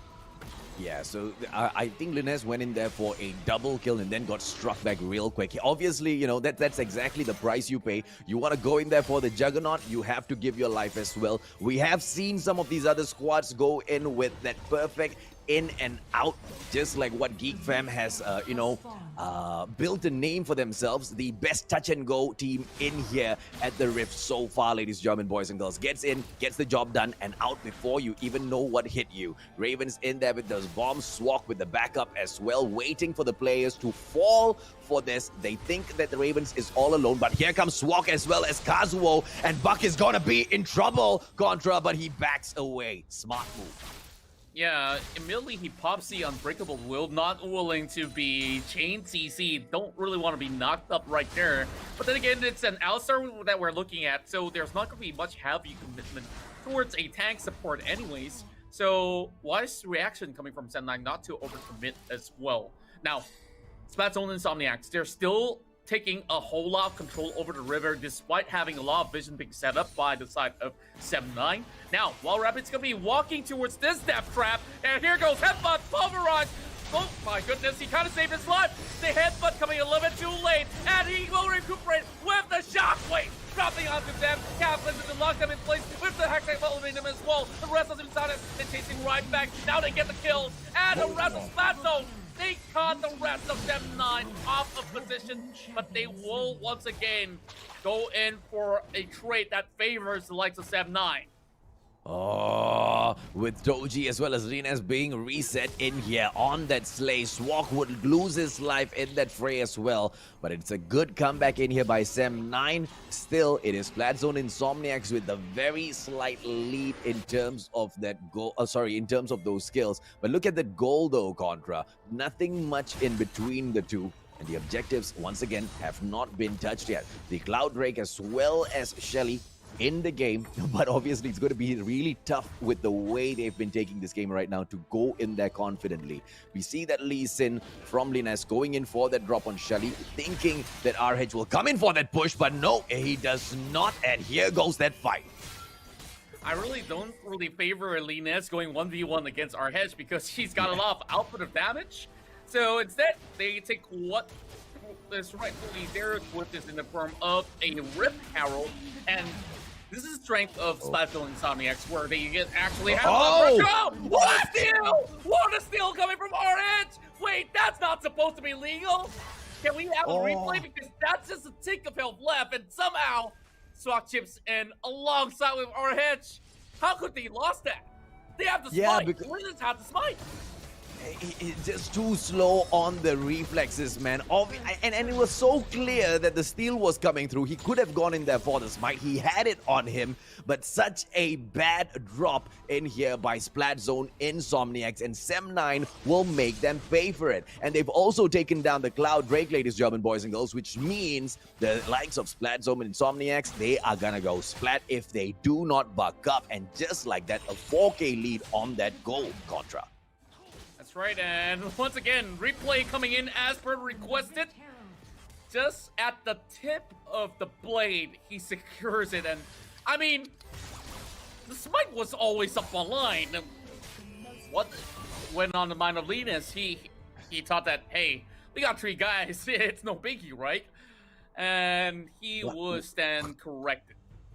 Why would you save your smite though? I mean, Shelly is such an important object. Okay, most of the objectives, all the objectives are important, and you've got the opportunity. That's what you are there for as the jungler. But it's okay, ladies, gentlemen, boys, and girls. We've seen teams recover from much more dire situations. And here comes the Rift Herald right down that mid. They need to go in and clear this minion wave as well. Buck and Toji gonna be getting that damage done. RH with that backup. Linet's gonna be paying for this. He needs to back away. They take the turret down as well. And on the brink of another team fight. And here goes Hexite on the minute on the other corner, but there's no backup coming in from his RF for Sem9. They were all too scattered, trying to focus different targets. They do secure the first turret of the game that will be able to put them up ahead in terms of goal. Yes, they don't have the same amount of kills, but it doesn't really matter because all these money adding up, and RH can only get stronger from here onwards. Remember this, RH can also going for the split push, and if we got 2 turrets being secured, I feel that Splatzone and Insomiax, we're looking for too many of these picks, but they're not really converting it into its objectives, which honestly is a little bit of a shame. Like, it should have been a lot better, and while Rabbit now getting hunted down.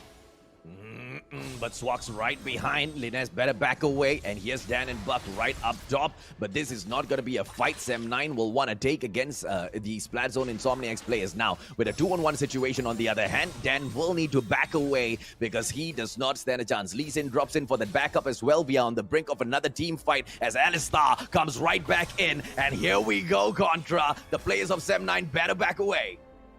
Oh man, I still feel like this is definitely not the place that Insomiax really want to contest because there is a split push happening right down below. They don't have the Gragas to really set the tempo right. And even if they do, like, what's the point of the contest? Like, if they were to win a full-blown fight, you can't exactly get the Baron after taking on a scuffle because most likely each side will be battered and bruised for a tad bit. And all they have to do is just look after that top lane turret. And here comes the Jarvan coming in from the side as well. Just a little bit of tussle there, nothing much happening. Locking out that bull, and that's all that's going to be going from there. But 2 versus 1 happening right down bottom side. Yeah, the attempt for Baron Nash is not going to come anytime soon. You're right, man. I'm not so sure exactly what are they playing at. Linaz almost got hit by that. And Dan will still stay alive. Wild Rabbit and Swag putting such a crazy pressure up top on that Baron lane. RH and Ravens doing the exact same at the Dragon lane. Buck will drop back in for that support. RH will pick up that blue buff just to give him that extra support. Dusk on that reset, 13 seconds more, and he will be back into the game. But for the time being, Splatzone Insomiax, they started off all right, but they seem to be dropping back in here. Now, if they go ahead to lose the Ocean Drake as well, this is gonna spell trouble for the squad, Contra. That's right, and speaking of which, now every one of the members of Splatzone Insomiax don't really want to lose this one out. They've already given 1 Drake over to the likes of Sem9, and this Ocean will definitely give them a whole lot more sustainability when it comes down to a full-on engagement, but this is where things get a little bit more tricky because Kazuo, he does have the Guardian Angel, same goes to his Selena's, even if you take them down, this is where, oh, what a beautiful damage coming out of the Jarvan as they lock them all in place, and here comes the Moonfall as well, but that He will turn golden only for his life bit. And a rest out Sam9. They hunt them down and melt them off like butter. This definitely will go on the highlight reel because Kazuo gets the perfect flag and drag to knock everybody up in the air and set it up perfectly for chain reaction with the shockwave coming in place. And immediately Sam9 calls in to take this battle.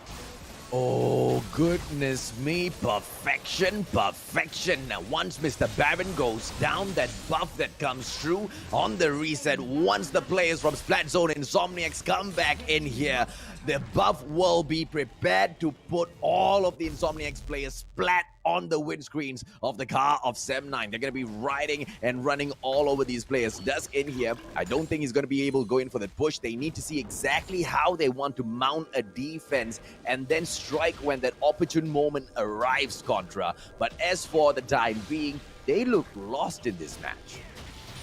Well, I don't really count them out just about yet, but this replay needs to be highlighted once again. Now, look, they were all being lined up on the same position, and Kazuo, watch as you see that snare coming out from Swap first, and immediately that Cataclysm locked everybody out. They have to force a flash, and some of them flash forward, some of them flash backwards, and with that, Sam9 deterred the possibilities of Splatzone doing anything substantial, not even the damage comes close. And back to the game we go. They lost in the turret over the mid lane. Yeah, man, the Ocean Drake in hand as well. They managed to go in and pick Shelly up. They're going to go and take the middle inhibitor turret out. Kazuo, Swag, and Ravens. Here comes the likes of Sam9 with the kind of aggression that we love to see at the Rift. And they go in for the push as well. Are they going to be able to take the Nexus down with this push? And that's exactly what they will do. Kazuo, with one final hit, the Nexus will be obliterated. My... that is a beautiful team fight. One team fight really took the entirety of the show, and Sam9 now comes up on top here with the very first win of this best of 3. And you gotta give credit to the side of Splatzone Insomiax because they were looking to be pretty much doing the right maneuvers, but a few unfortunate things happen, right? Like we start off with the capturing of the Rift Herald. Yeah. Like that itself is a freebie. Like you just gave them the upper hand by just getting the Rift Herald towards the side of Sam9, and man, it just stacked up on from there. Exactly, that was the point. It all broke down. Let's take a quick look at the stats in the match, ladies and gentlemen, boys and girls. Let's see exactly which one of these players managed to pick up that MVP. None other than Ravens with that 4 kill. He fell twice, but with the 8 assists, he manages to push himself into that MVP position. And yes, the Lee Sin was, the performer for the Splatzone Insomniac side. But from that game itself, you could tell that if that was their top performer, the team really wasn't performing that well at all. It all started, just like Contra mentioned, at the fight for the Rift Herald. Linez had the smite, didn't go in, and it would be RH that goes in for the beautiful steal. And from then on, the end started there, man. Yeah, I guess definitely everything just snowballed out of control after that, but Ravens here getting the MVP is definitely pleasant to watch because he possibly has dished out the most amount of damage, and just look at the itemization. He's already got Liandry's, Rabadon's, as well as the Seraphim's Embrace. Well, Seraphim's Embrace, just to correct myself. So, with that, I felt like Sam9, they just were a lot cleaner when it comes down to execution. And Swag, once more, I'm not trying to brush his shoes or anything, but he's been playing this Lux to a really good standard, as I saw him really getting some good snares in, and that definitely set a little bit of a tempo for Kazuo to line things up a little bit better. Now, let's take a look into some of the damage output, and you can already tell that Splatzone Insomniacs, they were actually doing quite a lot, but there was no conversion whatsoever. Yeah, so like we always talk about, right? Being able to get those damages done, being able to get those kills in as well does not secure you the game unless those objectives can be played. And it was the Sem9 squad that played those objectives to its best, right? And like you mentioned, man, Swak, when he brings in that Lux and that Seraphine, it's most of the time game over. This guy is crazy on that support, but the rest of his squad, they go in and they get their part done as well. If RH did not start that whole snowball with that Shelly steal, I'm not so sure how the game would have gone. But because it's not like Splatzone Insomniacs were doing badly before that point. I feel like that steal kind of broke them. And from then on, we started seeing those little mistakes come in. They wanted to go in for those pushes. Very bad decisions. Unfortunate that they got caught out. And of course, when they went in for the Ocean Drake and the team fight broke out Contra, I think that was the second part where, they got their spirits broken and there was no return from that point on. And we kind of talked about this. We talked about how Splatzone Insomniacs needed to go in early and end that road for Sem9. But it was Sem9 was the one who kind of went in early and got the deed done. Are they going to be able to make a comeback in here? Splatzone still has quite a bit to prove at the rim. That's right, and we started off with this draft. I felt like this was definitely that double-edged sword that we talked about. Like, we start off on a good note here for the likes of Splatzone Insomniacs, and they were securing kills here all over the place, but it boiled down to some of these fights over on towards the pits, and it didn't seem to be able to favor them at the root. And it comes down to maybe shot calling, like everybody needs to be very much on the same page for that execution to happen. And one thing that I really kind of wish to see more is that if they're going for the Alistar again, you should go ahead with the headbutt first before the pulverize. So he pulverized first, and he headbutted Wall Rabbit back into his teammate's position, and that was just GG. Really sad. That was really sad. But, it's time for us to go on for a reset. We'll take a short break, and when we come back, we'll bring you Game 2 for bullets in the chamber to actually work with. And, I can go on and on about this, but then again, we just really have to look to see what gets boiled up in this brewing of a storm as we get ourselves ready for our second games, Picks and Bans. Well, let's take a quick look at this draft, ladies, gentlemen, boys and girls, and see okay, Ziggs getting blocked off real quick. Camille off the list as well. Sem9, Splatzone Insomniacs. Let's see exactly how these other two bands go in here as well for them, Contra. Well, something that's really similar has come out of the Sem9 side as they are also ticking on the blue side once again. I believe that this is a decision by coin flip, either by either side of the parties. But just look at how they don't want to face off against RH. Just Camille tells you that, no Galio, no problem. No Camille, even better yet. RH now whips out that Akali over the top lane.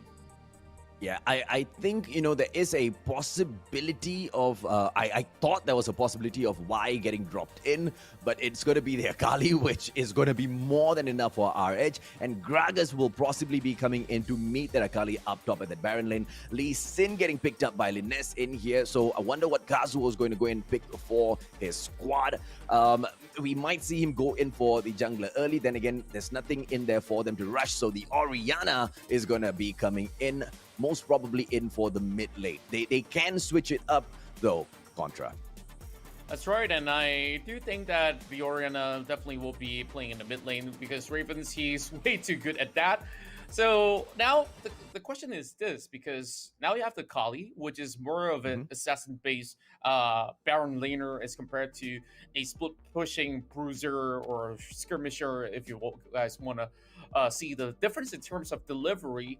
It's going to be a little bit difficult because for RH right now, he has to find room to assassinate other parties. And just looking at the side of Splatzone Insomniacs, now they do have the Janna intact. So they can actually find a little bit more of that room. And even if they were to open up with the Cataclysm or so, they got to make sure that this Janna is being blocked absolutely, because she will be opening things up with the Monsoon just to heal her teammates back up. But to answer that is a real smart pick here coming from Swak because he's going on that Leona. So that Solar Flare is definitely going to be a game changer when it comes down to all these big team fights. Yeah, man. Okay, Draven is getting picked up in here early for Sem 9, which means they want to take that early aggression, ladies, German boys and girls. They don't want to wait for the later part of the game. I have seen a couple of guys use that Draven in the jungle, but I highly doubt that Jarvan will go anywhere else. So I'm really curious as to how Sem 9 is going to take the early game, whether we are going to be seeing that aggression, or is this their way of preventing the aggression that might come in from Splatzone Insomiax early on in the game, because we talked about that, right, as to how that early game shutdown needs to come in from Splatzone, and that's quite a great counter. So let's see exactly how they take them on. One more win can settle this off, but if Splatzone manages to pull one back, ladies, German boys and girls, we will go into match number 3. That's right, and we're going to be looking at how will Splatzone Insomiax cope with the pressure right now, as we will be moving in to the Summoner's Rift for game 2 between these two strong sides. And immediately we have a little bit of a vision control being set up by the likes of Splatzone Insomiax, moving really deep, as we have missed out maybe a slight couple of seconds. You can see that deep ward on towards Red will be spotting out Swak, as he will be helping on a leash, or should I better yet say, just a little bit more vision control, and nothing much is going to be happening right now. But top lane is where all the fights will be happening right now. Yeah, Akali is going to be going on a small date with this Gragas. Now, I've been told that Akali is not really fond of the big guys. Let's see if or not this Gragas will be able to charm her, ladies, German boys and girls. I mean, every single time Dust goes through, he does manage to come away with the ladies. It's going to be Wild Rabbit and Swag still scrimming off against Buck as well as Toji. I don't expect them to go a little crazy in here, but you don't say, man. We might just see another slip-up come through. Yeah, I'm pretty much sure that Akali has a different kind of taste. Dating the Rabble Rouser is definitely going to be quite tough, especially when he's acting all rowdy over the top side. But here comes a little bit of a Zenith Blade, not really connecting towards Toji. And I've been wondering why, you know, like Toji now steps right in to first go on a 1 versus 2 scenario. Flash have been popped, and what was Buck actually thinking? Wild Rabbit on that half HP. Oh, the poke comes through from Toji, and Wild Rabbit needs to back away now. That Honey Fruit is for the taking. The reset coming in from the Lee Sin right back as well. I don't think Linus will need to go away, because he can go in for that real quick push and that gank, but he doesn't do so, and he will allow Wild Rabbit to continue going in for that push. That Raven is trying to get that early damage done in here, but they've been able to gatekeep quite well. The laning phase will continue, ladies, German boys and girls. No casualties just yet. Exactly, and just to actually point out a little bit of fact here, you know, I was talking about Latte being one of the stronger side of marksmen that we've been seeing from the group stage qualifiers. But now, you know, facing off against Toji, not to say that he's been doing bad or anything at all. He's definitely standing toe-to-toe against Wild Rabbit, but he's playing on his favorite Draven for a real good reason. And this guy is having so much confidence to dive right in for turret, but this is not looking all too good. A take of health left, and they are setting this dive up. Swak now also having one and an extra health bar, and that will be the Flack and Drag coming in as Kazuo hoping to actually connect this, but that will be also a knockup connecting towards Kazuo as they look to back away. One shot connecting, but this won't be them actually dropping out just yet. Quick control from Splatzone Insomiax. Yeah, very, very cheeky coming in from Sem 9, but they need to be careful. We anticipated this, the aggression early on in the game, but I expected that aggression to come through from Splatzone, but instead it is from Sem 9, but that great discipline being shown at display here, Contra, as they pull away from that battle. Very well planned, very well executed. Unfortunately, that Slay just could not come through, as our Hedge now needs to go in for that reset before he gets slain. Now, there will be a Honey Fruit down here for the pickup, and the Akali should be back into this game before you know it. Gragas trying to make his way down to get rid of that minion wave as Dan backs away from that battle. Well, that's a beautiful solar flare, but then again, the follow-up came in a little bit slow. And Ravens now getting spotted out by that ward as they will be keeping an eye and a little bit of taps on that blue Sentinel. Now, Drake upward contest and Linus immediately goes in to sweep out all the other wards as well. So, good notion coming from the side of Splatzone Insomiax as they will be getting a lot of vision being denied out of them 9. But this is where the contest happens, and we might just see a fight break out anytime from now.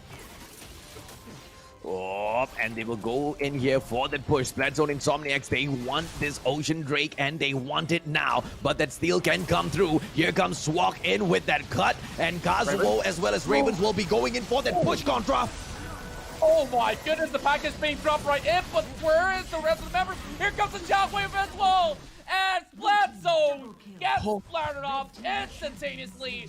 5 kills and an ace within less than 5 minutes. And we will look at the Drake being taken off as well as perhaps a little bit of damage being done to the mid lane. While Rabbit Kazuo gonna drop in real quick here, Ocean Drake belongs to them. And there is nothing Splatzone Insomniacs could have done about it. They tried, they showed off. Linez in here with the pressure on Wild Rabbit. Oh, flashes away Kazuo with that support, but Linez manages to get the slay. Are we gonna be able to see Linez overcommit in here as Swak comes right back for that backup, and this Lee Sin might just get slain. It's gonna be Buck right there behind for that support. Swak doesn't manage to get that slay, and they will back away. Splatzone Insomniacs, great steal coming in there for that push.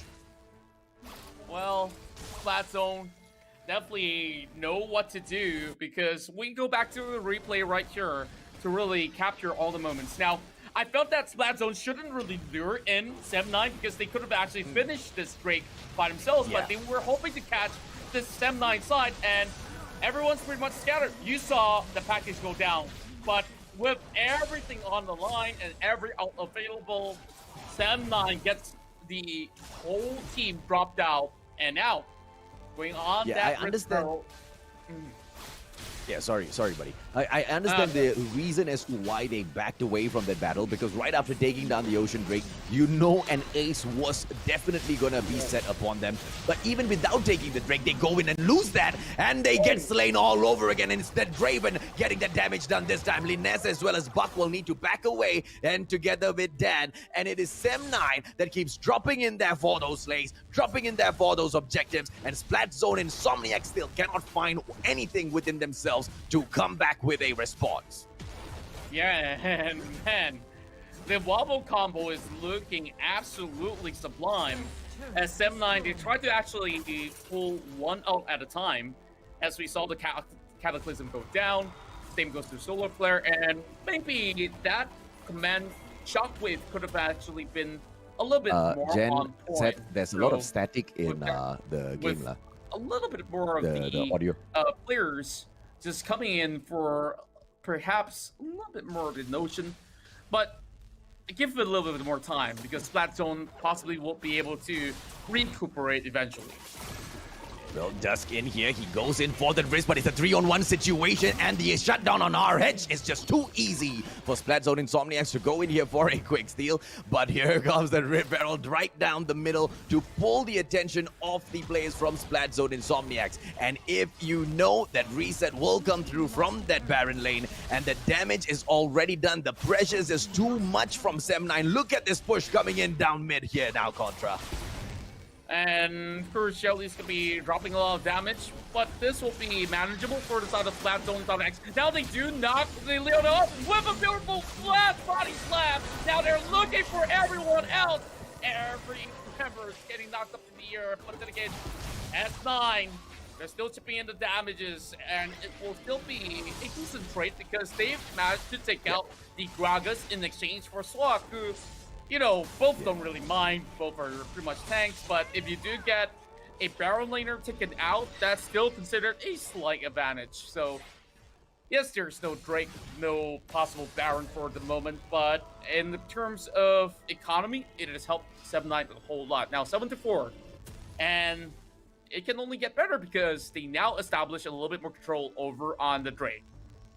will be 5k lead on that goal for Sem9, but they are going to be able to snowball this into something slightly higher, ladies and gentlemen, boys and girls. The Mountain Drake will be stepping in about 10 seconds, and here comes the push. Look at the players from Sem9 just gather around there, waiting for the possibility of the team fight, which will break out any second now. Linnes might go in for that first engage as that Drake comes through. Swak with the very brave move in there to kick things off.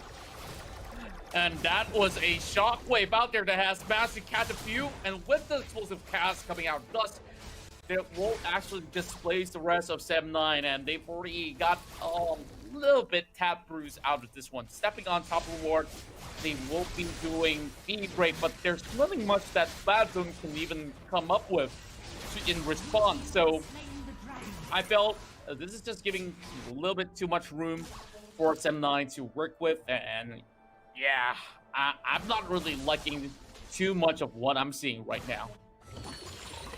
Now, this is just reminiscent of what we saw in Game 1 that's just on display, on repeat, ladies, German boys and girls. For those of you who might, think that this is just a replay of game number 1, no, this is a totally different game. It's just that Sem9 has got the exact same strats. Splatzone, Insomiax making, similar gameplays. Sem9 just one step ahead as they try to go in for another engage. And here comes the Cataclysm actually separating all EC members, and Linus was the first one to fall, taking too much of the run of the short thing, and immediately you see Dan joining in alongside it. There's no barrier, no flashes to be popped out there, and this can be a dangerous Sem9 call over on towards this Baron. There is still dust, a little bit of glimmer of hope, but with our heads being around, is there even any room for them to actually get right in? If he does get the explosive cast, this is doable, but there's no time to get close to that. And the rest of Sem9 having a clean run thus far. Kazuo going in there with one final smite on Baron Nashor, and he will be in their pockets. And thus far, we've been talking about the similarities between Game 1 and Game 2, and what's similar in here is, at the start of the game, Splatzone Insomiax looks like they are alright, but the objectives gameplay just come in so solid from the side of Sem9. The team engagements, on the other hand, fall towards Sem9. We haven't seen Splatzone come back in here for that fight. Are they going to be able to make that comeback now? And I feel there's no way for Bucks to actually come out of that one alive. They could have actually get an exchange in the form of Swak getting taken out, but here comes Linus. He's still going to be connecting a shot of the Sonic Wave, but it's not wise to actually fly right in to challenge Wild Rabbit, especially when he can just shove them aside, and that he will do. And Kazuo just waiting in line. If anybody oversteps, especially Koji right here, they will be doomed. So just making sure that they are taking out this cannon minion before anything else. And here comes the lineup! Whoa! That shockwave does not really connect onto the two. And here comes Buck now, putting this little flare. Oh, that big stun up! And that was just stays alive! Oh, Koji only for a slight moment. And here comes on hit. He tries to actually line it up. They will still pop the Guardian Angel at the moment. Linus now goes in for flash. He will be connecting a shot of his kick towards Kazuo. A little bit too far to just dive right in, as he will still have his Guardian Angel still intact. Thus now soaking a little bit too much damage. Ravens just snitching too much. And here comes Kazuo once again, having a little bit more damage, but not enough to get the kill on top of Buck. Inhibitor turret taken down as well down mid. The only sacrifice Sem9 made there was Swak. And was he proud to take that sacrifice? Was he proud to put his life on the line? Hell yeah! Because all of that has snowballed them into such a huge lead on the goal. Crazy number of objectives settled down. And the laning phase, as far as that midsection is concerned, is all sorted, ladies, German boys and girls. And now your buffed up minions will be going in for the push down mid, and they can just focus in either the Baron or the Dragon lane. Let's just see exactly how Sem9 will move in to settle the score with Splatzone Insomiax in here. 9 more seconds, and we will see the Infernal Drake drop in to say hello. Will he fry that Wild Rabbit, or will Kazuo go in there for that smite, ladies and German boys and girls? Either way, Sem9 looks like they are about to tap out this cleave. Oh, speaking of which, here comes a little bit of the Dragon's Rage just to make an escape, but that will be all the spinning axes that they will need while Rabbit getting taken off the map here.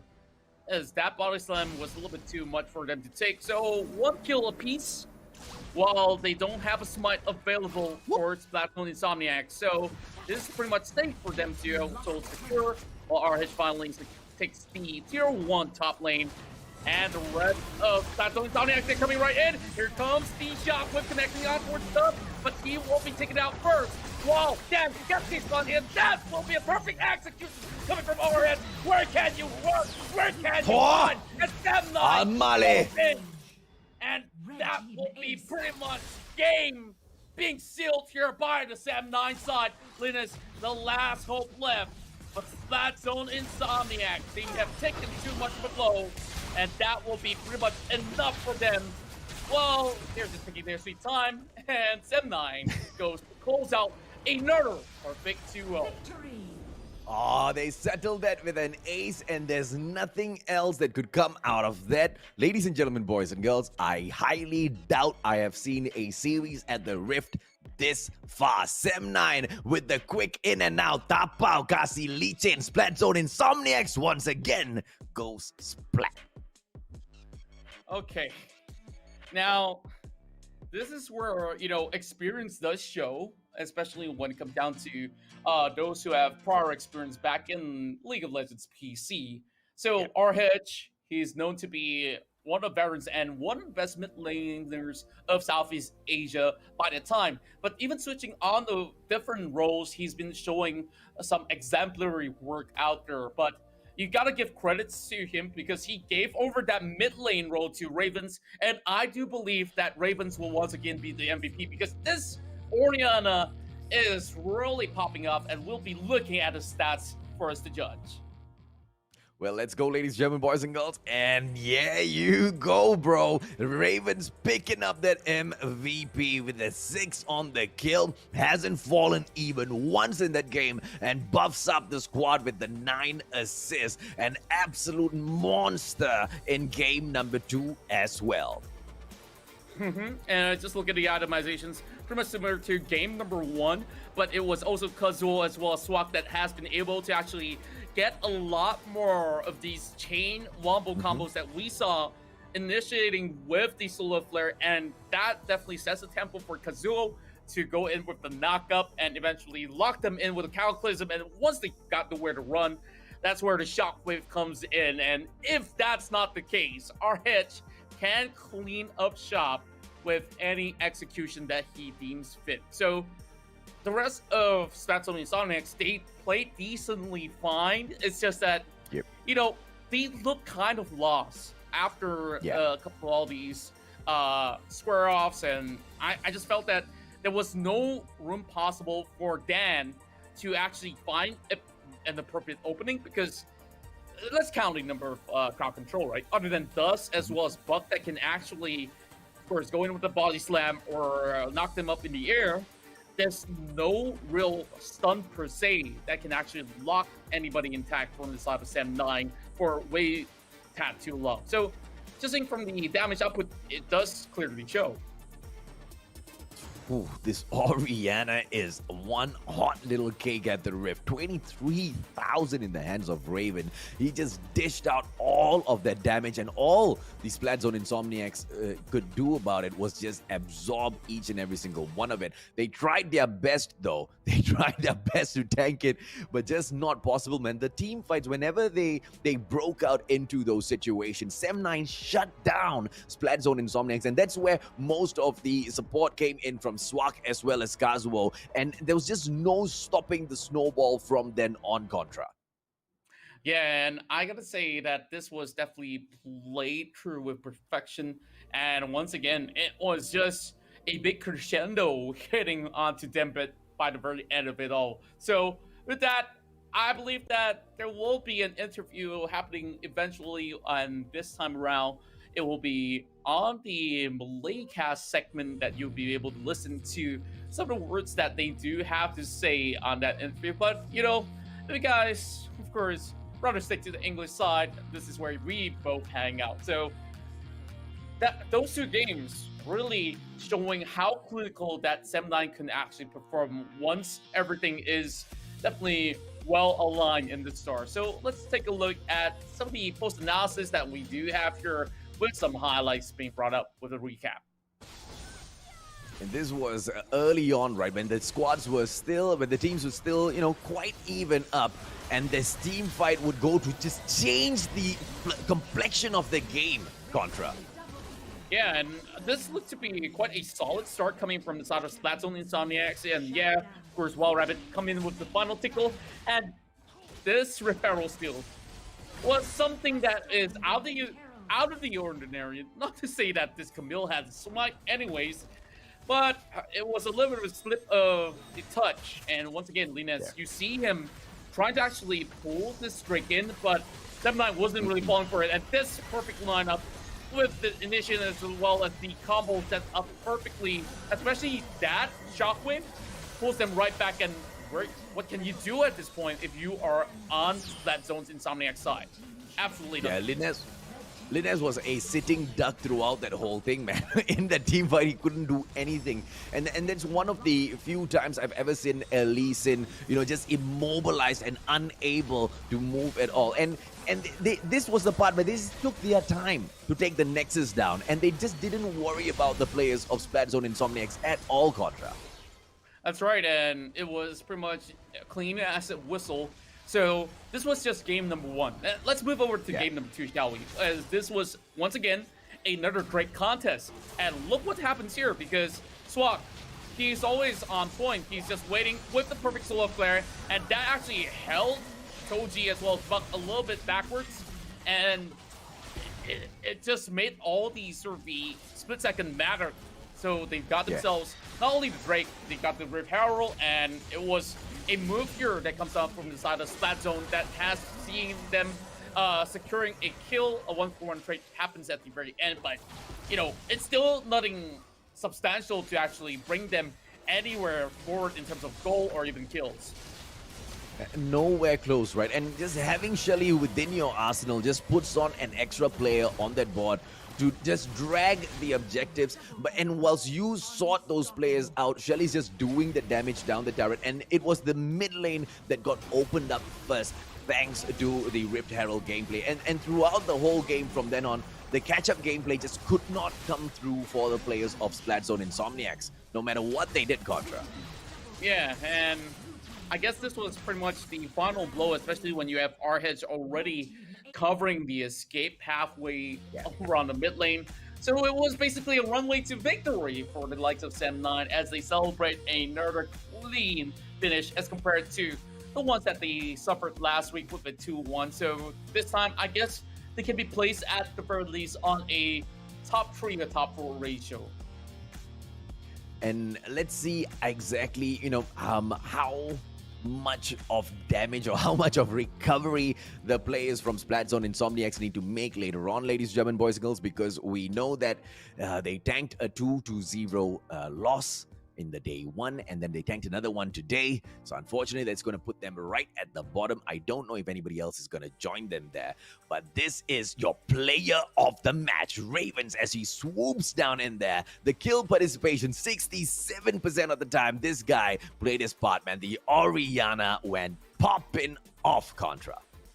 That's right, and you really got to give it up to Ravens because he was just waiting patiently. He was in a very safe position most of the time as he didn't really get caught out all too much.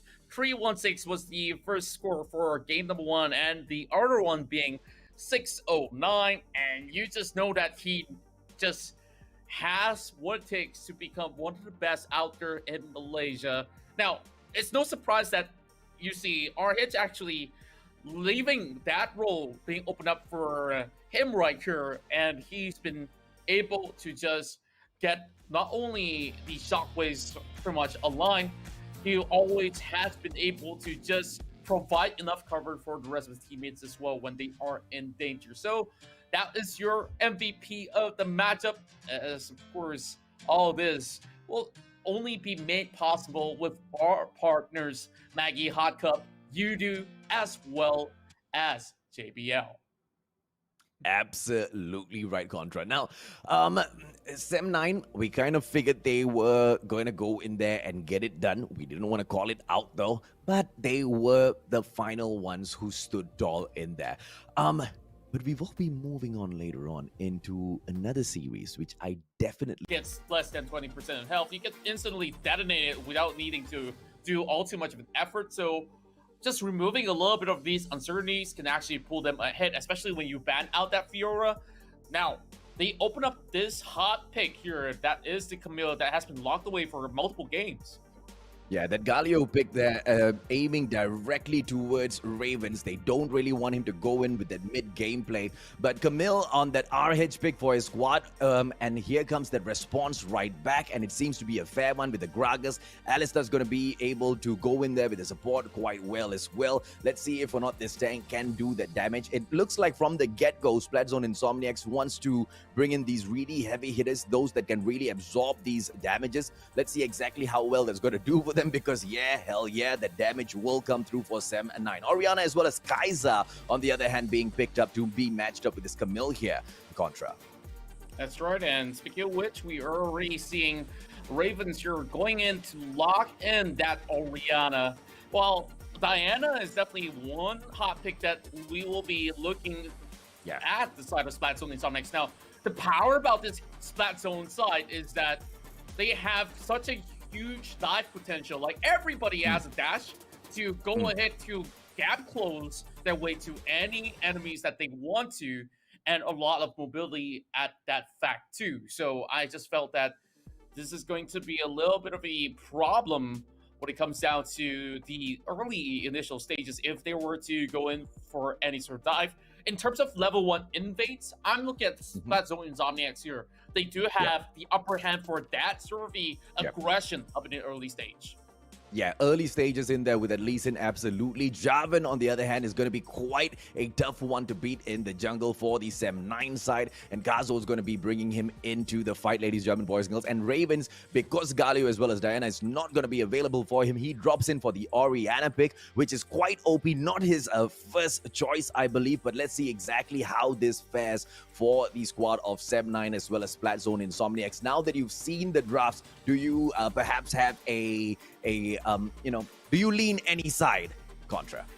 Well, it's really hard to say, but I really do like what I'm seeing coming from the side of Splatzone Insomniacs, because they have a little bit of an ideation coming in here on the very first game, but they will have to play a little bit more with a double-edged sword, because they will need to look for very aggressive maneuvers across the first 10 minutes, and if they don't really take advantage of that first 10 minutes, then maybe it will be a little bit harder, as the likes of Sem9 is going to scale out of proportion. So I'm really wondering if or not can actually Sem9 actually balance out some of the aggression by showing their own.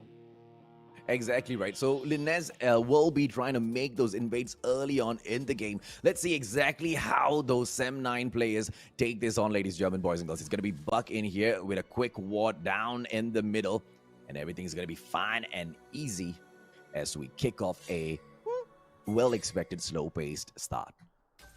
Well, I was actually hoping for an invade, but this time around, I guess we're just going to be taking things on a traditional note. But there he goes. A little bit of a hit, but onto its block. She ain't slapping on any mosquitoes this time. It's going to be a big bad bull right in front of him that he will have to just fall back upon. Now, RH soaking a little bit of damage coming in from the cask, but nothing too much for him to, worry about. Cheeky coming in from our edge. But then again, those explosive casts will come rolling right back. There's nothing for Dust to worry about. He can soak up quite a bit more damage before he needs to fall back. So, it's just going to be some friendly scrims between the two. What I'm curious about is, are we going to be able to see any gangs coming through? You see, the ward placement coming in from Splatzone Insomniacs is going to make sure that Gragas is not disturbed at all. He's not going to get caught off guard. So I think it's all good. But the same cannot be said for the side of Sem9. So RH needs to be a little careful there.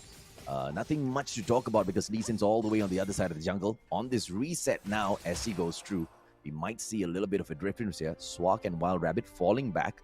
Scuttle gonna get taken out? No. Buck's right in front of him. But we are still gonna take this nice and easy, right? Yeah, I guess eventually you want to give the Scuttle back to the hands of Kazuo because he needs the EXP a whole lot more. That's why they lower it down for the J4 to secure it, eventually with Smite. But over on the top side here, our heads now soaking a little bit too much of damage, and it will be the Sonic Wave that does connect. Raven's being forced right back, and then, man, that was aggressive, and he didn't even need to actually pop the Ignite. Now, our hedge will just look on by. Can't really take on 1 versus 3. So Wild Rabbit's going to be falling back in here. Buck's right there behind him. He needs to jet away before Bucks gets those hits in. You know Toji will come right back in there for that backup. It's going to be a 2-on-1 situation until Lux drops back for that support. And there you go. So the support's back in. And we are back into that balanced gameplay from all sides. Gragas is going to go in there for the quick reset as RH applies that pressure. And he goes right back in here. And, you know, nice and easy coming in from both sides. We don't really see a huge lead on the goal, obviously. Nothing much has happened. Not many objectives in here to fight over as well. So I really love the discipline coming in from both squads, Contra. Yeah, and both ends definitely having a little bit of the tussle there. Oh, good snare coming in. And Wild Rabbit will take charge with even the likes of Kazuo coming right there with a flag and drag, but Wild Rabbit taking a little bit too much hit. And here comes Linus as he goes in, immediately popping his health bars there with the Dragon's Rage. Now still chasing upon Swag, and the cavalry has already arrived. And nothing much that 7-9 can do with the over-aggression of their very own Wild Rabbit. Oh, I literally just said that, yo. The discipline, master discipline. But then again, people make mistakes. We drop back. One Slay is not going to be doing much in here at all to change the path or the trajectory of this game. The Cloud Drake is going to be saying hello to us in a bit, ladies and gentlemen, boys and girls, as Ravens continues to clear out that path in the mid. But he's going to be met, obviously, with another wave in a bit. Nothing much to shout about. In 5 seconds, we will be able to see exactly how these squads go in. I mean, this is what I love, and at the same time, not really fancy about Wild Rift as well. You go in there for the proper gameplay by being really careful, and the start's quite boring, but you know it changes in the blink of an eye at the Rift. What, Contra? Yeah, actually, we do focus on to some of the laning phase. Interesting things do happen from time to time, like that sort of dive. Like, the heal comes up just in time alongside with the barrier, which I feel that Wild Rabbit kind of misjudged a little bit on the damage output, especially so early in the game. He was feeling rather confident because he had his killer instinct up available, but, you know, it's kind of like a little bit of a gambit between, you know, should I take it or not? Because that chance don't always come by. Okay, so let's see if or not they will make those calls slightly better in the future. Wild Rabbit has dropped to 1. He needs to secure 1 right back for the squad. And this is on the horizon of another team fight, which might break out. Linus trying to go in there for the quick pull in for that fight. And none of the players from Sem9 falling in for it. They are challenging the Swag with a beautiful hit there. That's right, final smart already utilized, but out of position into towards the Cataclysm, and the Moonfall catches on top of the 4, and the rest of Insomiax, they all but Wild Rabbit still gets 1 more in the back. They've already lost a little bit too much, but it's still going to be a 2-for-2 trade between both ends. But then again, actually only 1 kill going in for the side of Sem9. I thought that was a little bit more, but it does go on a reset. Nobody will be able to secure the Cloud Drake just about yet. Yeah, so I think Linus went in there for a double kill and then got struck back real quick. Obviously, you know, that's exactly the price you pay. You want to go in there for the Juggernaut, you have to give your life as well. We have seen some of these other squads go in with that perfect in and out, just like what Geek Fam has, built a name for themselves. The best touch and go team in here at the Rift so far, ladies and gentlemen, boys and girls. Gets in, gets the job done, and out before you even know what hit you. Ravens in there with those bombs, Swak with the backup as well, waiting for the players to fall for this. They think that the Ravens is all alone, but here comes Swak as well as Kazuo, and Buck is gonna be in trouble, Contra, but he backs away. Smart move. Yeah, immediately he pops the Unbreakable Will, not willing to be chained CC, don't really want to be knocked up right there. But then again, it's an outstar that we're looking at, so there's not going to be much heavy commitment towards a tank support anyways. So wise reaction coming from Sen9 not to overcommit as well. Now, Splatzone and Insomiax, they're still taking a whole lot of control over the river despite having a lot of vision being set up by the side of 7-9. Now, while Rapid's gonna be walking towards this death trap, and here goes Headbutt, Pulverize. Oh my goodness, he kind of saved his life. The Headbutt coming a little bit too late, and he will recuperate with the Shockwave. Dropping onto them, Kaplan to lock them in place with the Hexagon elevating them as well. The rest of them started and chasing right back. Now they get the kills, and the rest of Splatzone. They caught the rest of them 9 off of position, but they will once again go in for a trade that favors the likes of 7-9. Oh, with Doji as well as Rines being reset in here on that slay. Swak would lose his life in that fray as well. But it's a good comeback in here by Sem9. Still, it is Splatzone Insomniacs with a very slight lead in terms of that goal. In terms of those skills. But look at that goal though, Contra. Nothing much in between the two. And the objectives, once again, have not been touched yet. The Cloud Drake as well as Shelly in the game, but obviously it's going to be really tough with the way they've been taking this game right now to go in there confidently. We see that Lee Sin from Lines going in for that drop on Shelly, thinking that RH will come in for that push, but no, he does not, and here goes that fight. I really don't favor Lines going 1v1 against RH because she's got a lot of output of damage. So instead, they take what is rightfully theirs, which is in the form of a Rift Herald, and this is the strength of Splatzone Insomniacs, where they get actually have what a steal! What a steal coming from RH! Wait, that's not supposed to be legal! Can we have a replay? Because that's just a tick of health left, and somehow Swak chips in alongside with RH. How could they lost that? They have the smite. Wizards have the smite. It's just too slow on the reflexes, man. And it was so clear that the steal was coming through. He could have gone in there for the smite. He had it on him, but such a bad drop in here by Splatzone Insomniacs, and Sem9 will make them pay for it. And they've also taken down the Cloud Drake, ladies and gentlemen, boys and girls, which means the likes of Splatzone and Insomniacs, they are gonna go splat if they do not buck up. And just like that, a 4K lead on that goal, Contra. That's right, and once again, replay coming in as per requested. Just at the tip of the blade, he secures it, and I mean, the smite was always up online. What went on the mind of Linus? He thought that, hey, we got 3 guys, it's no biggie, right? And he was then corrected. Why would you save your smite though? I mean, Shelly is such an important object. Okay, most of the objectives, all the objectives are important, and you've got the opportunity. That's what you are there for as the jungler. But it's okay, ladies and gentlemen, boys and girls. We've seen teams recover from much more dire situations. And here comes the Rift Herald right down that mid. They need to go in and clear this minion wave as well. Buck and Doji gonna be getting that damage done. RH with that backup. Linet's gonna be paying for this. He needs to back away. They take that turret down as well, and on the brink of another team fight. And here goes Hexite on the outer corner, but there's no backup coming in from the Zalaris for Sem9. They were all too scattered, trying to focus different targets. They do secure the first turret of the game that will be able to put them up ahead in terms of goal. Yes, they don't have the same amount of kills, but it doesn't really matter because all these money adding up, and RH can only get stronger from here onwards. Remember this, RH can also go in for this. Masih lagi bersama untuk seketika, tapi lihat bagaimana eksplosif gas. Becky telah pun tiba. Becky menjatuhkan seorang. Mereka ingin masuk sekarang. Teleport telah pun tiba. Siang telah pun sampai. Dia perlu menggunakan strike, tapi terlewat. Blood, sweat, and tears written in the blacks of kings. 1 in a million, the billions that have to sing. And this is the ESL Mobile Open, and we present to you the League of Legends Wild Rift C Icon Series Malaysia. My name is Contra. This is the Mustachio AJ here. We've got ourselves a good break to first open up iftar and also to have our dinners right here. So selamat berbuka puasa to our Muslim brothers and sisters, and we are getting ready for our upcoming matchup here.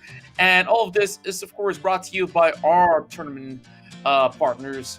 And we start off with Maggie Hot Cup, and thank you very much to UDO as well as JBL. So right now we still got 2 more series to go, I do believe. And well, AJ, we definitely open up with some really hot games.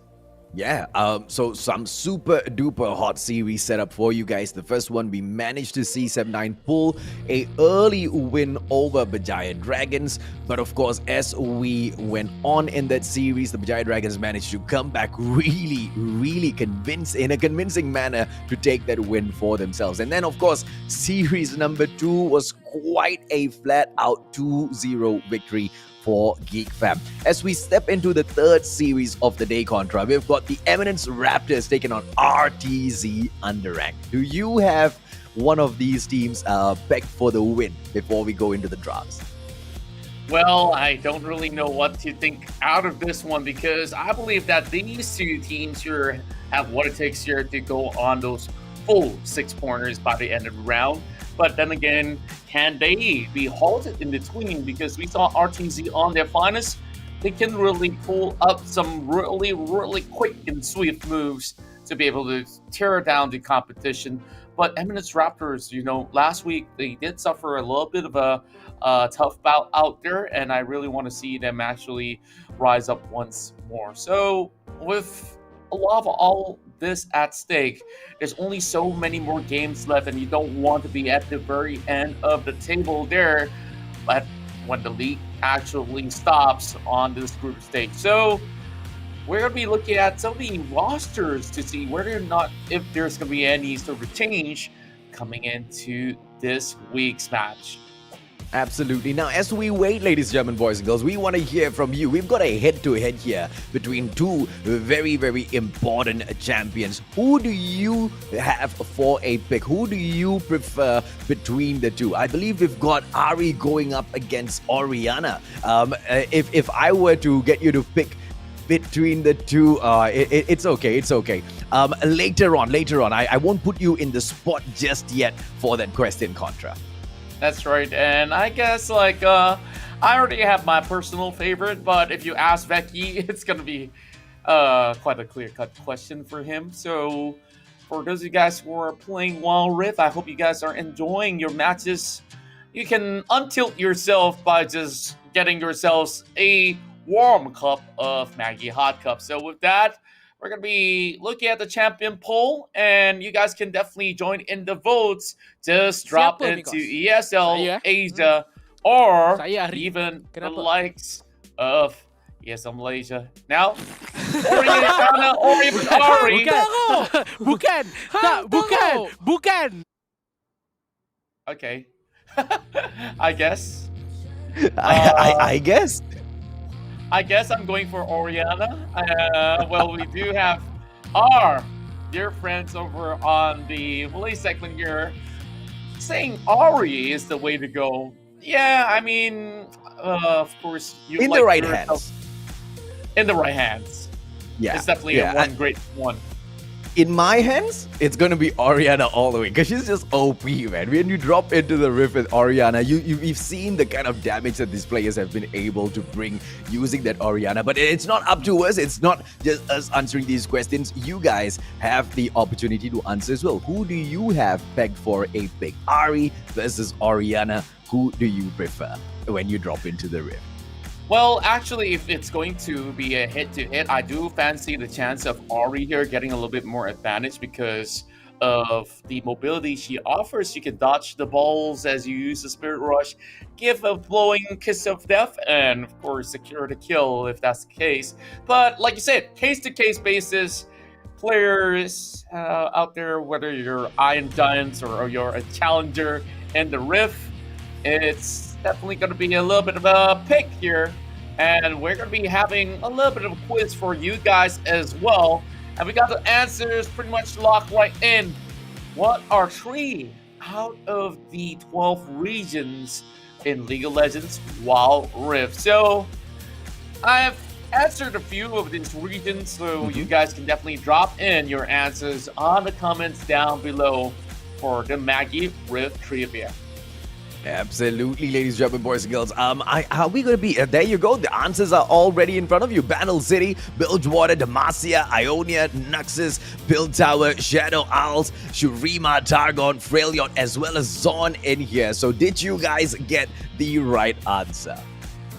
Well, I've already got all the answers here before that, so of course I'm not going to be playing any cheat. I'm not going to be participating, but these are your answers out there. What's my favorite city?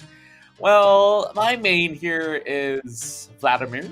It's not being released in Wild Rift just about yet, but he does come from Noxus, I do believe. So for that, I really want to see whether or not will he be, of course, terrorizing the Rift eventually. But other than that, Ionia seems to be my hot favorite because I do have a lot of champion pool that's from the Ionian region. So, being said that, you can definitely relate it back to your favorite champion. If you don't know where they're from, just go ahead and read the lore, the stories of where they come about. So, we got a lot of stories to be told here, AJ, because we are about to, of course, share a few moments with you guys. Now, just for a fact, I just came back from downstairs because I had my moment with Maggie, usually in the Mamak store alongside with my friends, but today I've been eating alone. But,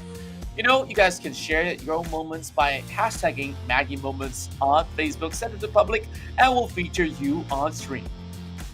Absolutely, ladies and gentlemen, boys and girls. And of course, if you want to go in there, you want to throw the stream right there behind you, want to have a Maggie cup in your hand, the probability of you getting featured will just shoot right up. So what are you waiting for? Exactly. And, you know, other than the Maggie moments out there, you guys can also share some really good connection there with your friends, with your family, as well as your loved ones throughout Hari Raya, because we got 5 gigs of data to be given away. All of this in courtesy of UDO, powered by Cellcom, because you do it better. Just go ahead, scan the QR code, or visit the website https://bit.ly/UDOWR. And don't forget, if you guys want to pick up on one of the best audio devices for your own gaming setups, JBL has released their Quantum series. Head on over to www.jbl.com.my to check out all of the information. We also have our giveaways going on here today, so make sure you don't go anywhere. The JBL 300 could just be yours. That's right, and we are going to be looking at the lineups here for our upcoming match. It's going to be Eminence Raptors versus RTZ UndeRank. So we definitely start off here with Eminence Raptors lineup, as this will be going on the best of 3. We got Steezy, Xion, Hilla, Fluffy, as well as Kit. So Hilla, brand new to the challengers there. We welcome him on board. But Xion, you know, previously he was from Todak. After Todak has not qualified, he's been participating with Eminence Raptors, as he's still got a lot of things to prove on the Rift. But I really want to see a brand new survey composition that they will be drafting out later on to face off. Yeah, again. high probability. Oh, excuse me. Yeah, apologies, Contra. High probability of a 2-1 here, as Eminence Raptors have proven to be quite the challenges for the top spot, but unfortunately, you know, just getting it done during the group stages hasn't really been, very easy, as Crown over Rods, Kagame, and Shanks drop in here for RTZ UndeRank. This might as well be one of the most, balanced matches we will have at the group stages. That's right, and I'm just looking at the side of Kagami as well as Rods. These two really are quite some clutch masters of their own, and Kagame, call him the outcast of BJD all you want. He's here to prove that he don't need no BJD to get back up on top. So let's see if RTZ UndeRank will be able to pull the numbers back in, or of course, be proven wrong out there. So AJ, we're seeing quite a number of all these matches coming from RTZ UndeRank. Some of them really coming up on a high note, and there are some that see them really go down under. Yeah. So consistency in terms of, going in there with their drafts and being able to play the main objectives of the game, the basics, they've got it all covered. Taking the fight up against the big dogs, on the other hand, we can't fault them for that. It's just the way it is. Unfortunately, a lot of these teams will still need to go through what the likes of Berjaya Dragons as well as Geek have already gone through, which is those months and years of planning and preparation up for this stage, right? But for the likes of RTZ and UndeRank as well as Eminence Raptors, not too shabby at all so far. So as they go into this match, most probably a 2-1. But the problem is, I don't know who's the two gonna go to. As we drop in here for the drafts, Ziggs as well as Akali gonna get struck off early, Contra. Well, I guess that Ziggs here, after the buff here, people have been spamming him quite a whole lot, especially over the mid lane, where he is a little bit too safe, a little bit too tanky to be busted down, and also having a lot of damage output for every single nade that he does connect. Now, RTZ UndeRank once again opened things up, just like how they did in the past few weeks ago with the first pick of Katarina. Now, on the other hand, it's Eminence Raptors immediately locking in that Kaisa, so Xion has to respond. Either he wants to go in with the Braum or the Wukong right now. Now, Wukong is definitely one hot counter to Katarina when it comes down to team fights, because it can just cancel out the Death Lotus while she's midway channeling it through. So what they're going to do, they're going to pair it with the Galio here just to protect this Katarina a little bit more. Oh, and I think the composition of the mix between Katarina, Gallia, Perfection, Jarvan going to be dropping into the jungle as well for RTZ UndeRank, ladies and gentlemen, boys and girls. Hiller's going to be able to pick up the third champion, and Gragas, as he drops in, should be able to, pick up the Baron lane, go down mid as well. Let's see what there you go. Braum coming in for that support in the Dragon lane as well. And obviously Kagame with his response in here. We need to see who's going to go down for the Dragon lane, and Xayah is going to be the ADC. So interesting and a strong pick in here. I've never been able to see perfection in terms of the Xayah usage in the competition thus far. Maybe today will be that day. And of course, Garen going to wrap up the draft for RTZ UndeRank in here. Oh. Yeah, a little bit of a husband as well as a wife story combo that we'll see coming from the side of RTZ UndeRank. But then again, well, one of the lovers here in the form of Xayah will not be having Rakan all across, so they will be paired with the Galio.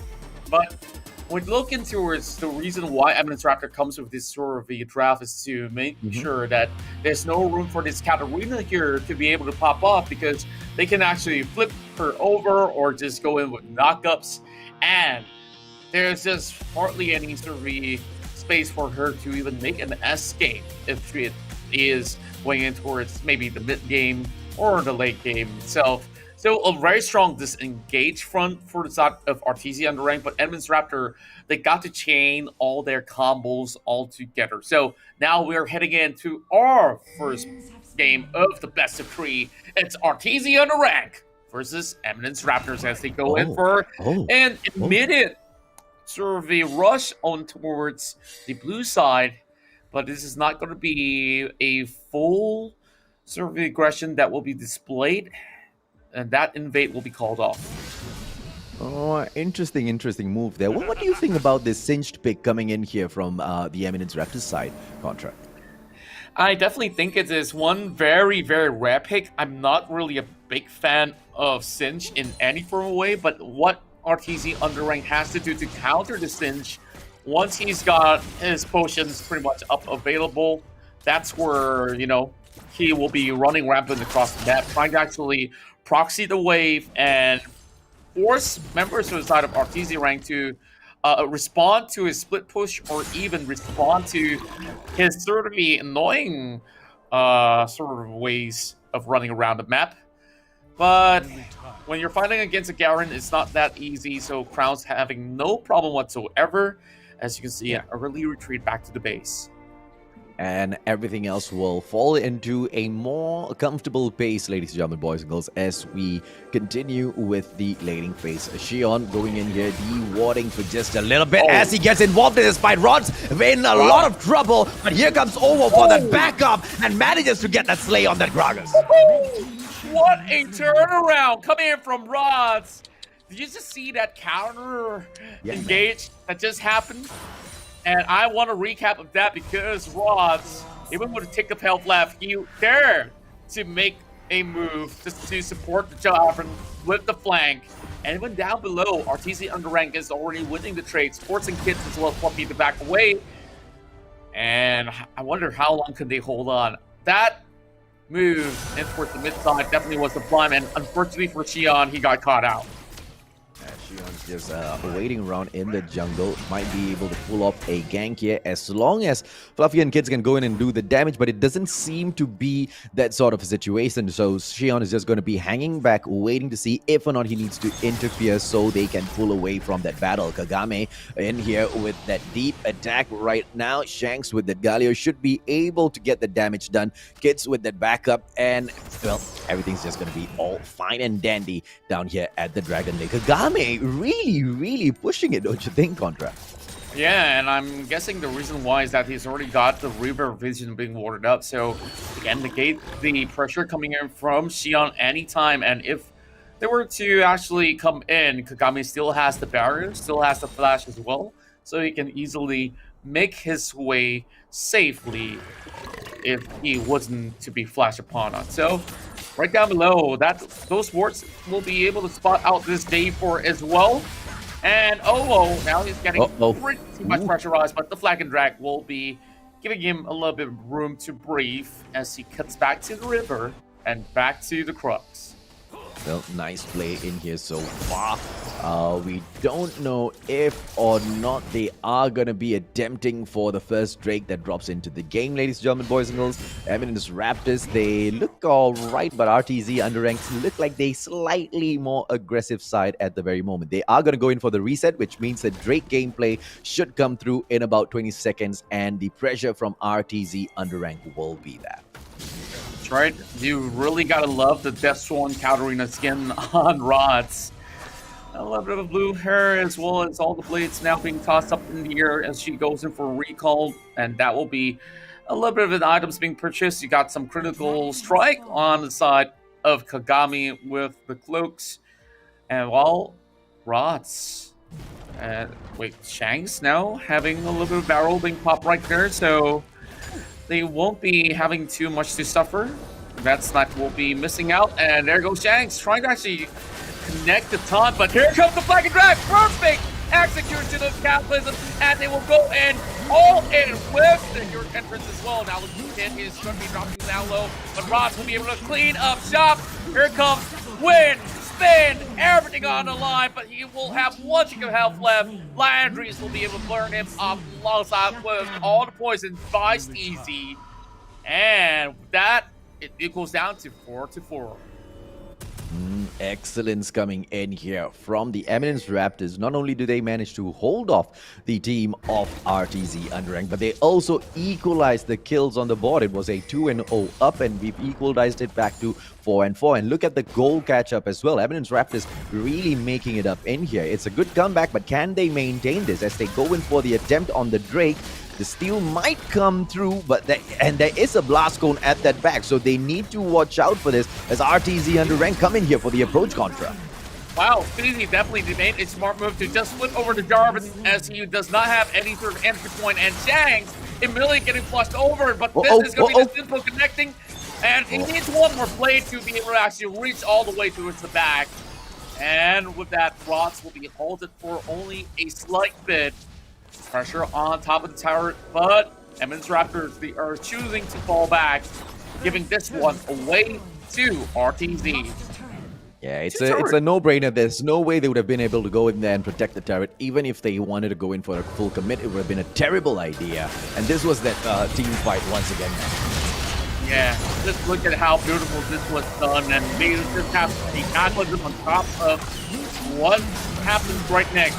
Direct entrance should go into the Deathborn, well, Death Lotus, just to correct myself. And with that, it was a little bit messy, but I like it all the way through because Rod's now being enabled. And instead of going in for the usual for runes, you are going to be looking at her taking the Conqueror. So the longer she stays in battle, the more damage she has. Ovo as well as Shank's going to be dropping in here towards mid, and a quick reset going to be coming in from Rods as they set themselves up. They won the fight for Shelly, and RTZ UndeRank just going in for the quick bait, expecting Eminence Raptors to come in here for the push. The reset does not come through, and they will flank right round Shion, leading the fray. Ovo right in front of him, but they will back away. They want to see RTZ go in for the push on Shelly just first before they come back in here for that fight. What a knockup coming in, and that Cataclysm is a little bit too far front, and everyone's bailing all the way through. Flash coming from Dion, he does have a G8, and this is where they managed to trade it all the way across. And obviously UndeRank, they lose one member, same goes to Eminence Raptor. I'm not really liking how that fight went down because they were diving all the way in towards the enemy lines of the turret. No minutes for them to work with, and this is where RTZ, they're running right in, and they're cutting the exit as well. Here comes the flank and the steal! And this is RTZ taking Shelly out, and Fluffy's going to be the next one to fall. Here comes the cavalry rush going in, hopping across. Crowd's going to be able to actually secure the kill eventually, but Fluffy Kagame as they all rush right through. Oh, eventually Fluffy falling flat. Yes, he does get a little bit of honey fruit, and Crown just stopping them from moving forward. Oh boy, this is so messy. Yeah, man. Awesome, though, coming in from RTZ UndeRank. They still managed to grab Shelly towards that very end, thanks to the hit that came in from Ovo. And they will go in here for a quick reset, ladies and gentlemen, boys and girls. Shelly should be able to wreak havoc either on the Dragon or the Baron lane later. On mid, a high probability they will not be going in here for the push as that Gragas tries to take down their turret. Wukong will have to go in for that reset as well. Let's see exactly what sort of an objective RTZ UndeRank goes in for next, Contra. That's right now, we're on bomb side. We're having a little bit of a glimpse here of a takedown because they've already used the exploding cast, but Rod somehow survives and dodges every single trouble. And now they're going in for the flash as well. Lost out the taunt. Special Fisher coming in through, but it will be Rod there secures the kill as he will be jumping in with the Death Lotus. Bring down the health slow, but he will be chasing up and calling it quits already. For the top side here, still the nuisance being the cinch. Pushing in all the way across, and there's no time to even entertain that cinch right up there. This will be a turret takedown or Crown. They have taken down the mid turret. Now they release Shelly up top as well, but so deep down within their own territory here. Yeah, and this is where they're just walking right in towards another trap. Here comes Cyclone as well, connecting out towards the side of RTZ. Jackson will be able to actually fall out, and here comes the spike, and it will be the rest of Eminence Raptor here to clear them all of 2 breaks in a row. And Eminence Raptors, they don't really have that much health, but they might just attempt this Baron as they are hanging across it. But the mid lane turret looks to be a lot more feasible. And yet again, they're still trying. This is too big of a risk. I don't like this. They've already spotted him out with Ward as well. Now, Eminence Raptors, they need to back away because RTZ UndeRank, they can still go for this. Yep. They can come in and they can get a quick ace, but can they get the Baron Nashor down quick enough? Ladies and gentlemen, boys and girls, Shion's gonna be in there. Fluffy comes through, Shanks! But they managed to get Baron Nashor, and now they need to back away from the situation, which is exactly what Eminence Raptors does. And just 1 second more wasted, they could have been slain, aced out of that situation, but it does not happen. And Kagame needs to go through, support Shelly as Shelly just makes her way through that Baron lane, but will get taken down by that Brom standing up tall there. And this is the play once again, man. Yeah, and we saw Shanks. He tried to actually get the knock as well over on Fluffy, but Fluffy was in the perfect position to tear everybody that comes across. So it was really positioning that was here that caused Arteezy UndeRank to fall. And after that, that Baron Nashor call was a little bit way too risky, but I'm glad that they made it out in one piece. So we talked about how, this might just be the most balanced matchup at the group stages between RTZ UndeRank as well as Eminence Raptors, and they are clearly proving that. Although we see the slight advantage in here by Eminence Raptors, 2 on the advantage, 2 advantage on the skills, 2k advantage on the goal, and they've got 2 objectives here on the advantage as well. They've taken those 2 Drakes. Quite technically speaking, they've got 4 advantages because they managed to... they took Baron Nashor. RTZ UndeRank was the one that took Shelly. The problem was, with the release of Shelly so deep down their own territory, they just wasted that Contra. Yeah, that's what I really felt as well. But, with so much at stake right now, Eminence Raptors just really pulled the right shots, and they were just dancing around with Dev because they had only the flash to work with, and they had to flash over the wall. Now, pressure over on the mid lane here with the explosive cast to push them away from the turret, as they only want to secure this one and not really start a fight. As you can see, the goal is stacking up from this Baron powered play. Yeah, beautiful play coming in from Hila, just moving out all of those players from RTZ UndeRank away from the turret. They go in for the quick finish, and then they go in for that reset as well. Eminence Raptors, very surprising gameplay coming in here, close to perfection after they've gone in for a good roundup early on in the game. Can they finish it off? Well, it's really hard to see whether or not will they be able to close out the game just about yet, because early Barons usually get you a few turrets, but it won't be able to get yourself that inhibitor just about yet. So long as that inhibitor is still up, Arteezy UndeRank can still pull some of all these kills. We saw it for a couple of times already, especially on this Drake challenge. It's going to be a Mountain Drake, but you don't want to give it all towards the side of the Raptors. Now, Arteezy, they're over the mid side, while the rest of Eminence Raptors, they're just looking by the river, and now repositioning. They are clearing the way first. They're getting the pressure, but I felt that they could have actually pressure from the edge. They don't really have to do exactly just this, because with that, they could have actually wrapped them around. Now, Drake is already up, available, and here comes the flank coming from Hila as well. And this is looking all too good. Here Rick Danvers enters the forefront there. Calculus is locking them in place as well. Steezy just running across and stopping everybody from exiting.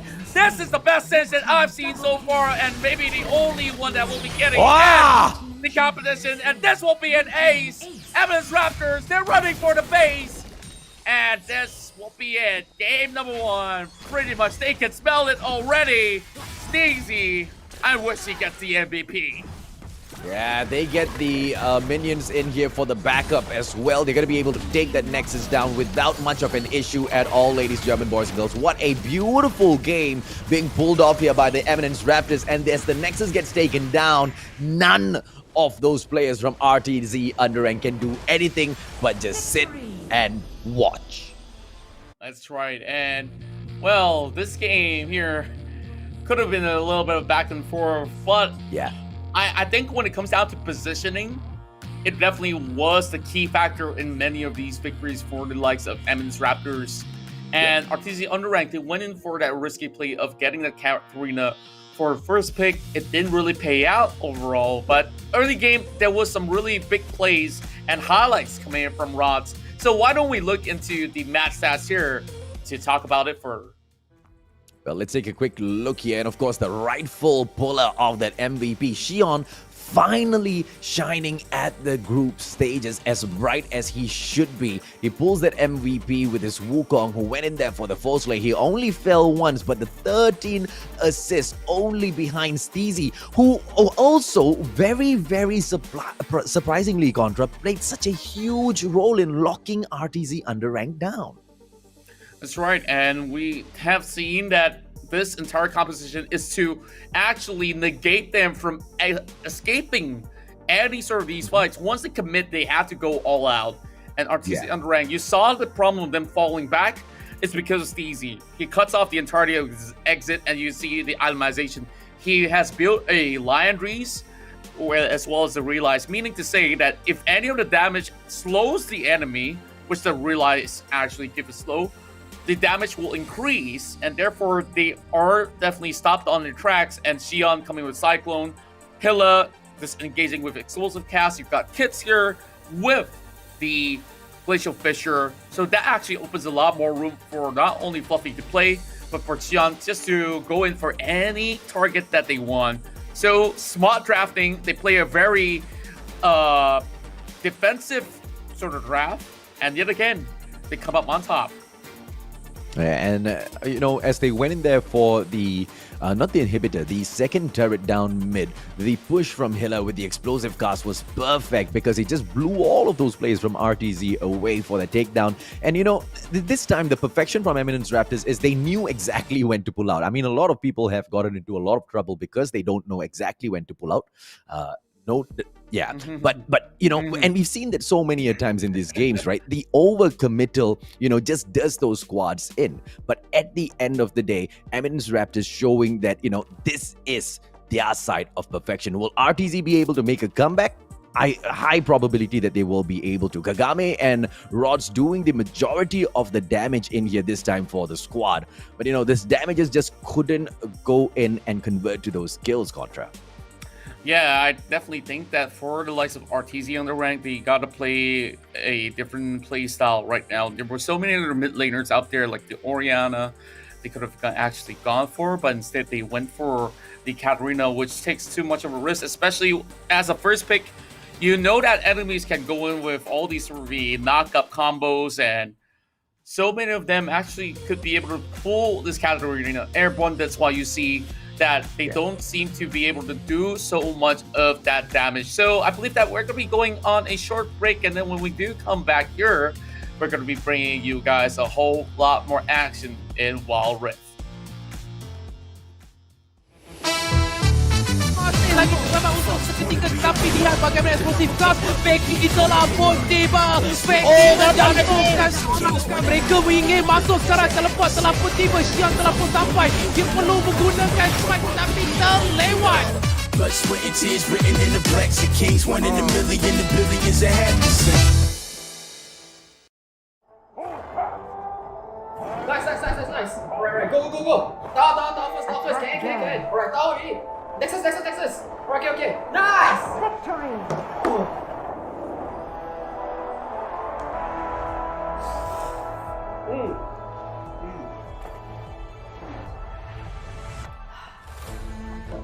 I'll see you in the game. Alright guys, let's go on board. Okay.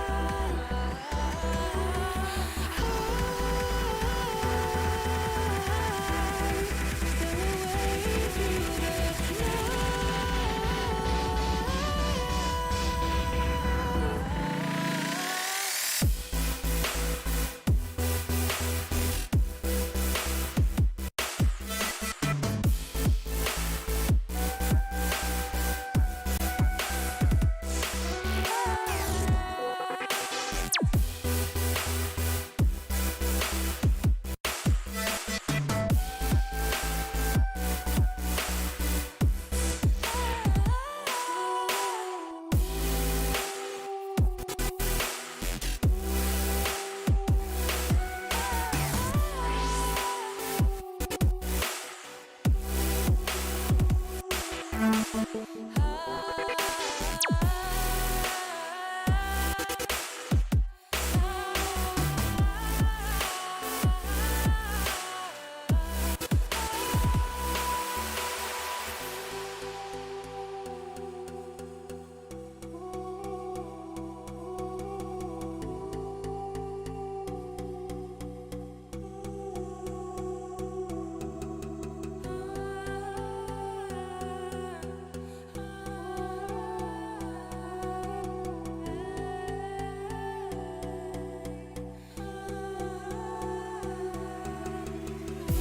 can't stay, so let's run away.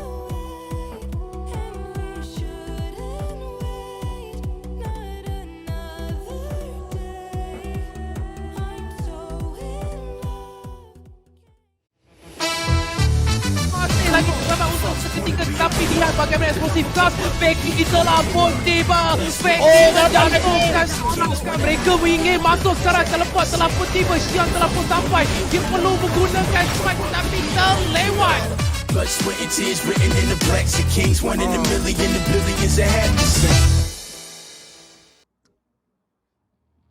Welcome back to the summer installation of the League of Legends Wild Rift Icon series, brought to you by the ESL Mobile Open with the support of our partners Maggie Hot Cup, Udo, as well as JBL. My name is AJ and I'm the Mustachio down here with the one and only Contra, bringing you all of the hottest actions from the Rift. And thus far, RTZ UndeRank, as they went in and took on their, friends that they thought were going to be easy to face. Eminence Raptors Esports Contra. It was quite equal at the start, and then things started to break down towards the end. Yeah, and I'm definitely in for the Steezy hype train because he just went choo-choo, running into everybody out there, just poisoning him down, and of course, cutting all the exits out there. But it wasn't just about Steezy overall. We saw the side of RTZ really taking up every single sword, and they're ready to charge.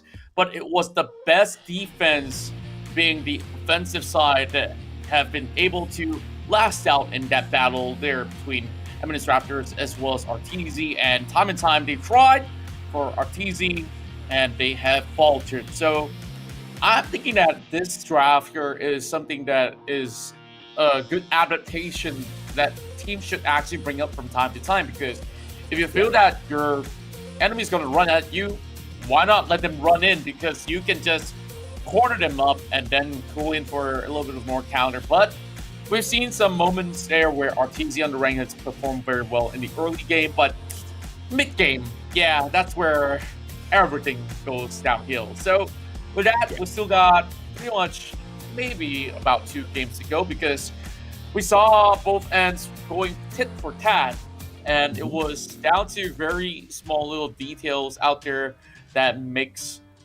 or even breaks some of these team fights. So I wonder what will they come up with this time around, because I'm thinking RTZ UndeRank, they won't be going in for that first pick Katarina anymore. Yeah, so we will see exactly how they do this, ladies and gentlemen, boys and girls. Let's take a quick look at their drafts and picks and see who gets banned here first off. Contra, so walk us through this, my man. That's right. We're going to be starting off here with a Fura being banned away, so Steezy won't be able to play that. But again, they are not worried about the cinch. So yeah, here comes pretty much the Katarina ban. I feel like they should open it up, because Eminence Raptors, they've already got the answer to it. So it will still make Rots a little bit tad uncomfortable. But that opens up some picks such as the Camille that can be picked up here by RTZ UndeRank. Yeah, and we've seen exactly how that Camille can go. Diana, not too shabby at all. And there's a really strong pick coming in here from RTZ UndeRank. And yes, the response can come through from the side of Eminence Raptors with the Kaiser pick, maybe even the Camille right down under as well. But the Gragas is obviously up. There you go. Camille coming in for Xion. So solid ones coming in from the Eminence Raptors side. RTZ UndeRank, how will they respond? Brom getting that pick to go in to soak up all of that damage and to give some back as well Rods might bring Gragas in. There you go. Okay, so a solid lineup coming in from RTZ UndeRank. They're going in and picking up all of the hot stars, but not too shabby from the Eminence Raptors side as well, don't you think, Contra? Yeah, I definitely think that this is actually a really good pick, especially whenever they go in for any sort of team fight. But RTZ UndeRank, they're already showing a whole lot of beefiness. And if you read an article from one of esports, they call it the chunky boy composition. Thank you very much, Mika Fabella, a little friend of mine from the Philippines. And right now I'm looking at Alistar that's being picked up here that will be going into flush out a little bit of pressure here, just peeling a little bit for the Corki, which I'm thinking the Corki will be hitting in towards the bottom lane instead of mid lane.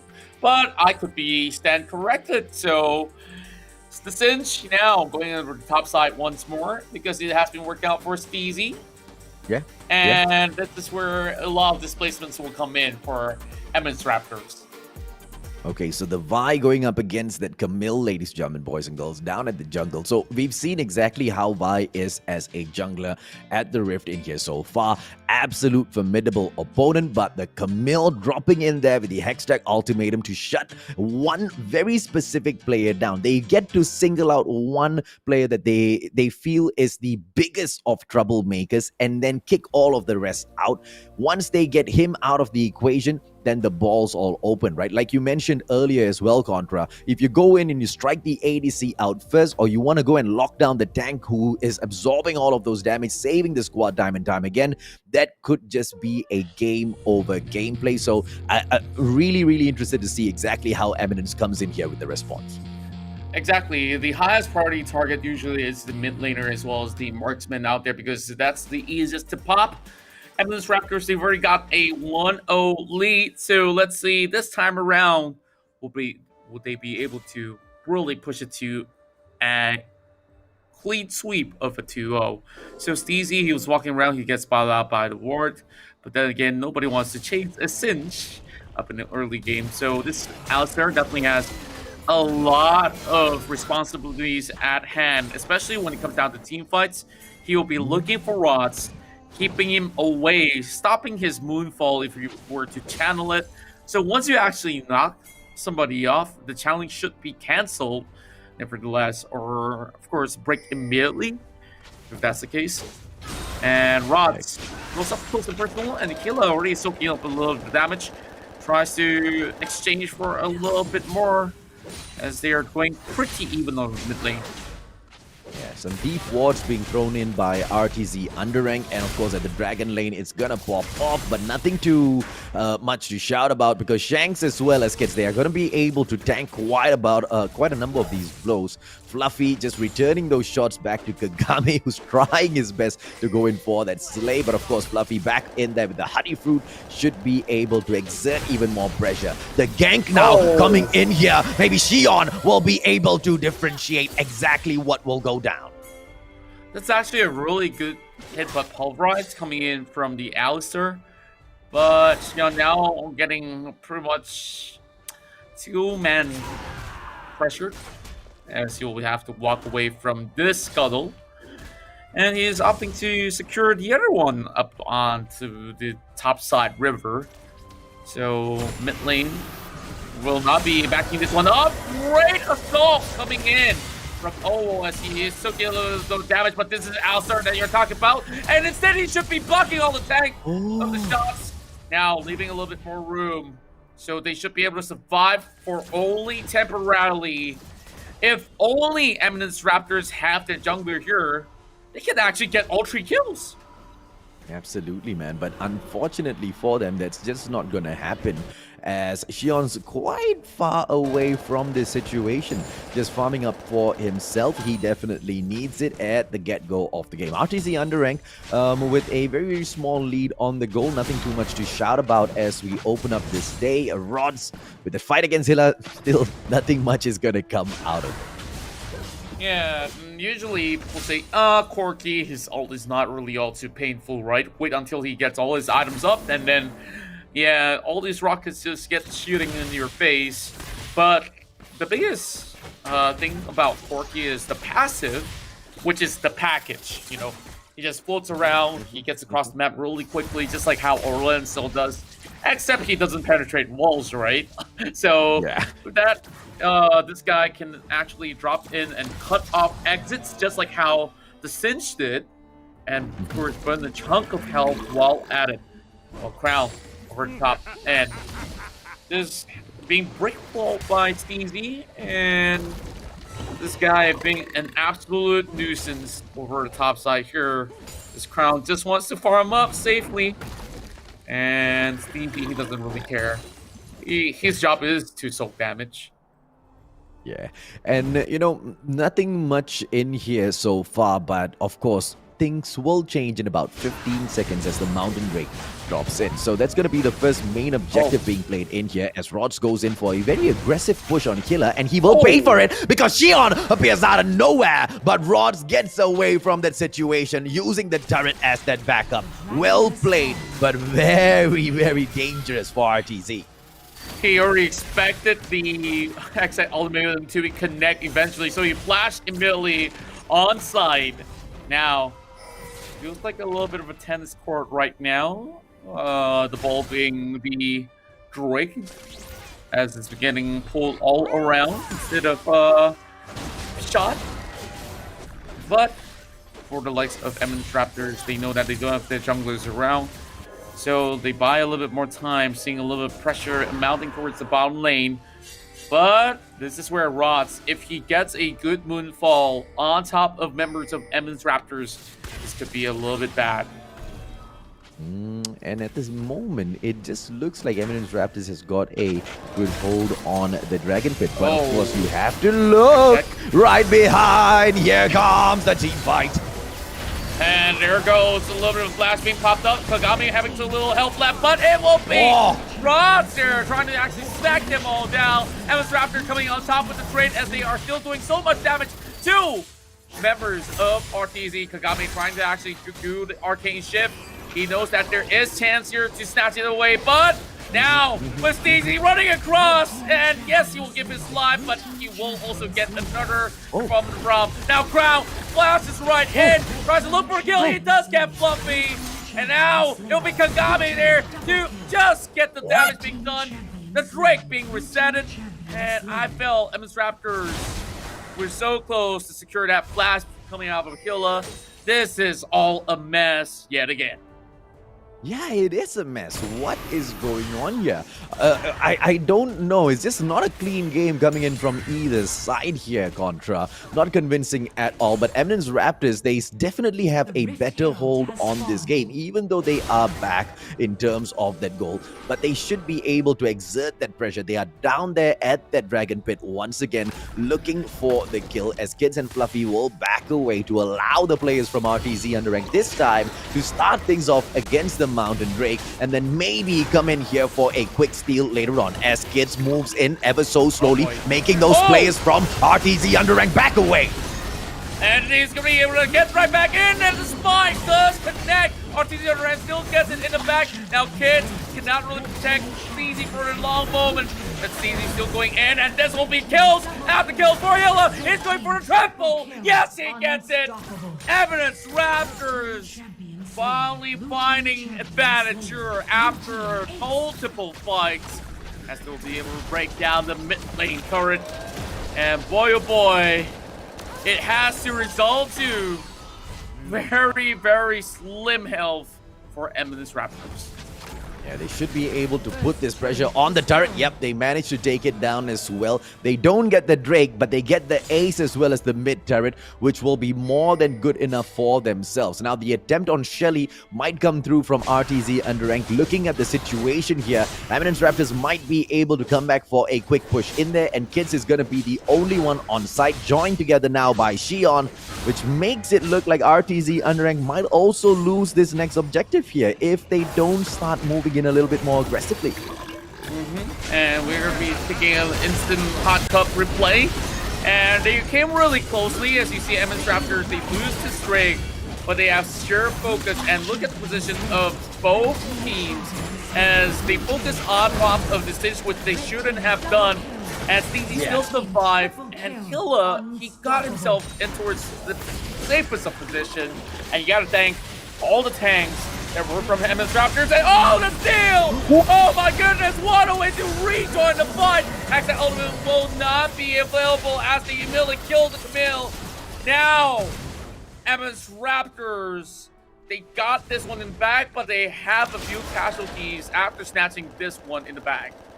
Yeah, but very, very nicely pulled off there by Xion. Goes in at the nick of the time, manages the quick steal on Shelly, and then, of course, gets slain. So will be placed on a timeout, ladies and gentlemen, boys and girls. But are they going to be able to bring down the pain as they move back into the game? Eminence Raptors, they've managed to take down that one turret down mid. I wonder if the next push is going to be down mid, because the pressure is looking like it's going to go down onto that dragon lane here as well. But you know, here's the problem. Gragas as well as Braum, this combo has been proving to be quite a tough line to get past now, Contra.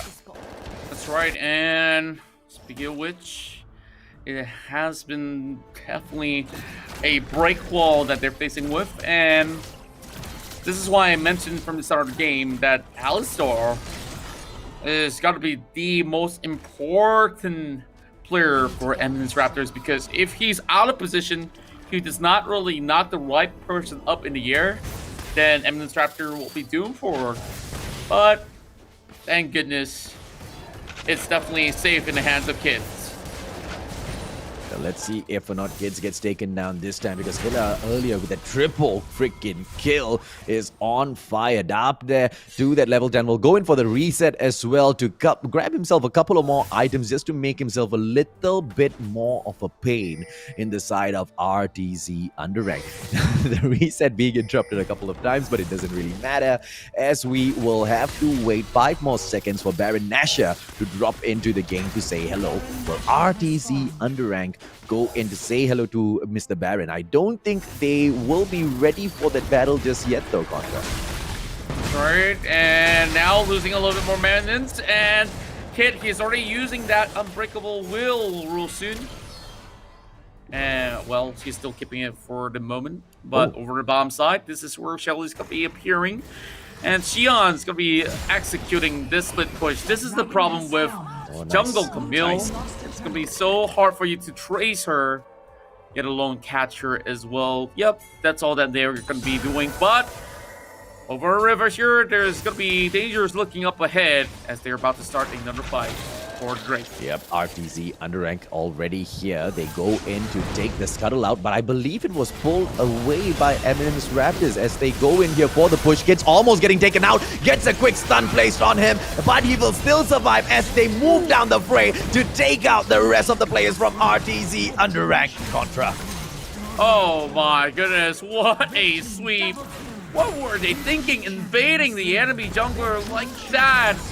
And with that, an easy execution with the triple and the rampage, as they will be able to just shut off the entirety of RTZ UndeRank and now go in for a free Drake. But thank goodness, they don't really have too many members to work with, so they don't really have the power to actually start on that Baron. Yeah, they can't even go in there and push for yet another turret, ladies and gentlemen, boys and girls, so they will have to be a little bit patient here.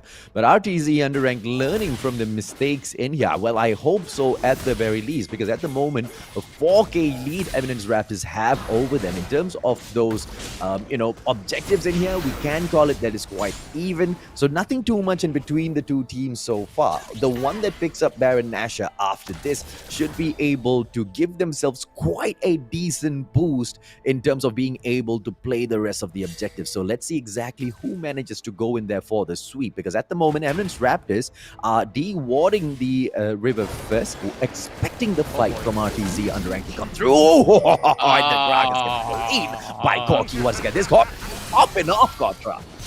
Oh, he's going for the chase as well. Look at him go. He does not really care. He will give his life up, but here goes Fluffy with a clear instinct as well.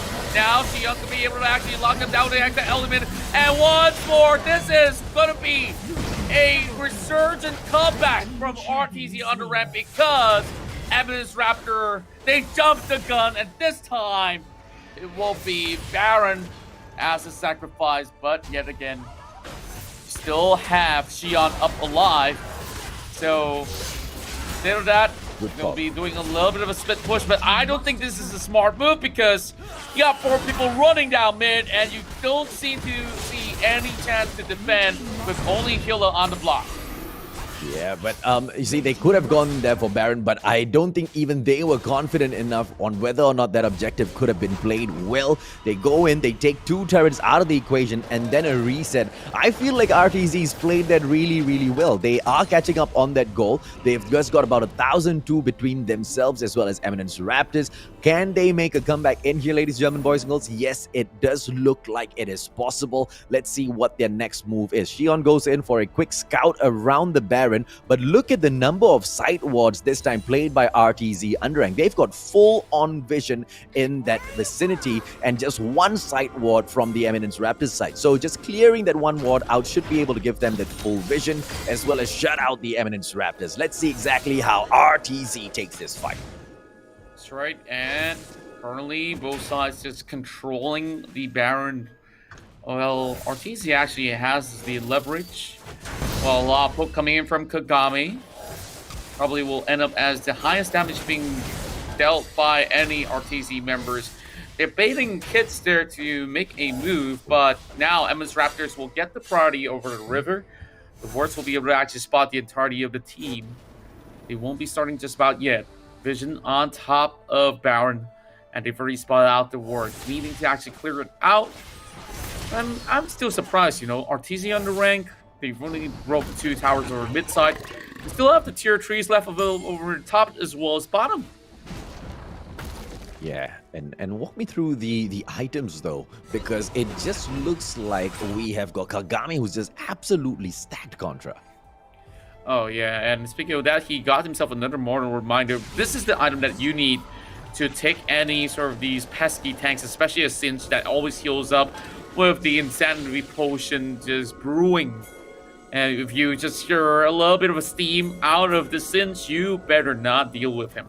But I guess now Kagami can actually stop all these sort of regeneration that'll be coming by, but this is going to be one of the most important breaks here with the Infernal Drake. But Rons goes in, Moonfall on top of 2, and he immediately secures the kill. Accent Ultimate on top of this Diana, as you will be able to flash away. Great execution move with a crazy glacial vision connecting to every member of Eminence Raptors. Now, Gila, he still have health, but there's so little left. RTZ UndeRank, they found that opening, and they have been able to tie the kill 16-16. But over the mid side here, Hila being flushed away, package connecting, but there will be the flash. The stacks of the brittle. He needs to back away. And now Eminence Raptor, they're showing signs of weakness already.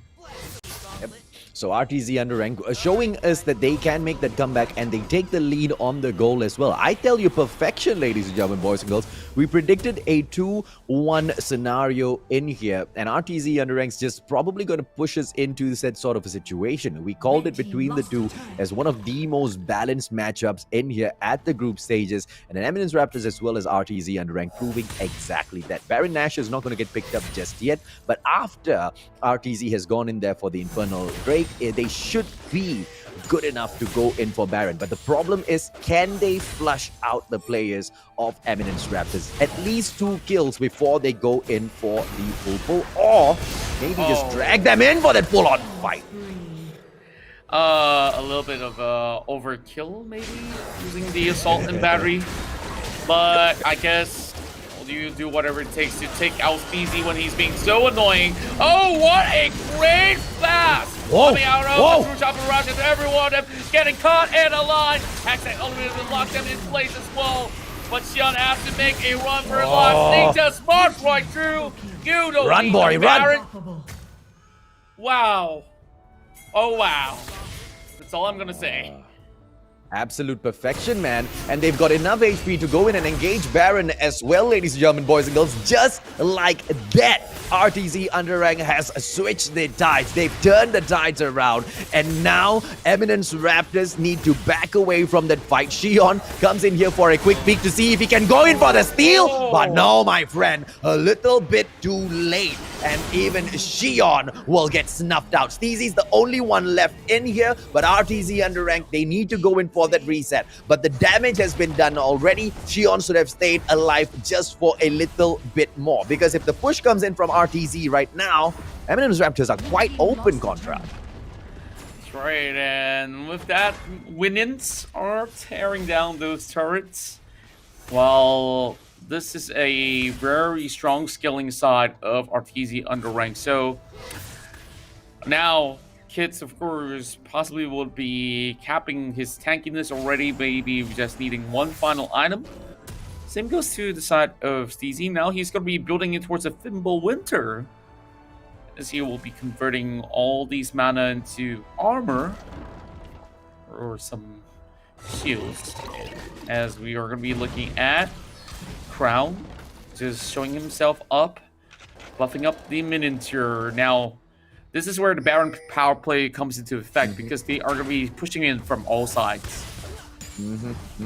They push in from all sides. They buff those minions up as well, but it's going to break into another team fight as the Eminence Raptors players come in here. Kagami and Shanks are waiting for it. They will respond equally, and they get the Alistar out of the equation first. And just one more Hilla, but he will have to run with his little tail between his little rudders. But Rods will smash him out, and they'll go in for the inhibitor, ladies and gentlemen, boys and girls. And right after, the Nexus as well. What an amazing comeback from RTZ UndeRank. Well, we predicted this game to go all 3 games, and yes, it will. RTZ UndeRank has shown us another different side heading in towards the late game, and they played those team fights so much cleaner right after, forcing Eminence Raptors to the choke point, and you saw the lineup is just insane. Like, how beautiful was it? If I need to paint a picture, you have the Braum with the lining everybody up in the air.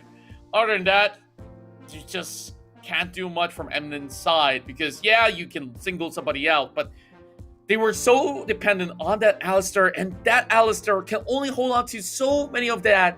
Let's have a look into the match statistics here, because I got a lot to talk about this, and so do you. Freaking me. 14 kills and picking up those 10 assists, but let that not take the light away from Shanks, who got that 24 massive assists in this game. A total of just 26 kills fell through, yo. This guy almost with that 100% kill participation. Shanks was just dominating throughout, but Kagame obviously pulling that MVP for a reason there, Contra. Yeah, and Kagame definitely dished out quite some ton of damage. And you saw he just really uses ult whenever he wants, because his cooldowns are pretty darn low, and he could easily get back up with his very first skill, of course. But really, it was a chain combo that we're looking at from the side of RTZ UndeRank. Initially, when it comes down to those fights over the Drake Pit, it didn't really look all too keen. They didn't look too coordinated until they find those nice choke points to actually fight from. And they made sure, okay, Steezy's not here to disturb us. There's no kid, so they can just drive through everyone else. But if you look at the damage, other than Kagami, just see how much Killas did. 32k is definitely a very, very big number. But if you compare Fluffy to Kagami, this guy is dealing twice more damage than Fluffy. Yeah, I just feel like Eminence Raptors just didn't play this game as well as they took game number 1. Too much of, responsibilities were placed on the shoulders of Hilla to go in there for those slays, as well as Kids to kind of absorb everything. But, as they weren't as amazing as they were in game number 1, and Shion just couldn't hit those Hextech ultimatums at those right moments to lock down these very specific, pain in the hide for the Eminence Raptors side. And RTZ UndeRank took advantage of that. They went in, they made sure that Shion could not shine through in that game. Whenever that Camille came through, they made sure they went in there for the slay. And towards the very end, it started to look like a very, very one-sided game. Even towards the final mistake, I would call it. They shouldn't have gone in there for that final engage. Yes, they outnumbered the side of RTZ. They got a little bit too confident with that. And if they did not get aced out at that point contra, I dare say they still had quite a bit of chance in there. Yeah, there was multiple facets of some of these team fights here that I felt that Eminence Raptors either should dodge or actually maneuver around, wait for some of these spells to be burned out, and then they come right back in to be able to secure a little bit more room for Hila to do the exchanges here. But, you know, what's done is done for game number 2. Now both sides are tied up 1 each. We'll be seeing who will be coming up on top here in this best of 3 series, because we still have one more game left. But we will be going on a very short commercial break, and then when we come back, we'll get you into action. This is Contra as well as AJ. We'll be right back. Masih lagi bersama untuk seketika, tapi lihat bagaimana eksplosif gas Becky telah pun tiba. Becky menjatuhkan serangan. Mereka ingin masuk secara cepat, telah pun tiba. Xiang telah pun sampai. Dia perlu menggunakan strike, tapi terlewat. Blood, sweat, and tears written in the blacks of kings. 1 in a million, the billions that had to sing. Nice. Alright, go. Down, first. Get in. Alright, down already. Nexus. Alright, okay. Nice!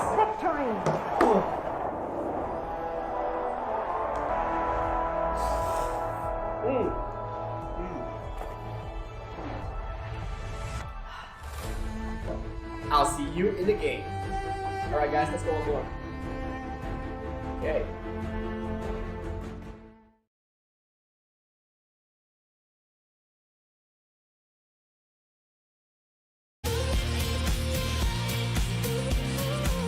They say that we're too young. Can we go back? Won't fall apart, don't let my heart break. Can we go back? Like we're 17 and we're not afraid. I know that we're not sober, but shut up and pull me closer, yeah. Holding me still too far away. Even when we're older, I promise that I'll still hold you like we're 17 and we're not afraid of making mistakes.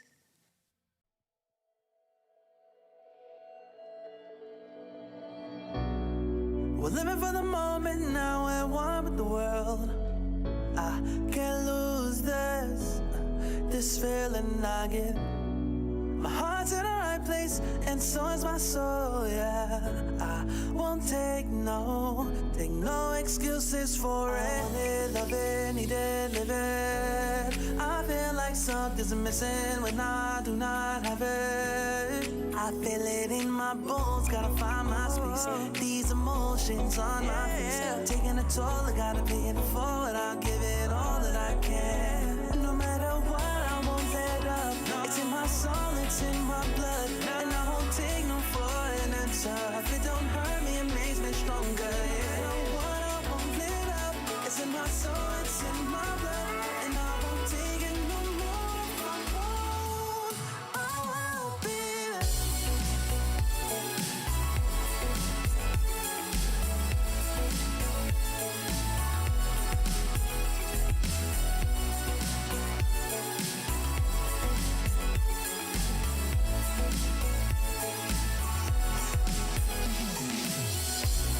Just leave it to me. I know what I need. You'll find if you see. And if you believe, you live and you breathe, you'll find the key. Lifting me, lifting you. Can't go alone, let's do by two.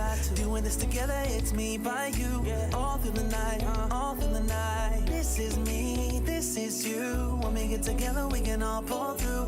I don't ever wanna stop this groove. Let's get it right. Take it to the Lord, then take it to the grave. Listen to the wise man, tell me what to say. Listen to your heartbeat like it still bleed. A little bit of hope, yeah, it's what we still need. Say a little prayer for the moment. Give what you got, just go in. Can't hold you back if you own it. Live your life like a chosen. Masih lagi memang untuk seketika, tapi lihat bagaimana eksplosif Cubs. Becky telah pun tiba. Becky menjatuhkan serangan. Mereka ingin masuk secara teleport, telah pun tiba. Xiang telah pun sampai. Dia perlu menggunakan strike tapi terlewat. Blood, sweat, and tears written in the blacks of kings. One in a million, the billions that had to sing. Here we go, ladies and gentlemen. We are going in towards game number 3 between Eminence Raptors as well as RTZ UndeRank. My name is Contra, and this is the Mustachio AJ here joining alongside me as your casters, as this is the ESL Mobile Open Icon Series Wild Rift. And of course, this is Malaysian division as they are working their way up to face off against the best of C, I do believe. But we still have a lot of matches here in the group stages here, and this is going to be the final one for this best of 3. If you guys missed out, it was a blow-for-blow fist fight in the past game. Yeah, absolutely, man. But this was something that we already called out, Contra, early on in the day. We expected them to be trading blow for blow down to the very end. And now we have reached a point where each team has picked up a win for themselves. But who can take this all the way? Both sides showing us perfection, that Singed was doing amazing in game number 1, so much of impact being brought on, but in game number 2, they just couldn't get it done. Shion, when using the Camille, some of those Hextech ultimatums were pulled off at the wrong moment or the wrong character. It's either one, because the Camille just didn't do that damage. Are they going to be able to go in with the exact same sort of drafts and show us that, they had something up their sleeves, or is it going to be somewhat of the equal here? Yeah, I felt that last game, I really wouldn't blame Shion too much. I think the RTZ UndeRank definitely grew into become a late game monster. Now, they're going to be denying them the Ziggs as well as Diana. Meanwhile, RTZ UndeRank, they banned Fiora as well as Akali. So, Camille is up available. But Eminence Raptors, oh boy, they're going for it. Okay, I'm excited. I'm excited because so many of these teams nowadays come in with the first pick, Katarina.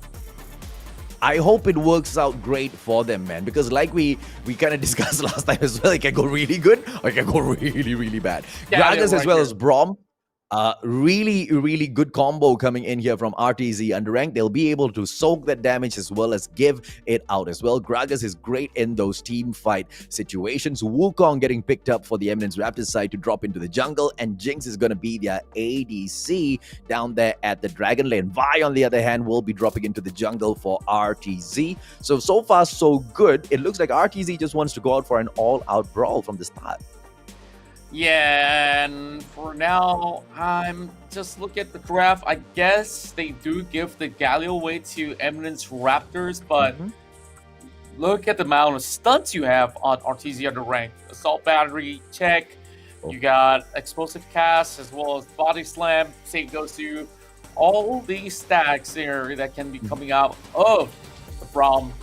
But this is going to be Lulu coming into the picture. I am honestly not a big fan of Jinx, judging from the fact that she is not so mobile.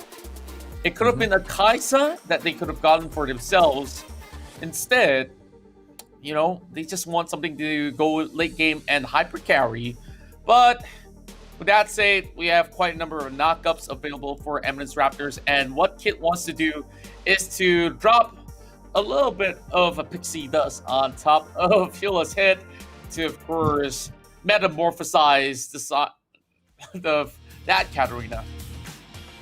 Based on, the drafts, who do you think is going to be able to pick this up, Contra? I'm feeling Don't say the very Katarina. much like I'm feeling more on the RTZ side this time around because it's a lot more easy to execute. Like, the game plan is very simple. You're going for catches. If you kill it, great. You snowball. If you don't, it's okay. Try again. But for what the likes of Eminence Raptor is doing is that they're looking at 2 different facets where you need this Jinx to get into its late game, or you have a setup here for Katarina to go in and spin to win. So here goes. Final game between these two. Well, let's see if or not they'll be able to catch the players off the side of RTZ. UndeRank here out, but then no, a quick ward coming through and they will have to back away. I believe they were trying to go in here for a quick invade early on, but of course both sides preventing either team or from getting a little bit too aggressive. So everything needs to start off slow. Hopefully it does start off slow, because if either side gets a little too aggressive, I believe that could just spell game over early on. And I guess that this is a very smart pick coming in from Rods as well. He's playing on that Grace because he understands that Katarina is no match for his early game aggression, but this is where Xion comes right by. I think that Wart has already seen him from the corner, so he's not really fooling anyone as he is just buying a little bit more room. Oh, beautiful. That has been waiting alongside. Rods. And Killa being forced back away. Xion giving his life. Oh. What is he doing? He got his flash available. Yeah, I mean, okay, that's Xion, bad move there, not using that flash, but what perfection coming in here from Rods, man. He manages to go in there and drags them on, making them think that it's a 2-on-1 simple kill for themselves, but Ovo drops in for that support immediately, and such a huge difference it brings early on in the game. And this is what I'm talking about, that early aggression. Whoever who goes in there might just make those mistakes and things can turn around fast, just like what we saw. And RTZ UndeRank already showing that they are not ones to be messed with early on in the game. Kagame Shanks now putting that pressure onto Kids as well as Fluffy down here at the Dragon Lane. They have got their minions going in for the push as well. They should be able to apply quite an immense amount of pressure. But of course, they will back away if they know what's good for them. Yeah, and I'm just looking at this side of the composition of Eminence Raptors again, right? So we talk about all these knockups. It doesn't really mean too much. If you were to change that Katarina to a Yasuo, it makes a lot more sense. But this ain't a Yasuo, and for Fluffy to really come up online, it takes quite a lot. So team fights wise, it means that Xion as well as DZ, they have to go in tandem, knock everybody in the air, and then Hila goes in for the Death Lotus. But this is all pure crafting, right? But yeah, execution can always go otherwise. Yeah, I didn't expect to see a Malphite pick in this most recent update though, Contra. What do you think about the composition with the addition of Malphite in there, beside that Lulu? I think he's definitely reliable when it comes down to certain situations, but it is basically a brick wall up to top lane here. We're not really expecting much kills to be happening on that island. As you can see, yeah, tanks slapping each other in the face and still getting all the health regen as well as shields.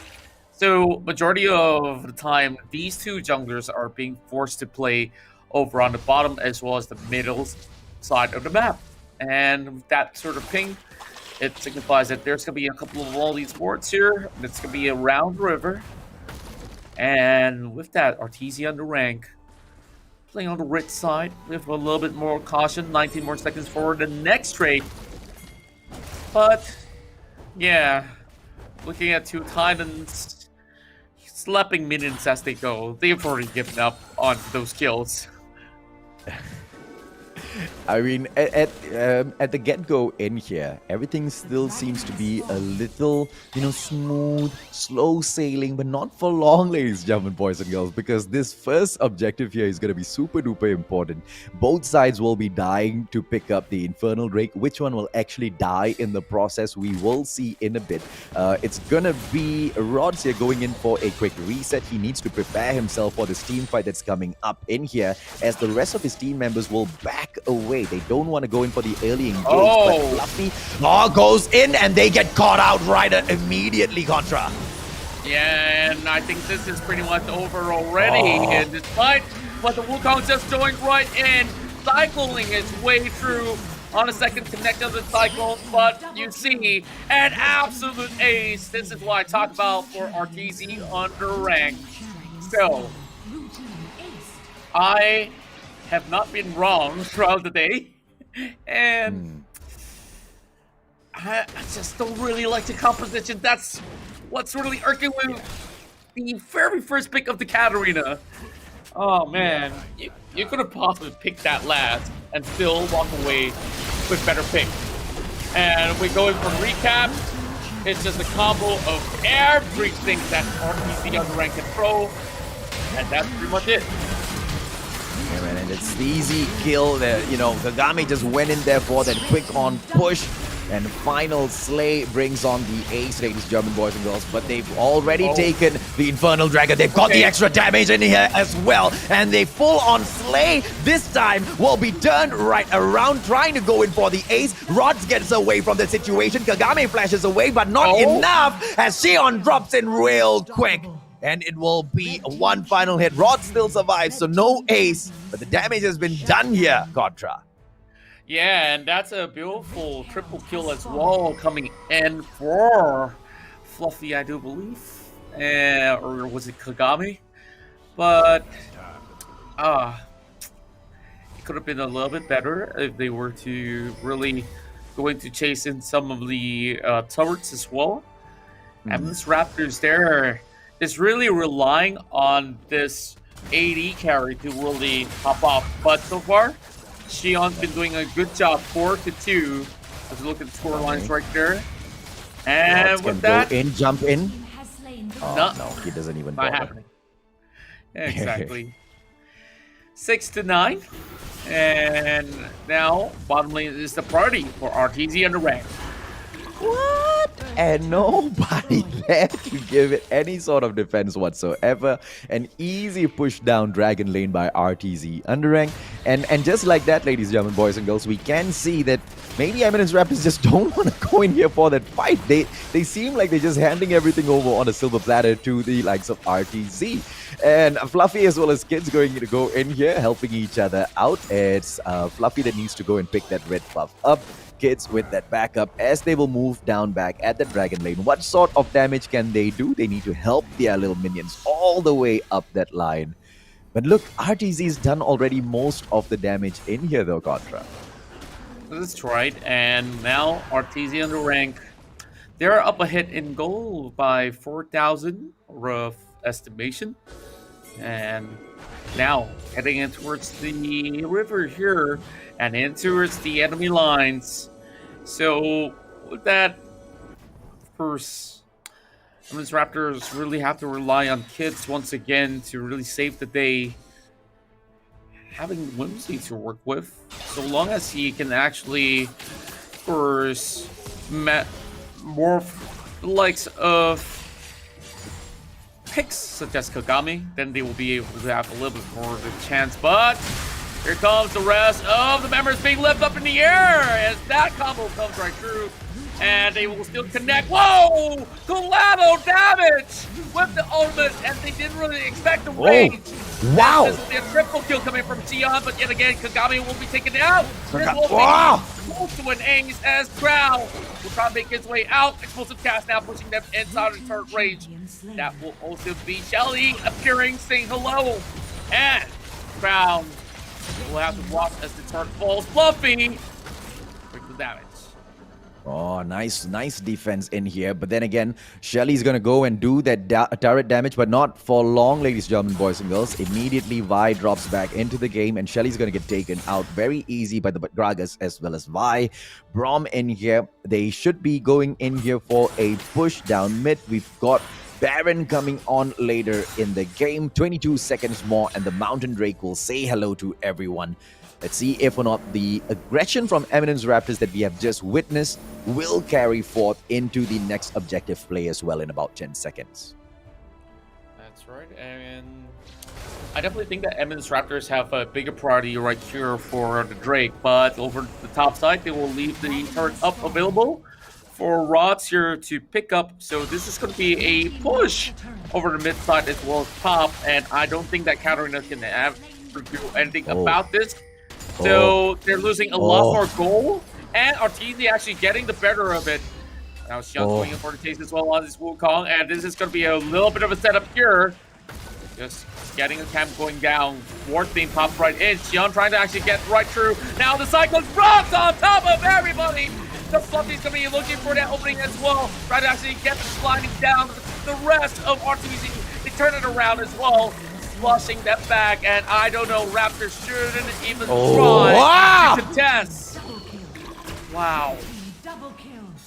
What a crazy double kill coming back through in there, ladies, German boys and girls. But Jinx is the final one left in here. They cannot go in and play for Baron. They need to go in for a reset RTZ. They're still trying to tame and eliminate Fluffy from this situation. At the same time, take that turret down. All well played by RTZ. They'll focus in on that mid turret and then go in for that reset. But when they come back through, they will be ready for the take on Baron. It's going to be Xion in here. The blue buff is going to get weakened just a little bit. Let's see exactly how will Graves play this. He's going to go in for a reset. So Wukong's not going to be able to get his hands on him. Scuttle taken out by Xion. Maybe, just maybe, Baron Nashor might fall to Eminence Raptors.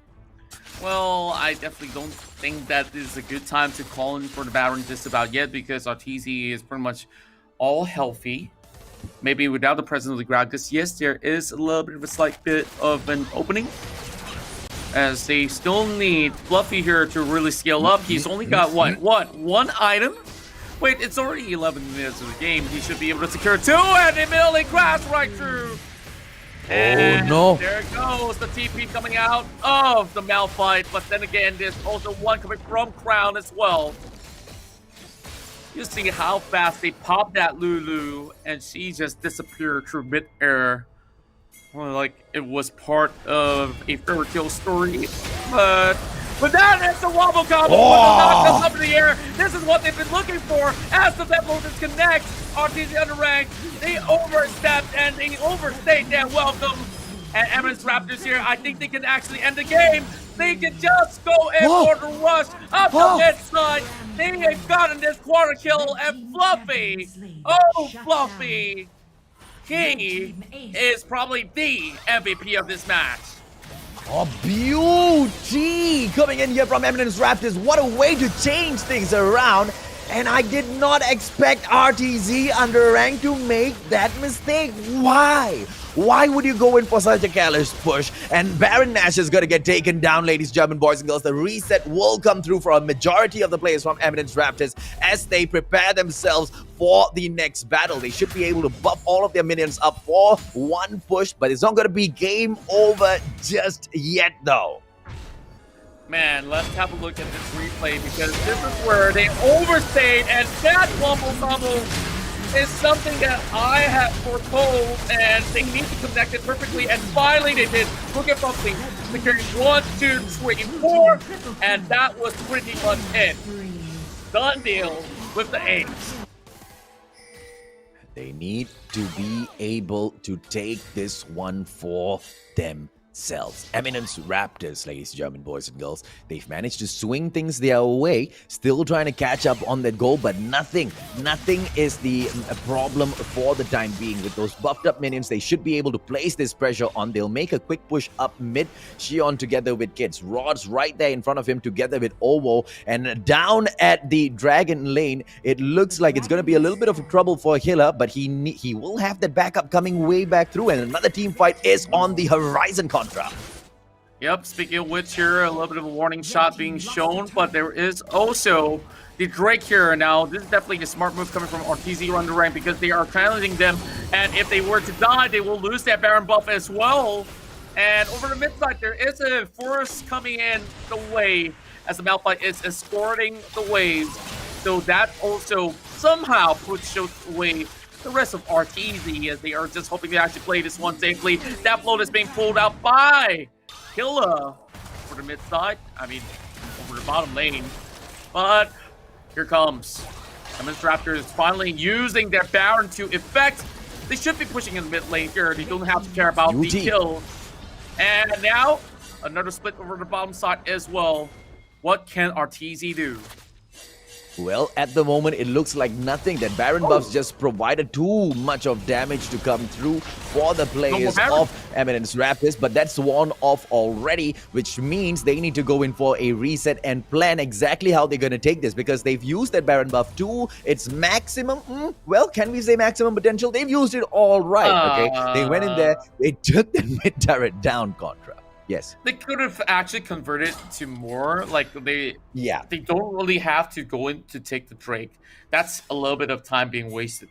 Honestly, like what you should do, just keep the pressure over the mid side. Yes, they did get one up there, and also the bottom side, which is supposed to come free, right? It's already 15 minutes of the game, so they need a 1-3-1 split push to actually make that to the best of effect. But I'm not gonna complain. I guess this actually ties in the scores for Eminence Raptor, as they have the same amount of gold, just one extra kill.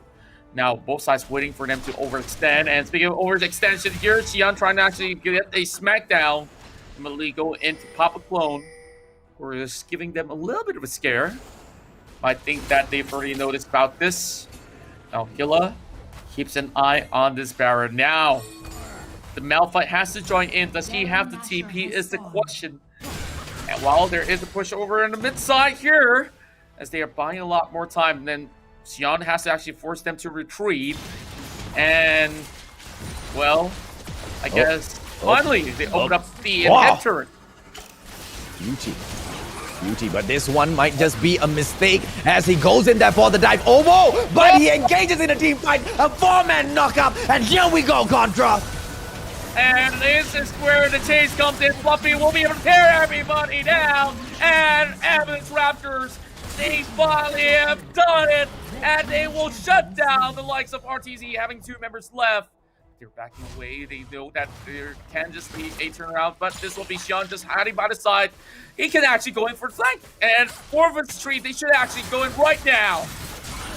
And Xian does exactly that. Beauty! And it is game over as RTZ UndeRank gets aced out of there, and all that is left is the little lonely Nexus firing back all of those shots. A little too powerful with those inhibitors not taken down just yet, though. And all the Eminence Raptors can do is just stand from afar and see, what can we do? Here comes those minions, and it's done. Bro, they nearly pulled a ARAM matchup from what the Barca casters were doing. That seems quite true. And, well, Eminence Raptors, wow, what a way to actually win that one. Yes, I did doubt their draft, but we did actually hit the late game, and that's where the win condition was enabled. And they were trying to actually save those ults for those very prominent team fights, and they've been able to connect the unstoppable force, and everything else just fell right into place for Fluffy to just go in with a clean sweep. RTZ did not see that coming. If anything, it was a couple of mistakes from their end. You know, sometimes we go in, we see some teams losing, and we'll say, hey, you know what, they didn't do much mistakes, you know, the other team was better. But no, this one clearly RTZ went in there, a couple of mistakes were made, and Eminence Raptors made them pay for each and every one of those mistakes. And the main mistake coming through was when they had that advantage already, Contra. They went in there for the push down mid, then they split down to the Dragon lane for a crazy engage which they could have pulled away from, and that was it, right? Get knocked up into the air, you get aced out of the situation, and from then on, it was full on Eminence Raptors. We saw Eminence Raptors make a slight mistake by going in for the Drake right after Baron Nashor, but they managed to recover that as well. All in all, absolutely impressed with the way Eminence Raptors took this game. Xian picking up that MVP. He was not too impressive when they lost, but when they stepped back up onto that plate, he led the team up to victory, Contra. Well deserved. Very, very well deserved. If it's not because of Xian with his connection of the Cyclone, it will be Steezy right there with the follow-up knockup. And remember this, the Cyclone can be activated twice, meaning to say it was triple knockups on top of what Kit can offer. So that actually provides so much room for Hilla as well as Fluffy here to just go in to tear them all apart. But, you know, RTZ UndeRank, I actually expected a little bit more of, you know, a little bit more of a scattered fight as compared to what I saw early on, because they can actually go in for a split push. They can actually go in for those picks, which we saw much early on, where Ovo, he was just going in for the outs, like he doesn't care if this is going to be kids or anybody out there. They could just pick one off and then slowly turn the tides around. But let's check out some of the damage being done across the board. Ooh, the 30,000 damage coming in here from Hilla. Quite the unstoppable force in that match. But, in there for that backup, I was surprised that, the Jinx Fluffy didn't really go in there for a lot of those engagements and just didn't really pop off as much as Hilla did. Kagami, Rods, as well as Crown, on the other hand, they did show us that they were really, really aggressive, and there were times where RTZ UndeRank had quite a clear lead, quite a clear dominance over the table, but unfortunately dropped, man. Yeah, and man, I just really felt bad for the side of RTZ. Like Ovo, when you are playing a Vi, this is the weakness of a Vi. If you hit that late game mark and you're behind, there's honestly nothing you can do about this. Like, what are you gonna pick up? Like, you can go straight to Fluffy. You will have kids there going with the ult and just turn him into a giant monster. So this early draft coming from the side of RTZ UndeRank honestly was quite a good one, just to reply and respond to what Eminence Raptor did. But they prevailed. Like, Eminence Raptors just played the team fights better, and overall just outplayed the likes of RTZ UndeRank. Yeah, and they were not doing amazingly well at the start of game number 3. And this is exactly what brought Eminence Raptors up there to the point of victory. They just did not give up. They continuously looked for, those situations to be able to go in there and pull one back. And that's exactly what they did. There's this, analysis of the whole series coming up, ladies and gentlemen, boys and girls. 3 matches back to back. Let's take a quick look at it. In a bit. Well, we're going to be going in towards game number 1, where this was definitely a very good reply and response coming in from the side of RTZ. And this was one of the most beautiful Katarina shoot bows that was being brought up right there. And then we go to this big fight, which was quite interesting. Yeah, absolutely, man. They went in there for the full-on push. And here's the part, right? Eminence Raptors, they went in there with such aggression, but it was RTZ UndeRank that go in and flush them out. But all of a sudden, they turn things around with the help of Xion. Yeah, and RTZ, they got aced out, they got the Drake Wing taken away. And this is where they actually committed it towards this team fight, where the Cataclysm as well as all the combo with a heroic entrance comes right in. But it was Steezy out there on his sins. Yeah. Just chunks their health without them even noticing. Yeah, Steezy literally made the biggest difference in that game as they went in there for the push. And this was the team engagement that just caught all of those players. RTZ UndeRank, they thought they had this in the bag. They went in, and just when the likes of Xion and Fluffy thought it was all over, they come right back in for the slay. They managed to almost ace out the whole of the team of RTZ UndeRank. Just one more was left, and at that point, it was all on for the side of the Eminence Raptors. That's right, and over here we saw a real good big collapse, and Fluffy kind of overextended with his ulti, and this gave a little bit of chance for RTZ to make their way back into the game, and this is where they start to align a little bit more of how they pick up all these fights. But time after time, pickups after pickups here, this was where the rest of Eminence Raptor, they really dropped everything they have, knocking them up in the air. But it was still a chase coming from the rest of RTZ, and this was pretty much done deal by the end of this fight. Yeah, and as of course we went into game number 3, it looked like it was all equal up front at the start. But these team matches, even as they were breaking out through, we really thought that RTZ had a better hold on the game. As Kagame went in there for the slay, they just had one more, and that was Hilla. They went in there and they took her out as well. And quite a number of aces coming on early, and this was that point they made that mistake. Like, you see, the turret was there. There's no escape whatsoever. You have to go through the Brambleback camp, and where can they actually get a clean escape? There's just no space whatsoever, and that was a beautiful quadra, rewarded for the effort. And I guess this was pretty much the entirety of the fight. Yep, we have an engagement here, which we saw a lot of GAs being popped right here, and they did get a couple of kills back for the likes of, well, not Eminence Raptors, but RTZ. So this final two members, they're looking for the kill on Hila as well as Xian, but they overstepped, and I mentioned of the re-engagement, this was where they got punished.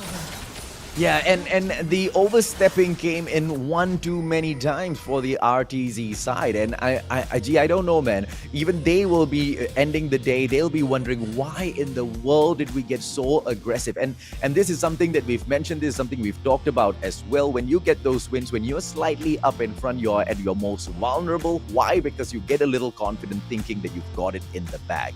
And Eminence Raptors, no matter what, continuously look for that weak link. They destroy that weak link, and from then on, annihilation all the way through. And even towards the very end, I guess once you start making those mistakes, it just dominoes down into a situation that you just cannot recover from. And that's exactly what happened as Eminence Raptors took that beautiful victory, Contra. That's right, it definitely was a beautiful one. And with that, you guys can definitely kick back and relax after that fiery showdown between both Eminence Raptors as well as RTZ UndeRank. And congratulations to the side of Eminence, as they did get themselves some really good game. But you know what? We talk about music, we can definitely turn it up there with JBL. So with that, you guys can check out and stand a chance to win the JBL Quantum Series with Quantum 50 as well as Quantum 300 up for grab. All you have to do, very simple. Like, comment, and share the stream, whether it's on Facebook, YouTube, or so, and tag JBL Malaysia with hashtag JBL People and hashtag SISMY. The best comment will be able to actually walk away with the Quantum 300, I do believe. So keep your eyes peeled for it, and may the best summoner win. Yep, so we've got 3 of those Quantum 50s to give away today, and 1 of the Quantum 300, ladies, gentlemen, boys and girls. But that is for each and every single telecast. So if it's not today, tomorrow, on Thursday could be your day, following Monday, so on and so forth. So make sure you keep coming back in here for all of those telecasts. Even if you don't win, if you win too, all you know, you can give it to your friend or your family members. So let's go. But of course, if you want to find out more information about the Quantum range, make sure you go over to jbl.com.my. Well, this is definitely going to be the big plays that has been coming out from all the players. But we got to tune in to see who's the MVP for this showdown. So let's take a look at the MVP of the match itself. And here we go. Man of the match. And roll the drums, please, as we will present to you our MVP. Well, I didn't ask you to roll the cameras, but then again, this is Sneezy, player of the match. Yeah, boy, 2, 4, and 15, the crazy cinched. This guy was an absolute monster as he stopped all of those players from getting away in match number 1, which allowed easy takedowns and the ace at the end. A 100% kill participation coming in from Steezy, just nothing short of perfect, Contra. Yeah, and he definitely replicates the Madman here, just like how Cinch is meant to be played, where he just went in, just run around the enemies and just laugh at them, saying, shaken, not stirred.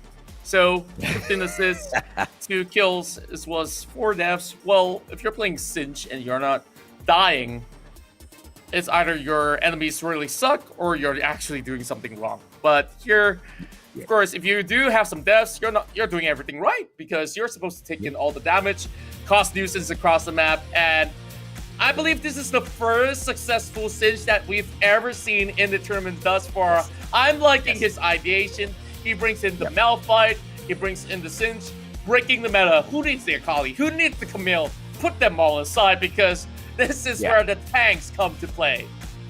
Yeah, and I think that's at the end of the day gave them that victory, right? Because I don't think the opponents kind of foresaw the cinch being brought in, and I don't think they were well prepared to take that cinch on as well, because the way they got cut off multiple times, and the way they went in there for those engages against the cinch, I believe at one point the cinch got a 2 back-to-back kills, not because he went in there for the engage, but because his opponents came right in for him, and it was just an easy takedown.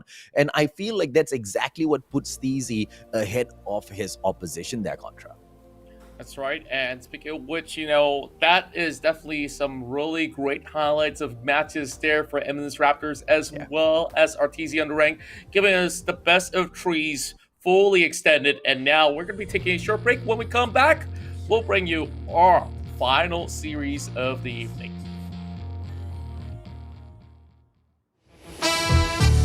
Masih lagi bersama untuk seketika, tapi lihat bagaimana eksplosif gas Becky telah pun tiba. Becky menjatuhkan seorang. Mereka ingin masuk secara teleport, telah pun tiba. Siang telah pun sampai. Dia perlu menggunakan strike, tapi terlewat. Blood, sweat, and tears written in the blacks of kings. 1 in a million, the billions that had to sing.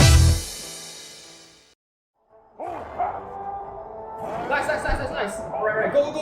Down first. Can. Alright, down already. Nexus. Alright, okay. Nice!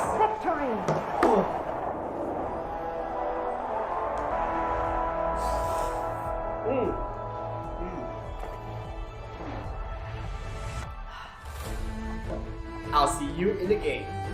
Alright guys, let's go on board. Okay.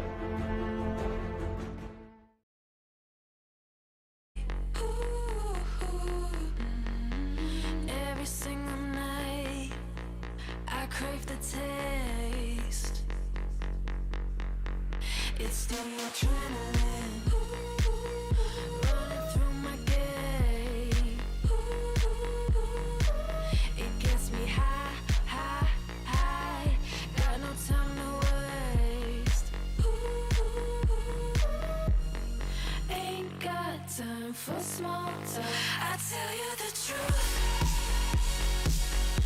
I'm faster than you. I'ma tell you the truth.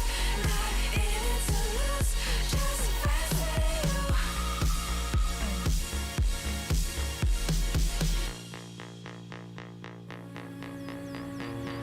Look into my eyes, I'm not afraid. Take over my mind till it fades. Like a medicine, it keeps me safe. This neon lights lead the way. Ain't got time for small talk. I tell you the truth. I'm faster than you. I'ma tell you the truth.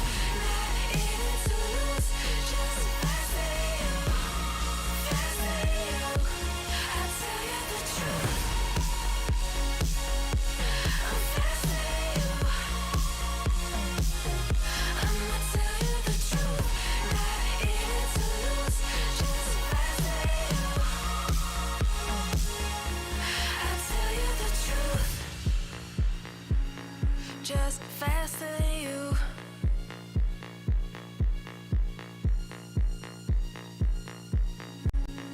Just faster than you.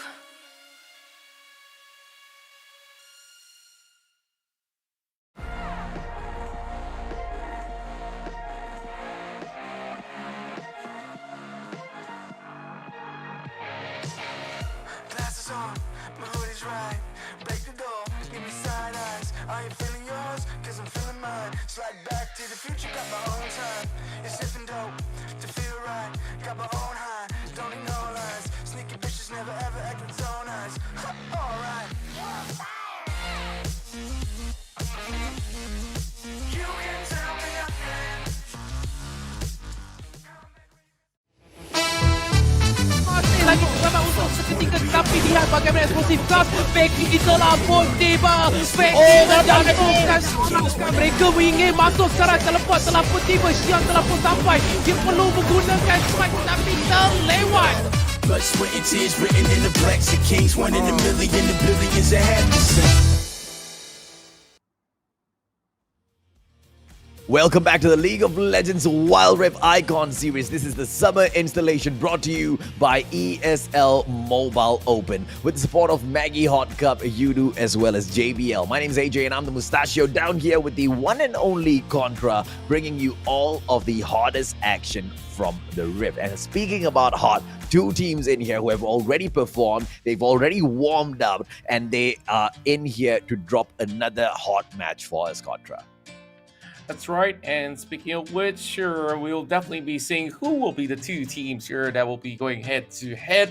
You know, earlier we gave you guys a little bit of a teaser there because Berjaya Dragons, they played game number 1, they got themselves a 2-0 win. Now, who else will they be facing this time around?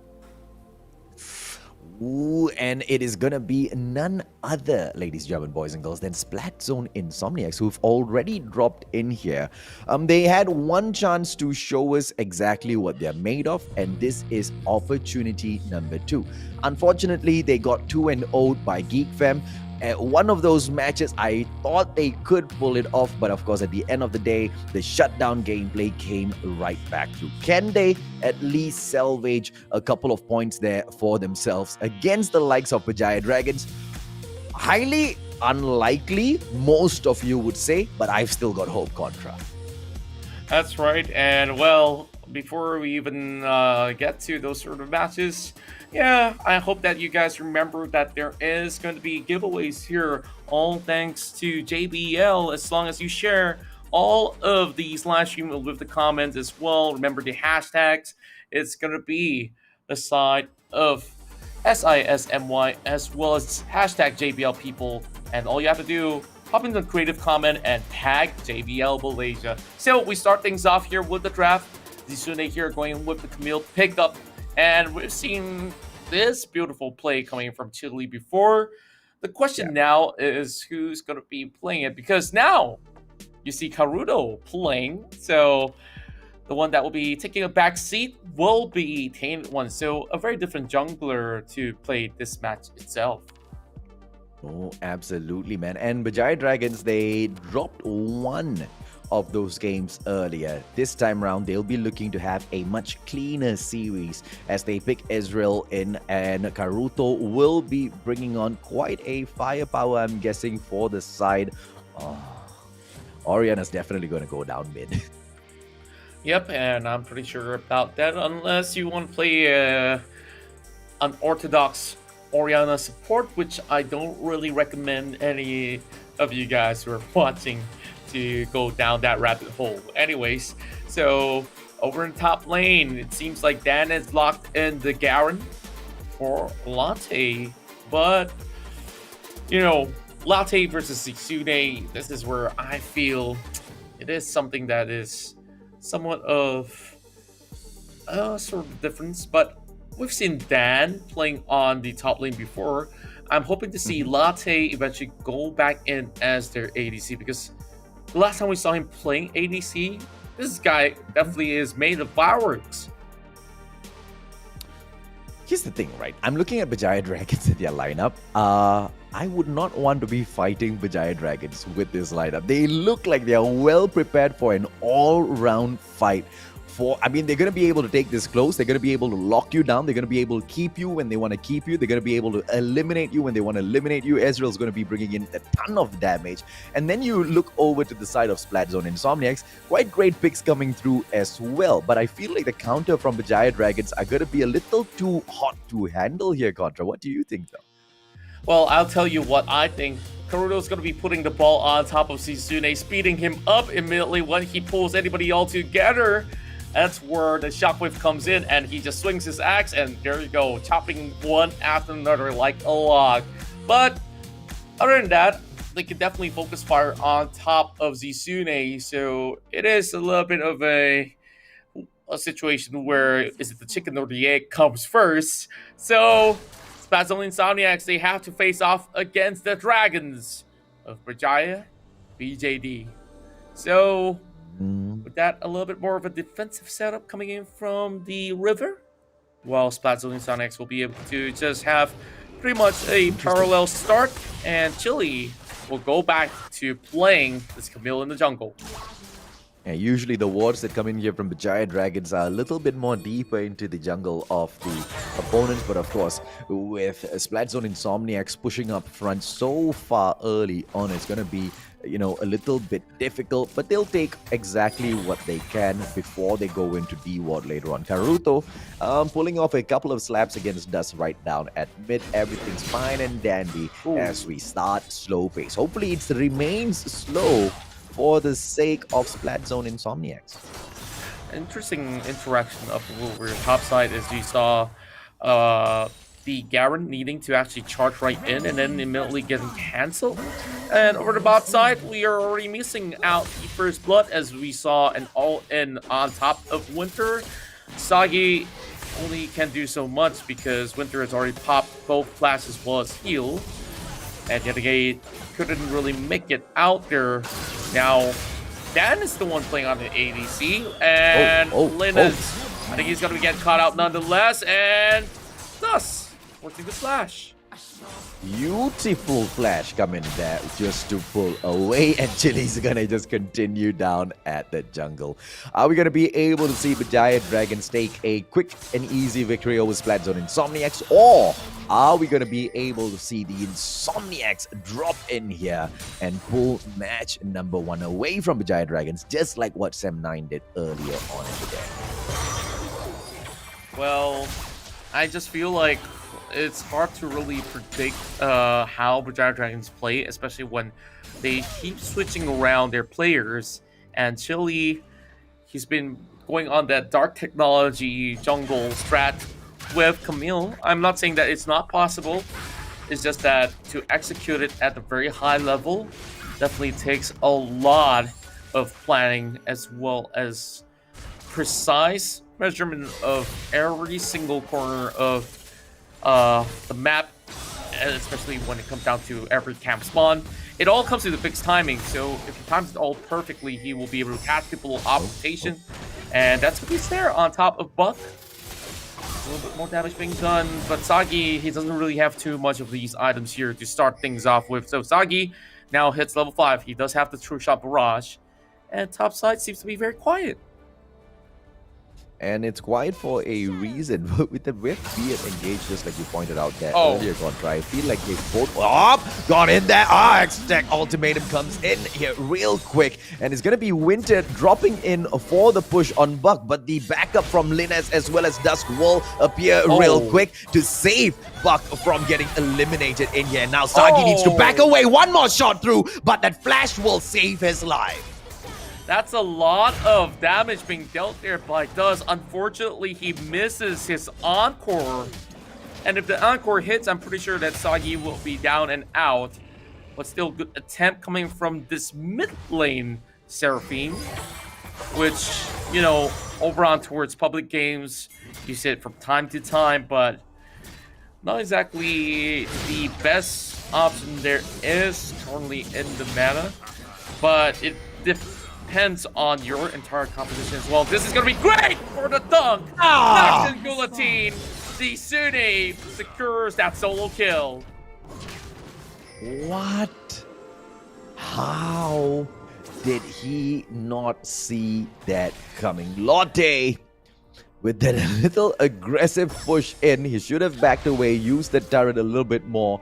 But unfortunately, when he wanted to do so, it was all game over. Sisune went in there for that final strike. It's going to be Chili in here as he pushes deep in. Continuously is farming up for himself before he can drop in for a quick gank because the team fight is about to break out in a bit, Contra. Indeed, and now the Bulls will be able to give them enough vision here, and will be coming in towards the range here for the final mark, and still coming from Chili. Phenomenal spike as they will try to back away. They do get the kill on top of Chili, but they get what they need. One sacrifice for Drake, and that's all they need. Yeah, and it's well worth that sacrifice, and it was very clear exactly what Berjaya Dragons were doing there. Splatzone and Insomiax should have seen that coming. Zitsune backs away. Dusk almost getting taken down now, but they could not go in for that aggressive push. Wow. I'm expecting this game here to be very well coordinated from the side of Splatzone and Insomiax. But our Dragons now being pushed around for a little bit, but they do have a little bit of a goal advantage. Now, back to some of the things that I do question, like the solo kill over top side, like it was max bleeding stacks on top of the Garen, and he's still not flashing away. Like, he was just giving a free kill, but I think he redeemed himself. Especially Latte, he went in the fight, they're killing on Chili. And Berjaya Dragons know that, okay, it was a lost cause. Let's have a look at this again. Now, Chili swerves right here. He just flashes across, not even needing the hook shot, actually. And I guess that actually was giving him enough vision. And BJD, they got just about enough. I mean, perfection with the timing as he flashed in there and went in for a quick smite. I'm just surprised that they didn't get it. Oh, beauty! 2 times in a row, Zitsune will make Latte pay for not backing away from a fight. And this guy is already losing every one of it right now. Latte, he has the barrier, he has the flash yet again, and how did he not do anything about it? Like, sure is giving free kills after free kills, and speaking of which, this is going to be a free Rip Harrow as well. Twin Shadows now slowing them down. Linus going in for the Cyclone, and here comes Chili with an X-Ultimatum, pushing them all the way towards the corner, locking them down. Dust will fall out next, and Buck will go down. And final person remaining will be crushed out. Sagi with the Rampage and the triple kill. Oi, they're gonna lose a turret up top at that Baron lane, ladies and gentlemen. Oh no, they don't. They will go in for a quick reset here. The whole lot of Berjaya Dragons. Latte taking up against Zitsune once again. I don't think this is gonna be a very smart idea coming in from Latte, ladies and gentlemen, boys and girls. Yes, he goes in for the slay! Once again, 3-0. And Latte will understand that Zitsune is just too good. One more, he can still actually go in for the reset. He was looking for another dunk, but a little bit too low on health as well. Zitsune, dude, what a beast! And, well, I played a couple of games with him, and as much as his account right now is maybe around Diamond, Emerald, I've seen him back in the PC days. This guy is one of the top players out there on the Rift. So, do not underestimate what this Darius can bring. Karuto as he goes in here for a quick push. Dan and Dusk up. They will have that backup from Buck as well. Wukong dropping in to say hello down at mid, but we are not looking up top. Baron lane, it's going to be a 2-on-1 push, and are we going to be able to see Chili go in for that shutdown? Zitsune once again. Latte's going to be in trouble, goes in for that spin. Zitsune backs away because Linus is down, and the Wukong is going to be trouble. Oh, wow. What a good flash. He dodges everything. I just love watching this guy go in, and here comes Hacksack ultimate casting onto that. This is a bad fight for Splatzone Insomiax, and there you go, Slack number 1. Zitsune goes in, pulls them right back, and here goes once more. 3 members off the field, as Splatzone Insomiax will have to retreat and say hello to Shelly, ladies and gentlemen. Yeah, boy. And BJD, they're just knocking on their doors. And this is how you play Shelly. This is the kind of a situation you bring Shelly out. Dude, did you see that as Latte was backing away from that fight, he wanted to do nothing in that situation. Chili just jumped onto him. Hextech ultimatum, goes in for that shutdown as well. And just like that, 2 turrets taken down, Shelly got all of that damage done up top already. And this is another one with Buck almost getting taken down there, Contra. Yeah, and I guess a little bit of a push and pull here while they just let Chili solo the Drake. We don't even need to see it go down, do we? He didn't, man. 17 seconds. Baron Nash is going to be coming back in here. Berjaya Dragons definitely will be going in for a reset. Chili doesn't need to. He just needs to back away from the situation as Lotte comes in dangerously close. Blue buff being picked up by himself and the Scuttle as well. He should be able... He doesn't even need the Honey Fruit as he will go in here for that backup down mid because the pressure seems to be coming in from the Splatzone Insomiax plays it. Chili, he can go in for that quick gang. Let's see exactly how he plays this. That's right, and Chili is just hoping to land a couple of the hook shots, but he's getting traced. There is a ward that spots him out, but somehow that still misses. But Zisune is going to be giving him a little bit backup. This is why Chili, he can easily just dash away like a smooth criminal that he is, stealing that first rate. Now, here's the thing, right? As Berjaya Dragons fall in ever so closer towards Baron Nashor, they will want to drop a couple of, wards right beside. They want to de-ward the area as well, and that's exactly what is going to happen in here. Sagi will join the fray as well, Contra. And Final Smart now landing onwards does, and also the true shot for Rush has already landed. Wow, what the damage comes out! I cannot believe my eyes. Sagi just tearing them apart. Just needing one more hit, and they will flash away. Everybody runs from Sagi, and now game over for game one. But still, there is chances left for Splatzone Insomiax. 2 kills is all that they've gotten. And now is the Noxus Good team coming in. Heck, that element of inside of the base. Are you kidding me? Okay, we're done here. We're absolutely done here. Berjaya Dragons make it 1-0. They took it slow. They didn't want to get too aggressive early on in the game, and as they kind of, snowball their way through, they got a little bit more and more confident. They saw the approaches coming in from their opponents. Splatzone Insomniacs making a couple of mistakes. Lotte going in for Zisune one too many times, committing for those actions. I don't know what he was looking for in those engagements, Contra, but all he got was slain 3 times in a row. Yeah, and well, I don't know what to make out of it because he has the flash, he has the barrier, he had no determination to live on the fight. That's pretty much it. And Splatzone Insomniacs, unfortunately, of course, suffering a defeat, but we still have perhaps 2 games to go if they can pull off an upset against the likes of Berjaya Dragon. So with that, we'll definitely check out some of the stats here, and I believe there was only 2 kills in for the likes of Splatzone Insomniacs in the early game. And then this is where we just look at the rest of BJD, taking notes, taking kills, taking everything they want. And AJ, look at this. Sagi with the freaking 7-2 MVP, not falling even once, together with Zisune as well as Garuto. Zisune, this guy was just so ballsy as he went in to take Lotte again and again and again. And like you said, man, Lotte, not only did he not strike back, he didn't even run away. He just sacrificed his life. I mean, a well-played game from the Berjaya Dragons and a well-suited MVP for their side as well. That's right, and I guess everybody here definitely had a little bit of flat play. I definitely fancied all the solo kills that I see coming from Zisune, and there was that moment where he was dodging every single shot of a skill shot, coming from Dust, coming from Dan, coming from Linus. Like, he flashed me just knowing that it will come out to place. So with that, we look at the damage. I think that this is funny because Zisune, he lost out the damage by just 1 point to Sagi. 14,506 and 14,505.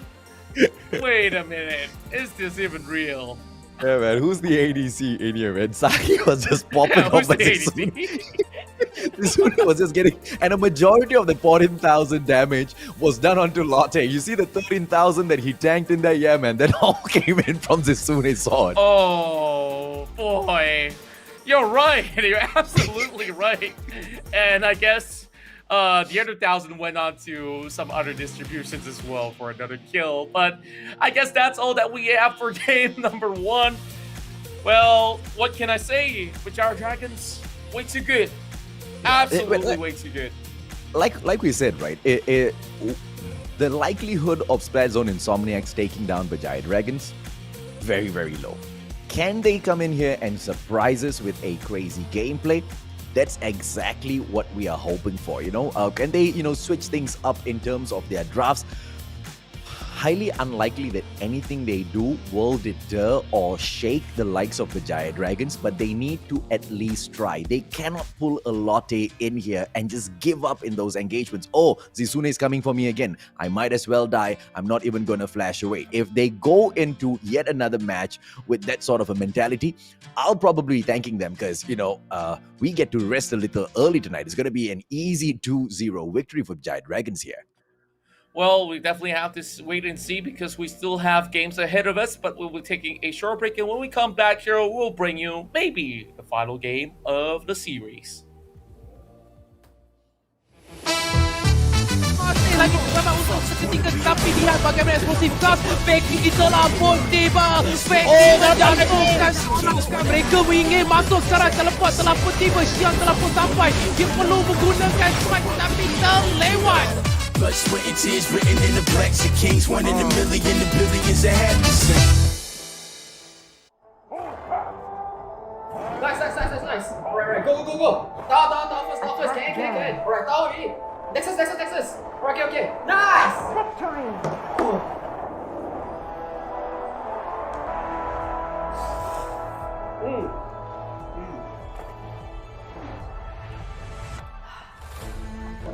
I'll see you in the game. Alright guys, let's go on board. Okay.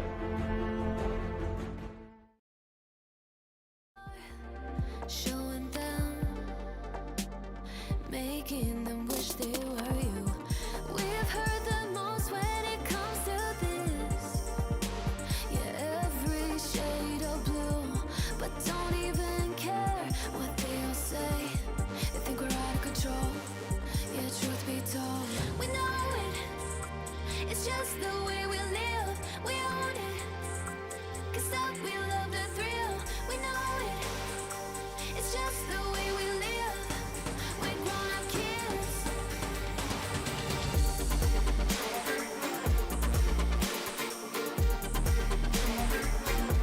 We love the thrill.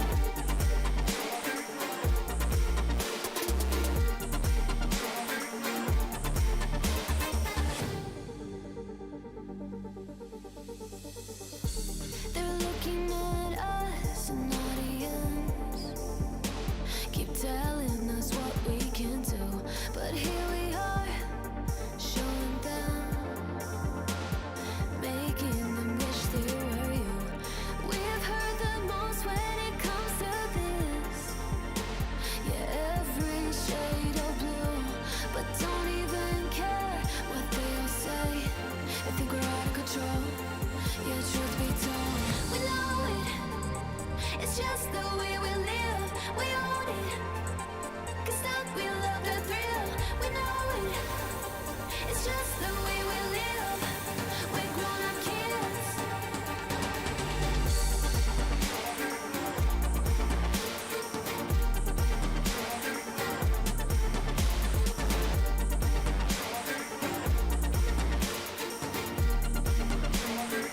It's just the way we live. We know it. It's just the way we live. We own it. 'Cause that we love the thrill. We know it. It's just the way we live. We're grown-up kids. We're grown-up kids. Introduce me. I'm the renegade. Every single night, I crave the taste. It's the adrenaline running through my gate. It gets me high. Got no time to waste. Ain't got time for small talk. I tell you the truth.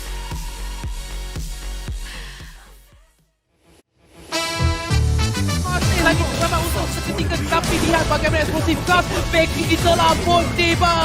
Becky menjatuhkan serangan. Mereka ingin masuk secara cepat, telah pun tiba. Xiang telah pun sampai. Dia perlu menggunakan strike tapi terlewat.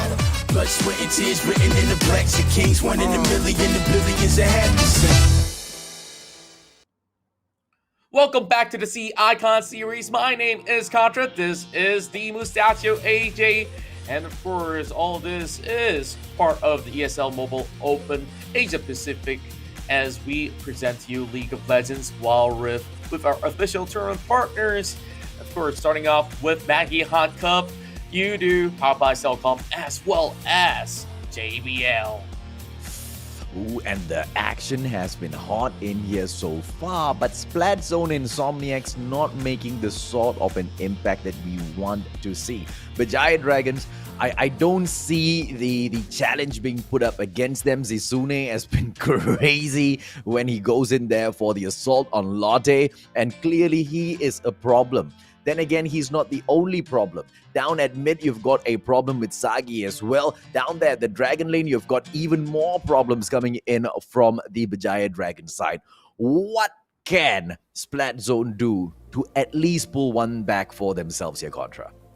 Well, all they have to do is draft a little bit better, I do believe. And let's go to the Champion Select, brought to you by Maggie Hot Cup. Now, blue side yet again, Berjaya Dragons here in the lead, rounding out that Lee Sin. Same goes to Galio being locked away from Splatzone Insomiax. So, final 2-ban, what's it gonna be? Akali, yep, definitely. They don't want Berjaya Dragons to pick that Akali up, but let's see exactly what Berjaya Dragons slashes away for Splatzone Insomiax. They haven't locked in that ban just yet. Will they do so? Yes, they will. And the Diana is getting taken out of the equation. So, all right, let's see exactly how does the draft now go. Well, I want to see something special. Yesterday, Zisune has played that, well, not Camille in particular. He played a Katarina. He went into the mid lane. It wasn't with yesterday. It was just earlier today, was it? Yeah, I can't remember. There was too many games that actually went by, but Zisune, Katarina, perfect. I think that's the cleanest Katarina place I've ever seen. Now, Same it's goes going to for be Darius. Corki as well as Brom getting picked up here by Splatzone Insomniac. So the damage is going to be done most probably end down there at the mid using that Corki. Brom's going to be dropping down into the Dragon lane most probably. Kaisa getting drafted by Berjaya Dragons. And let's see exactly what Chili brings in here. See, Camille could drop into the jungle once again unless Chili brings in a jungler for us. Let's see exactly how he wins this. Well, Chili has already gotten a Camille, but it could also be Zisune's. But Zisune says, give me the Garen. I'ma play this one up over the Baron lane. And then here gets himself an Ezreal. So Sagi won't be able to play on that Ezreal, but opens up, of course, the Kaisa much early on, as he's already locked that right in. Now, Latte goes in with the Wukong. And Wukong, sometimes you do see it in the top lane as well. I don't think Sagi can pick Kaisa. Can he pick Kaisa? He's already got the... Oh.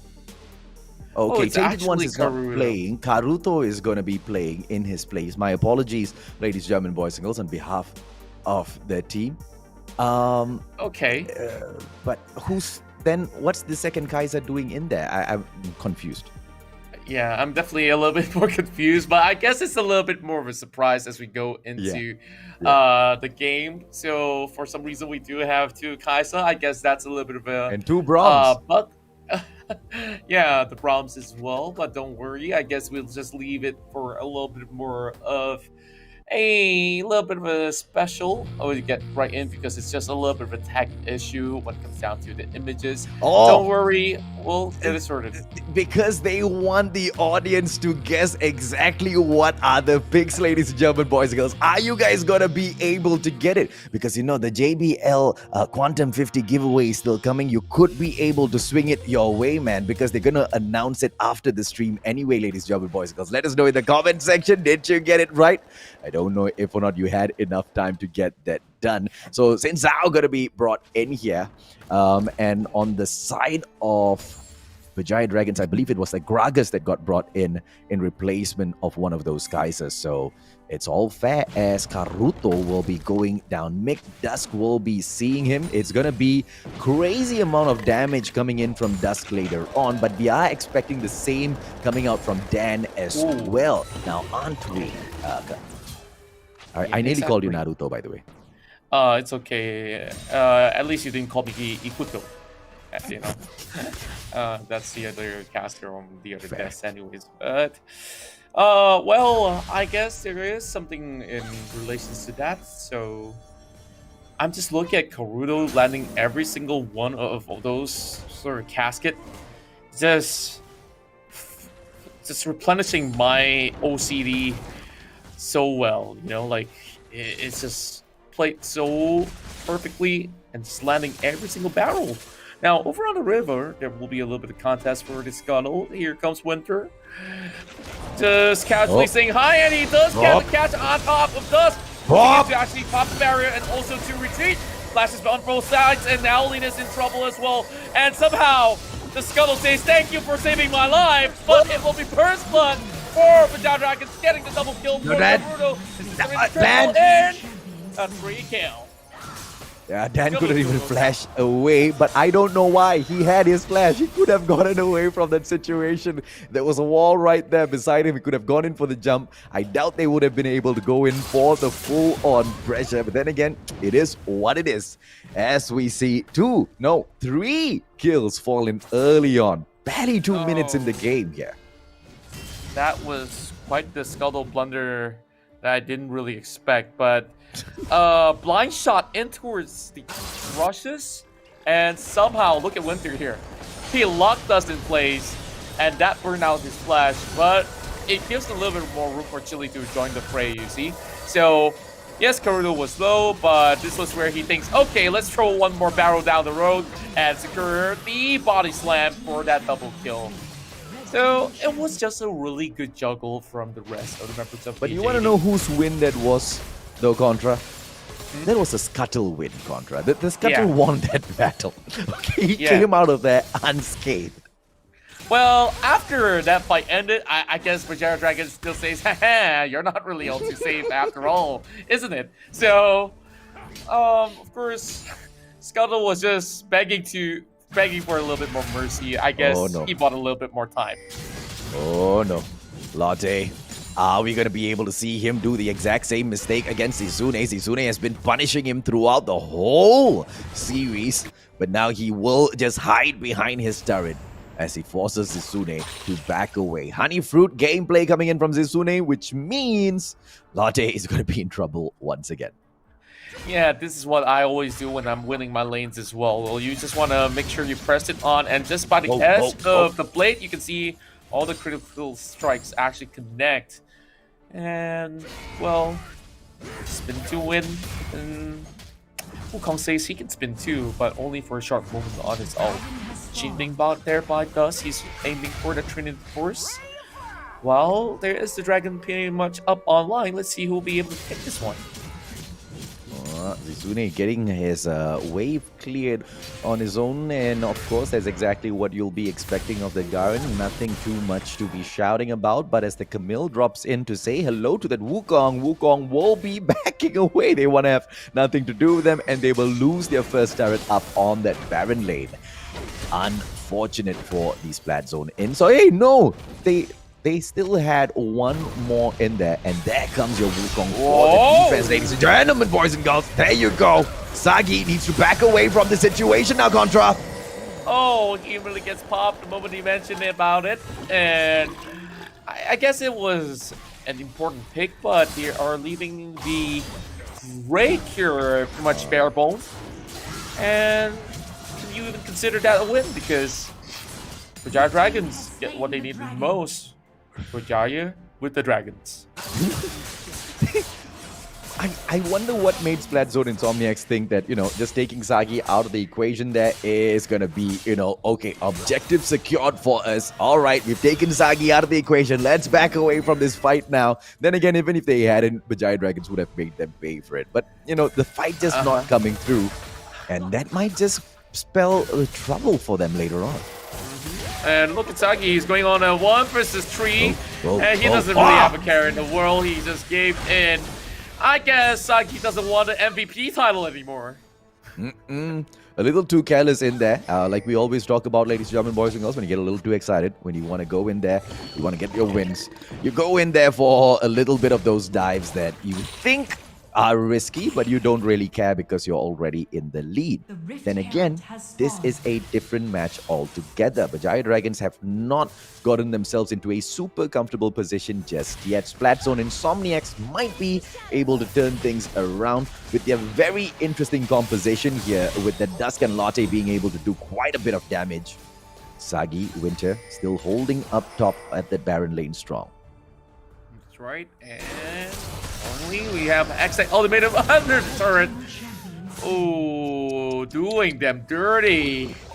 Karudo taking off all these survey hits, but that hook shot does not land. Now they're looking for that engage pressure.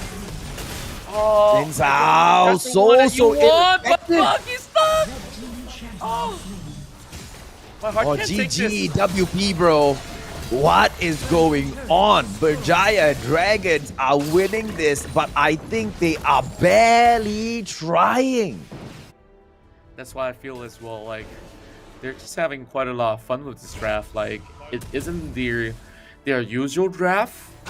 So I guess they're hunting the strats away from Geek fam, playing a little bit of tricks here and there. To correct me if I'm wrong, Eduardo, if you're listening. I doubt. I doubt. Manager. Yeah, man. Yeah, I think you're spot on there, because there's no way in hell Berjaya Dragons are going to be releasing their full-on master strats against Splatzone Insomiax. No disrespect, Splatzone. Berjaya Dragons are just flying on another level, as they will go through to pick Shelly up for the take as well. He just tangles everybody. Every shot just missed. Hackstack ultimatum. Here comes Lock, bye-bye. And there you go, Cyclone. As they have to get out of there. Just stop right in. Killer Instinct as well from Sagi. And one member left. And say hi to Shelly before you go. You say hi to Shelly, say bye-bye to your turret, say bye-bye to the spinning monkey, who then turned out to be a dead monkey. Zizune is going to be taking this turret down as well. Chili comes back in there for the backup. Berjaya Dragons are Berjaya-ing without much of the drive. Oh, man. I don't know what to say. If this isn't the best looking game or the cleanest game that we've seen so far. But to be honest, this is... Look at Zizune just jump up there, and Linus doesn't want to have anything to do with Zizune, man. He just backs away from that encounter. Chili was there in as well. And at the end of the day, the question is, even if Splatzone wants to do something, what can they do against Berjaya Dragons at this point? Oh yeah, and right now, Explosive Cast kind of missed. Shame on you, Karudo. Not really pushing it through the tower, just kidding.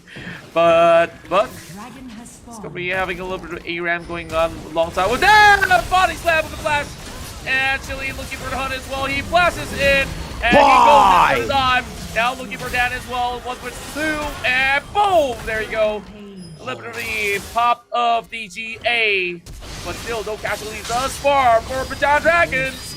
And they dive the turret. Spin to win. Spin to win. Zizune here. He does not really care. Do it all he can. Latte, just go back, Latte, go. No, Latte. Latte loses his life as well. Infernal Drake getting picked up so low by Chili. And that's one last hit. And Infernal Dragon taken up as well.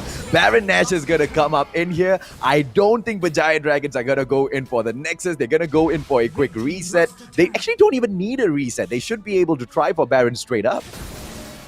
I guess they could, but they don't really have that much resource. They do have a lot of gold. That's what they do have. So I guess make those big purchase. Yep, static shift, check. More critical check for Sagi, as if he doesn't hit all too much. Steric engage. Steric gauge. Check. What else you want? Come on, bring all your weaponries. We got the Lich Bane, the Liandries on this big ol' Gragas. Going on full damage, and yet again he looks so tanky. Oh man, what ridiculousness is this? Yeah, man. Game over. Yep. Baron Nash is going to get picked up real nice and easy. Do you even think the challenge is going to come through for Splatzone Insomiax? It looks like Berjaya Dragons are the only squad on the rip right now, running through all of the objectives, unchallenged, untouched. And now with the buffed up minions, they're going to be running all the way through that Baron lane. And here comes another team fight. But no, let's say it's a team run. They are getting chased. They're getting hunted down, Contra. This is where BJJ says it's over, Splatzone. I have the higher ground. Well, you can't really say higher ground right here. Or should I say, I have the Baron buff, and I'm escorting this super minions all the way in. Explosive and the final touch does not connect because of the explosive gap. They're going for the kills as well. And it's Turbo. Final full round for Splatzone Sonics. Here comes the Rapid. Turns gold and chilly here, saved by the bell. But it will be pretty much done and dusted by the very end. They do have very little health left, but they are still going in for kills after kills after kills. And Colonel finally goes down. But Berjaya Dragons, what can I say? Another 2-0 victory.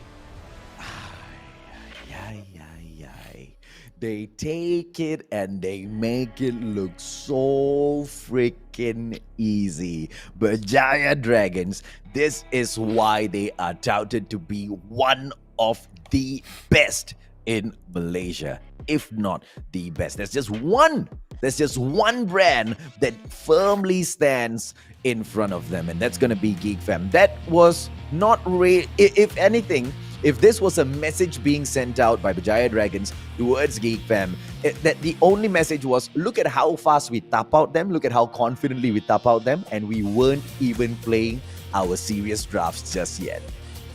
That's right. And when will we get the real side of Berjaya Dragons? Because today we see them first getting surprise on their very first game, but we will still get pretty much all the results here sorted out as we're going to be looking at the match stats for the moment.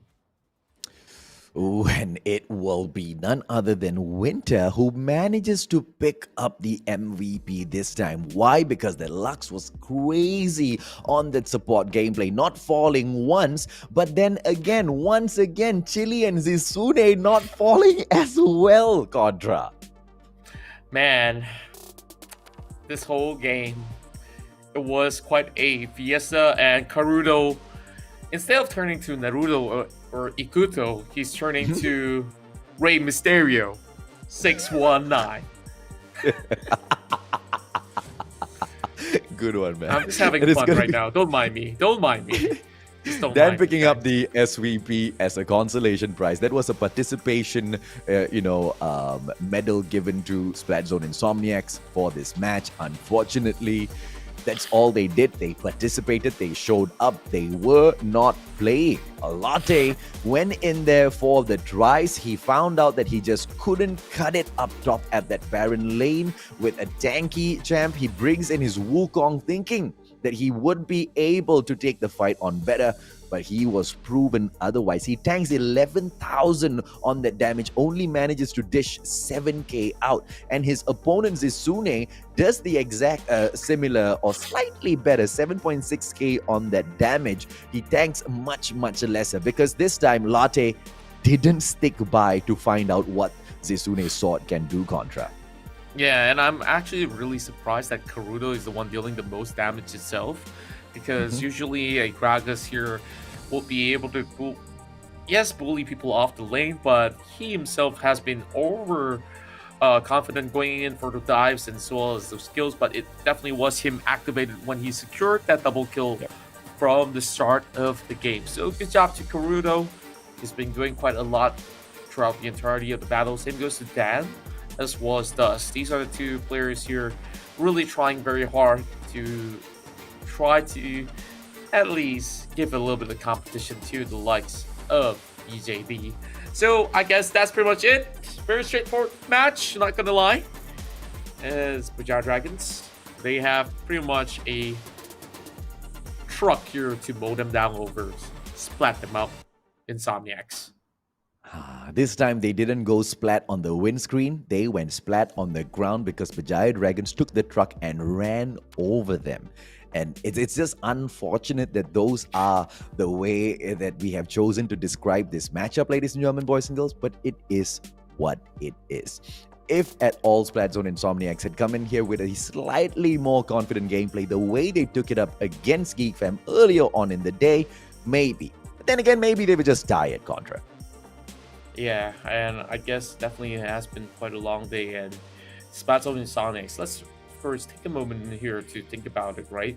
Today, they have to play against both Geek Fam as well as Berjaya Dragons, possibly their toughest bout throughout the entirety of the tournament. I guess they really came out on a respectful run, but, well, it was pretty much all that can be done in itself. So, Splatzone Insomiax, at least have a little bit of pride in that being shown. Well, at the end of the day, it is now time for what a ton of you have been looking for.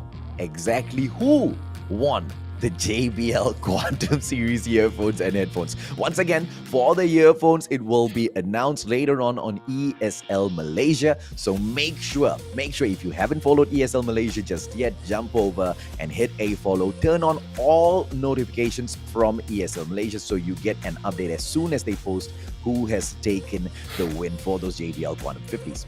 But we have already selected a winner for the JBL Quantum 300 now, haven't we, Contra? That's right, and speaking of which, we're going to be having a little bit of the reveal later on, and speaking of which, I believe we do have a little bit of post-analysis of the match coming on our way, so let's have a look. Oh, and this was... Then again, how do you analyze this? Do you analyze this as Zisune just being that absolutely annoying guy throughout the whole game who just doesn't want to leave you alone? No matter where he ran, Zisune was on his tail. It was a perfect execution and mastery of the champion itself, because he knew that we just need the full stacks here just to proc all of these bleeding stacks, and eventually the rest of Splatzone Insomiax, they were just cut off here when they were trying to attempt for the Herald, and this was where Chile just absolutely locked that off and forced members of the side of Insomiax to engage. And we have final spark coming from Winter, just having so much of a long range zone out there, and this was where they dropped in the Rift Herald to crush all sides. And even down below, Karudo was doing a split push, as in Koriyama, by the way. Yeah, and there's one similarity between a lot of these engagements that happened in here. Within the two matches that we've witnessed, Contra, was Splatzone Insomiax just running away when the team fight was gonna break out, right? Because yes, they go in for that early engage, they get a few hits, and then before you know it, they're turning their height and they just want to get out of that situation. But many a times, Berjaya Dragons just showed them, nah, you're not going to be able to get away anywhere. This is that Gragas. Karuto just backs away back in there, hits that body slam. Perfection coming through from this guy. Yeah, and of course, he also had the empowered auto attack as well. So look at this. Karuto body slams into the right target, and as much as the TP comes in, I think it was over before it even begun. So they didn't really need it. Latte right there. And it was, once again, a walkover. Killer Instinct, check. Hookshot, check. And there you go. Ta-da. Turret check as well. There was nothing, man. Nothing that they could do. This was the final stand. But after going through the game time and time again, Berjaya Dragons have shown us already, if you allow them to step into your zone in this way, yeah, your Nexus is gonna get taken out of the equation, and that's what happened. And towards the very end, even I believe he hit that Hextech Ultimatum right there beside the Nexus, didn't he? Exactly, and I guess they were just farming on those kills by the very end. And Berjaya Dragons, yeah, Karudo dropped them at the very final second. It doesn't really matter. so long as Berjaya Dragons get some clean wins, and they want to be at the top of the table here to show who is the most dominant team in Malaysia right now. At the very least, it starts from the group stages. So power levels, if you guys are on 7-9 side, Geek Fam side, or even Berjaya Dragons, drop your comments down below. Who are you supporting? Who's your favorite player of the tournament? Because today we've seen some really interesting highlights, and also Berjaya Dragons here really showing off their power. They didn't really need the full roster here to be playing at their finest. They just take and treat this as a normal rank game. You know, it feels just like that.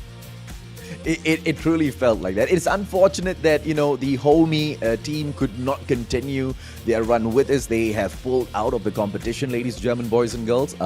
More information on that will be updated on the ESL Malaysia page, so make sure you guys drop them a follow. So we are down to just 7 of those teams here at the group stages, hence why you saw Splatzone, Insomiax as well as Berjaya Dragons jump into the fray twice today. It's supposed to be all of the teams just get to play once, and this time around it's going to be switched up just a little bit. Even as we plow through the rest of those group stages as well, you will be seeing situations like this jump up one after the other. Do we have the standings already? Because even if we don't, you guys should be able to guess exactly who's sitting up top now. Well, I definitely want to see, is it Geek Fam? Is it Berjaya Dragons? It seems to be that they might just be tied, actually. I'm not exactly all too certain. But Berjaya Dragons did play a little bit more games for today, so they should be at least maybe a game up. So let's have a look at the MVP for this match itself. So I wonder, I think Karudo did a lot of damage, but will he be the MVP? No, it will be our dear support, Winter. Ooh, and it's the birthday boy, Winter, we should say. Ladies and gentlemen, boys and girls, he picks up the MVP, a well-deserved title for the MVP's birthday. 67% on the kill participation. He doesn't go in with a lot of damage, but he always manages to get those crazy number of assists in whenever he picks that Lux up. That's right, and this is where he definitely outshined everybody with the Lux, no pun intended, as he has been able to just pull up some great catches, especially on that early game. He pulled up that very significant double snare and eventually got the rest of Splatzone out of the way. So this was pretty much all the games that we do have here at the moment. So AJ, I'm pretty sure we feel very thankful right now because, there's so many things that has happened throughout the Rift, and finally we do get ourselves a little bit of break to, of course, enjoy the rest of the evening, but it is all you guys that we do care about. And remember, we have our winners for the JBL Incense. Oh, absolutely. I'm just waiting for, I'm just waiting for the opportunity to announce exactly who has won this JBL Quantum 300 because it's quite epic. Now, I don't know how many of you speak in Bahasa Melayu as you're watching the English stream, but it's quite funny if you do speak in Bahasa, okay? And that's exactly what we're looking for. Yeah, that's exactly what we are looking for when we go in here looking for those best comments. So you'll be able to take a couple of pointers in here as you walk away, and hopefully you will be the one winning the JBL Quantum 300 next time round. That's right, and well, there's still many of these chances. If you guys are unlucky, well, I can't really say unlucky. You guys are definitely lucky here to be tuning to this broadcast with us because, well, two of these handsome lads standing in front of your screen or staring in front of your screen here has been doing quite a lot of wholesome job. So you guys can follow us on our Facebook as well. It's ContraCast as well as the Mustacho AJ, I do believe. So other than that, of course, we definitely thank you guys, and we thank our organizers as well as our tournament partners. Starting things off is the Maggie Hot Cups that keeps us pretty much surviving, and not only surviving, pretty much heated up in every one of these battles, and of course, they are our MVP alongside with YouTube, powered by Cellcom as well as JBL.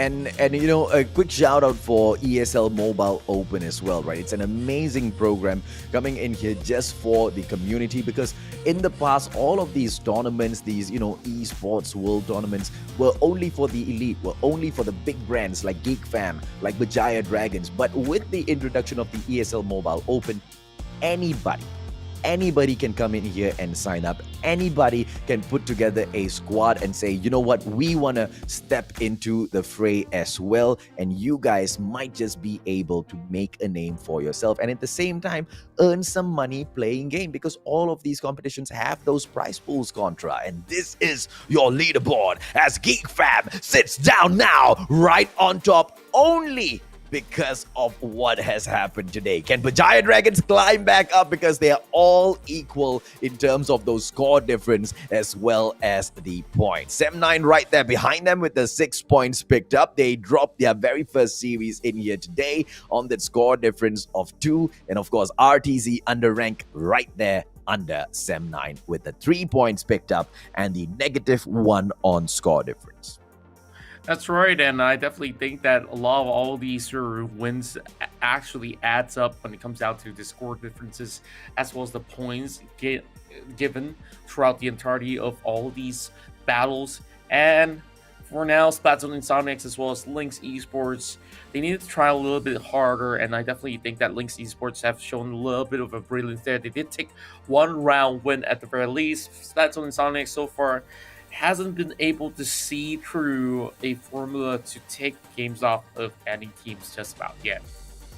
Yeah, but this is the kind of a situation that we are not too fussed about, right? Because as they drop in here at the summer season, no matter how they do, they will be able to rake up quite a bit of experience, right? Because, as they say, if you want to win, you go in and you compete. If you want to be a great champion, you go in and you compete with people on the same level. But if you want to be the greatest champion, you need to compete against those that are better than you. And that's exactly what Splatzone Insomiax is doing in here. So if it's not this season, too bad, too sad. The next season, they will be able to come in much stronger. Ladies and gentlemen, boys and girls, and as we've been drilling all the way through, perfect audio is a must when you go in. But Contra, bring it in, man. Well, of course, the perfect audio headsets is going to be here for you to check out. It is the JBL Quantum series here. We got the Quantum 50 earbuds, we got the Quantum 300 headsets. So all you have to do is like and drop in your best comments out there and share on the stream. Tag JBL Malaysia with the hashtag JBL People and SISMY. So that stands for C Icon Series Malaysia. So that's all you have to do. Just sit back, relax, and of course, hope that you guys have scored yourself some great gadgets. And with that, I believe that we do have a winner for today for the JBL Quantum 300. So, the Mustachio AJ, I'm pretty sure you want to do the honors to announce the winners. Yeah, boy. Abdul Aziz Abdul Halim, and this is what he sent in, right? Barang yang kita order Naruto, barang yang kita dapat Ikuto. Okay, I'll give it to him. A little bit cheesy, but I was hoping that it becomes Naruto. When it's funny. Yeah, it's definitely a little bit funny, and I'm pretty sure the Belindas is gonna be having a little bit of laughter currently.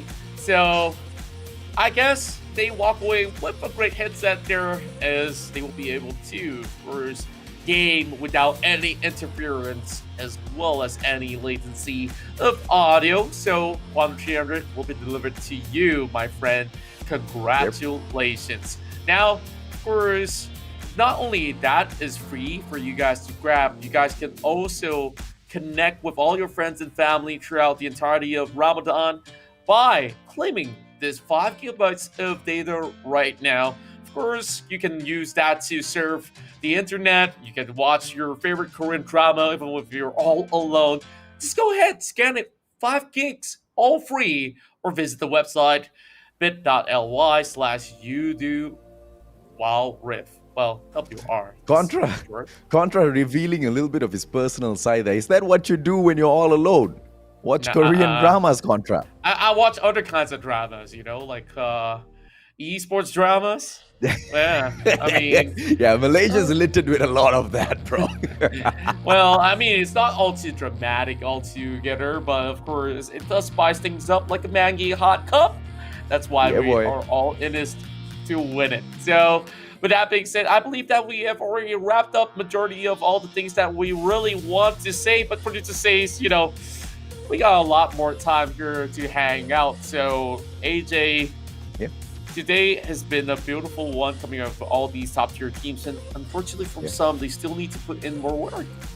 Yeah, and more work is quite an understatement when we come to a couple of them. But then again, like I mentioned, right, if it's not going to be this season, the next season is still there. Then again, does that mean we've given up on them on this season? Hell no, because it's just day 3 of the group stages. We've got 4 more days to go, not even halfway there yet, ladies, German boys and girls. And when we come back with day 4 this Thursday, hell, you better bet that we will have a lot more action coming up your way.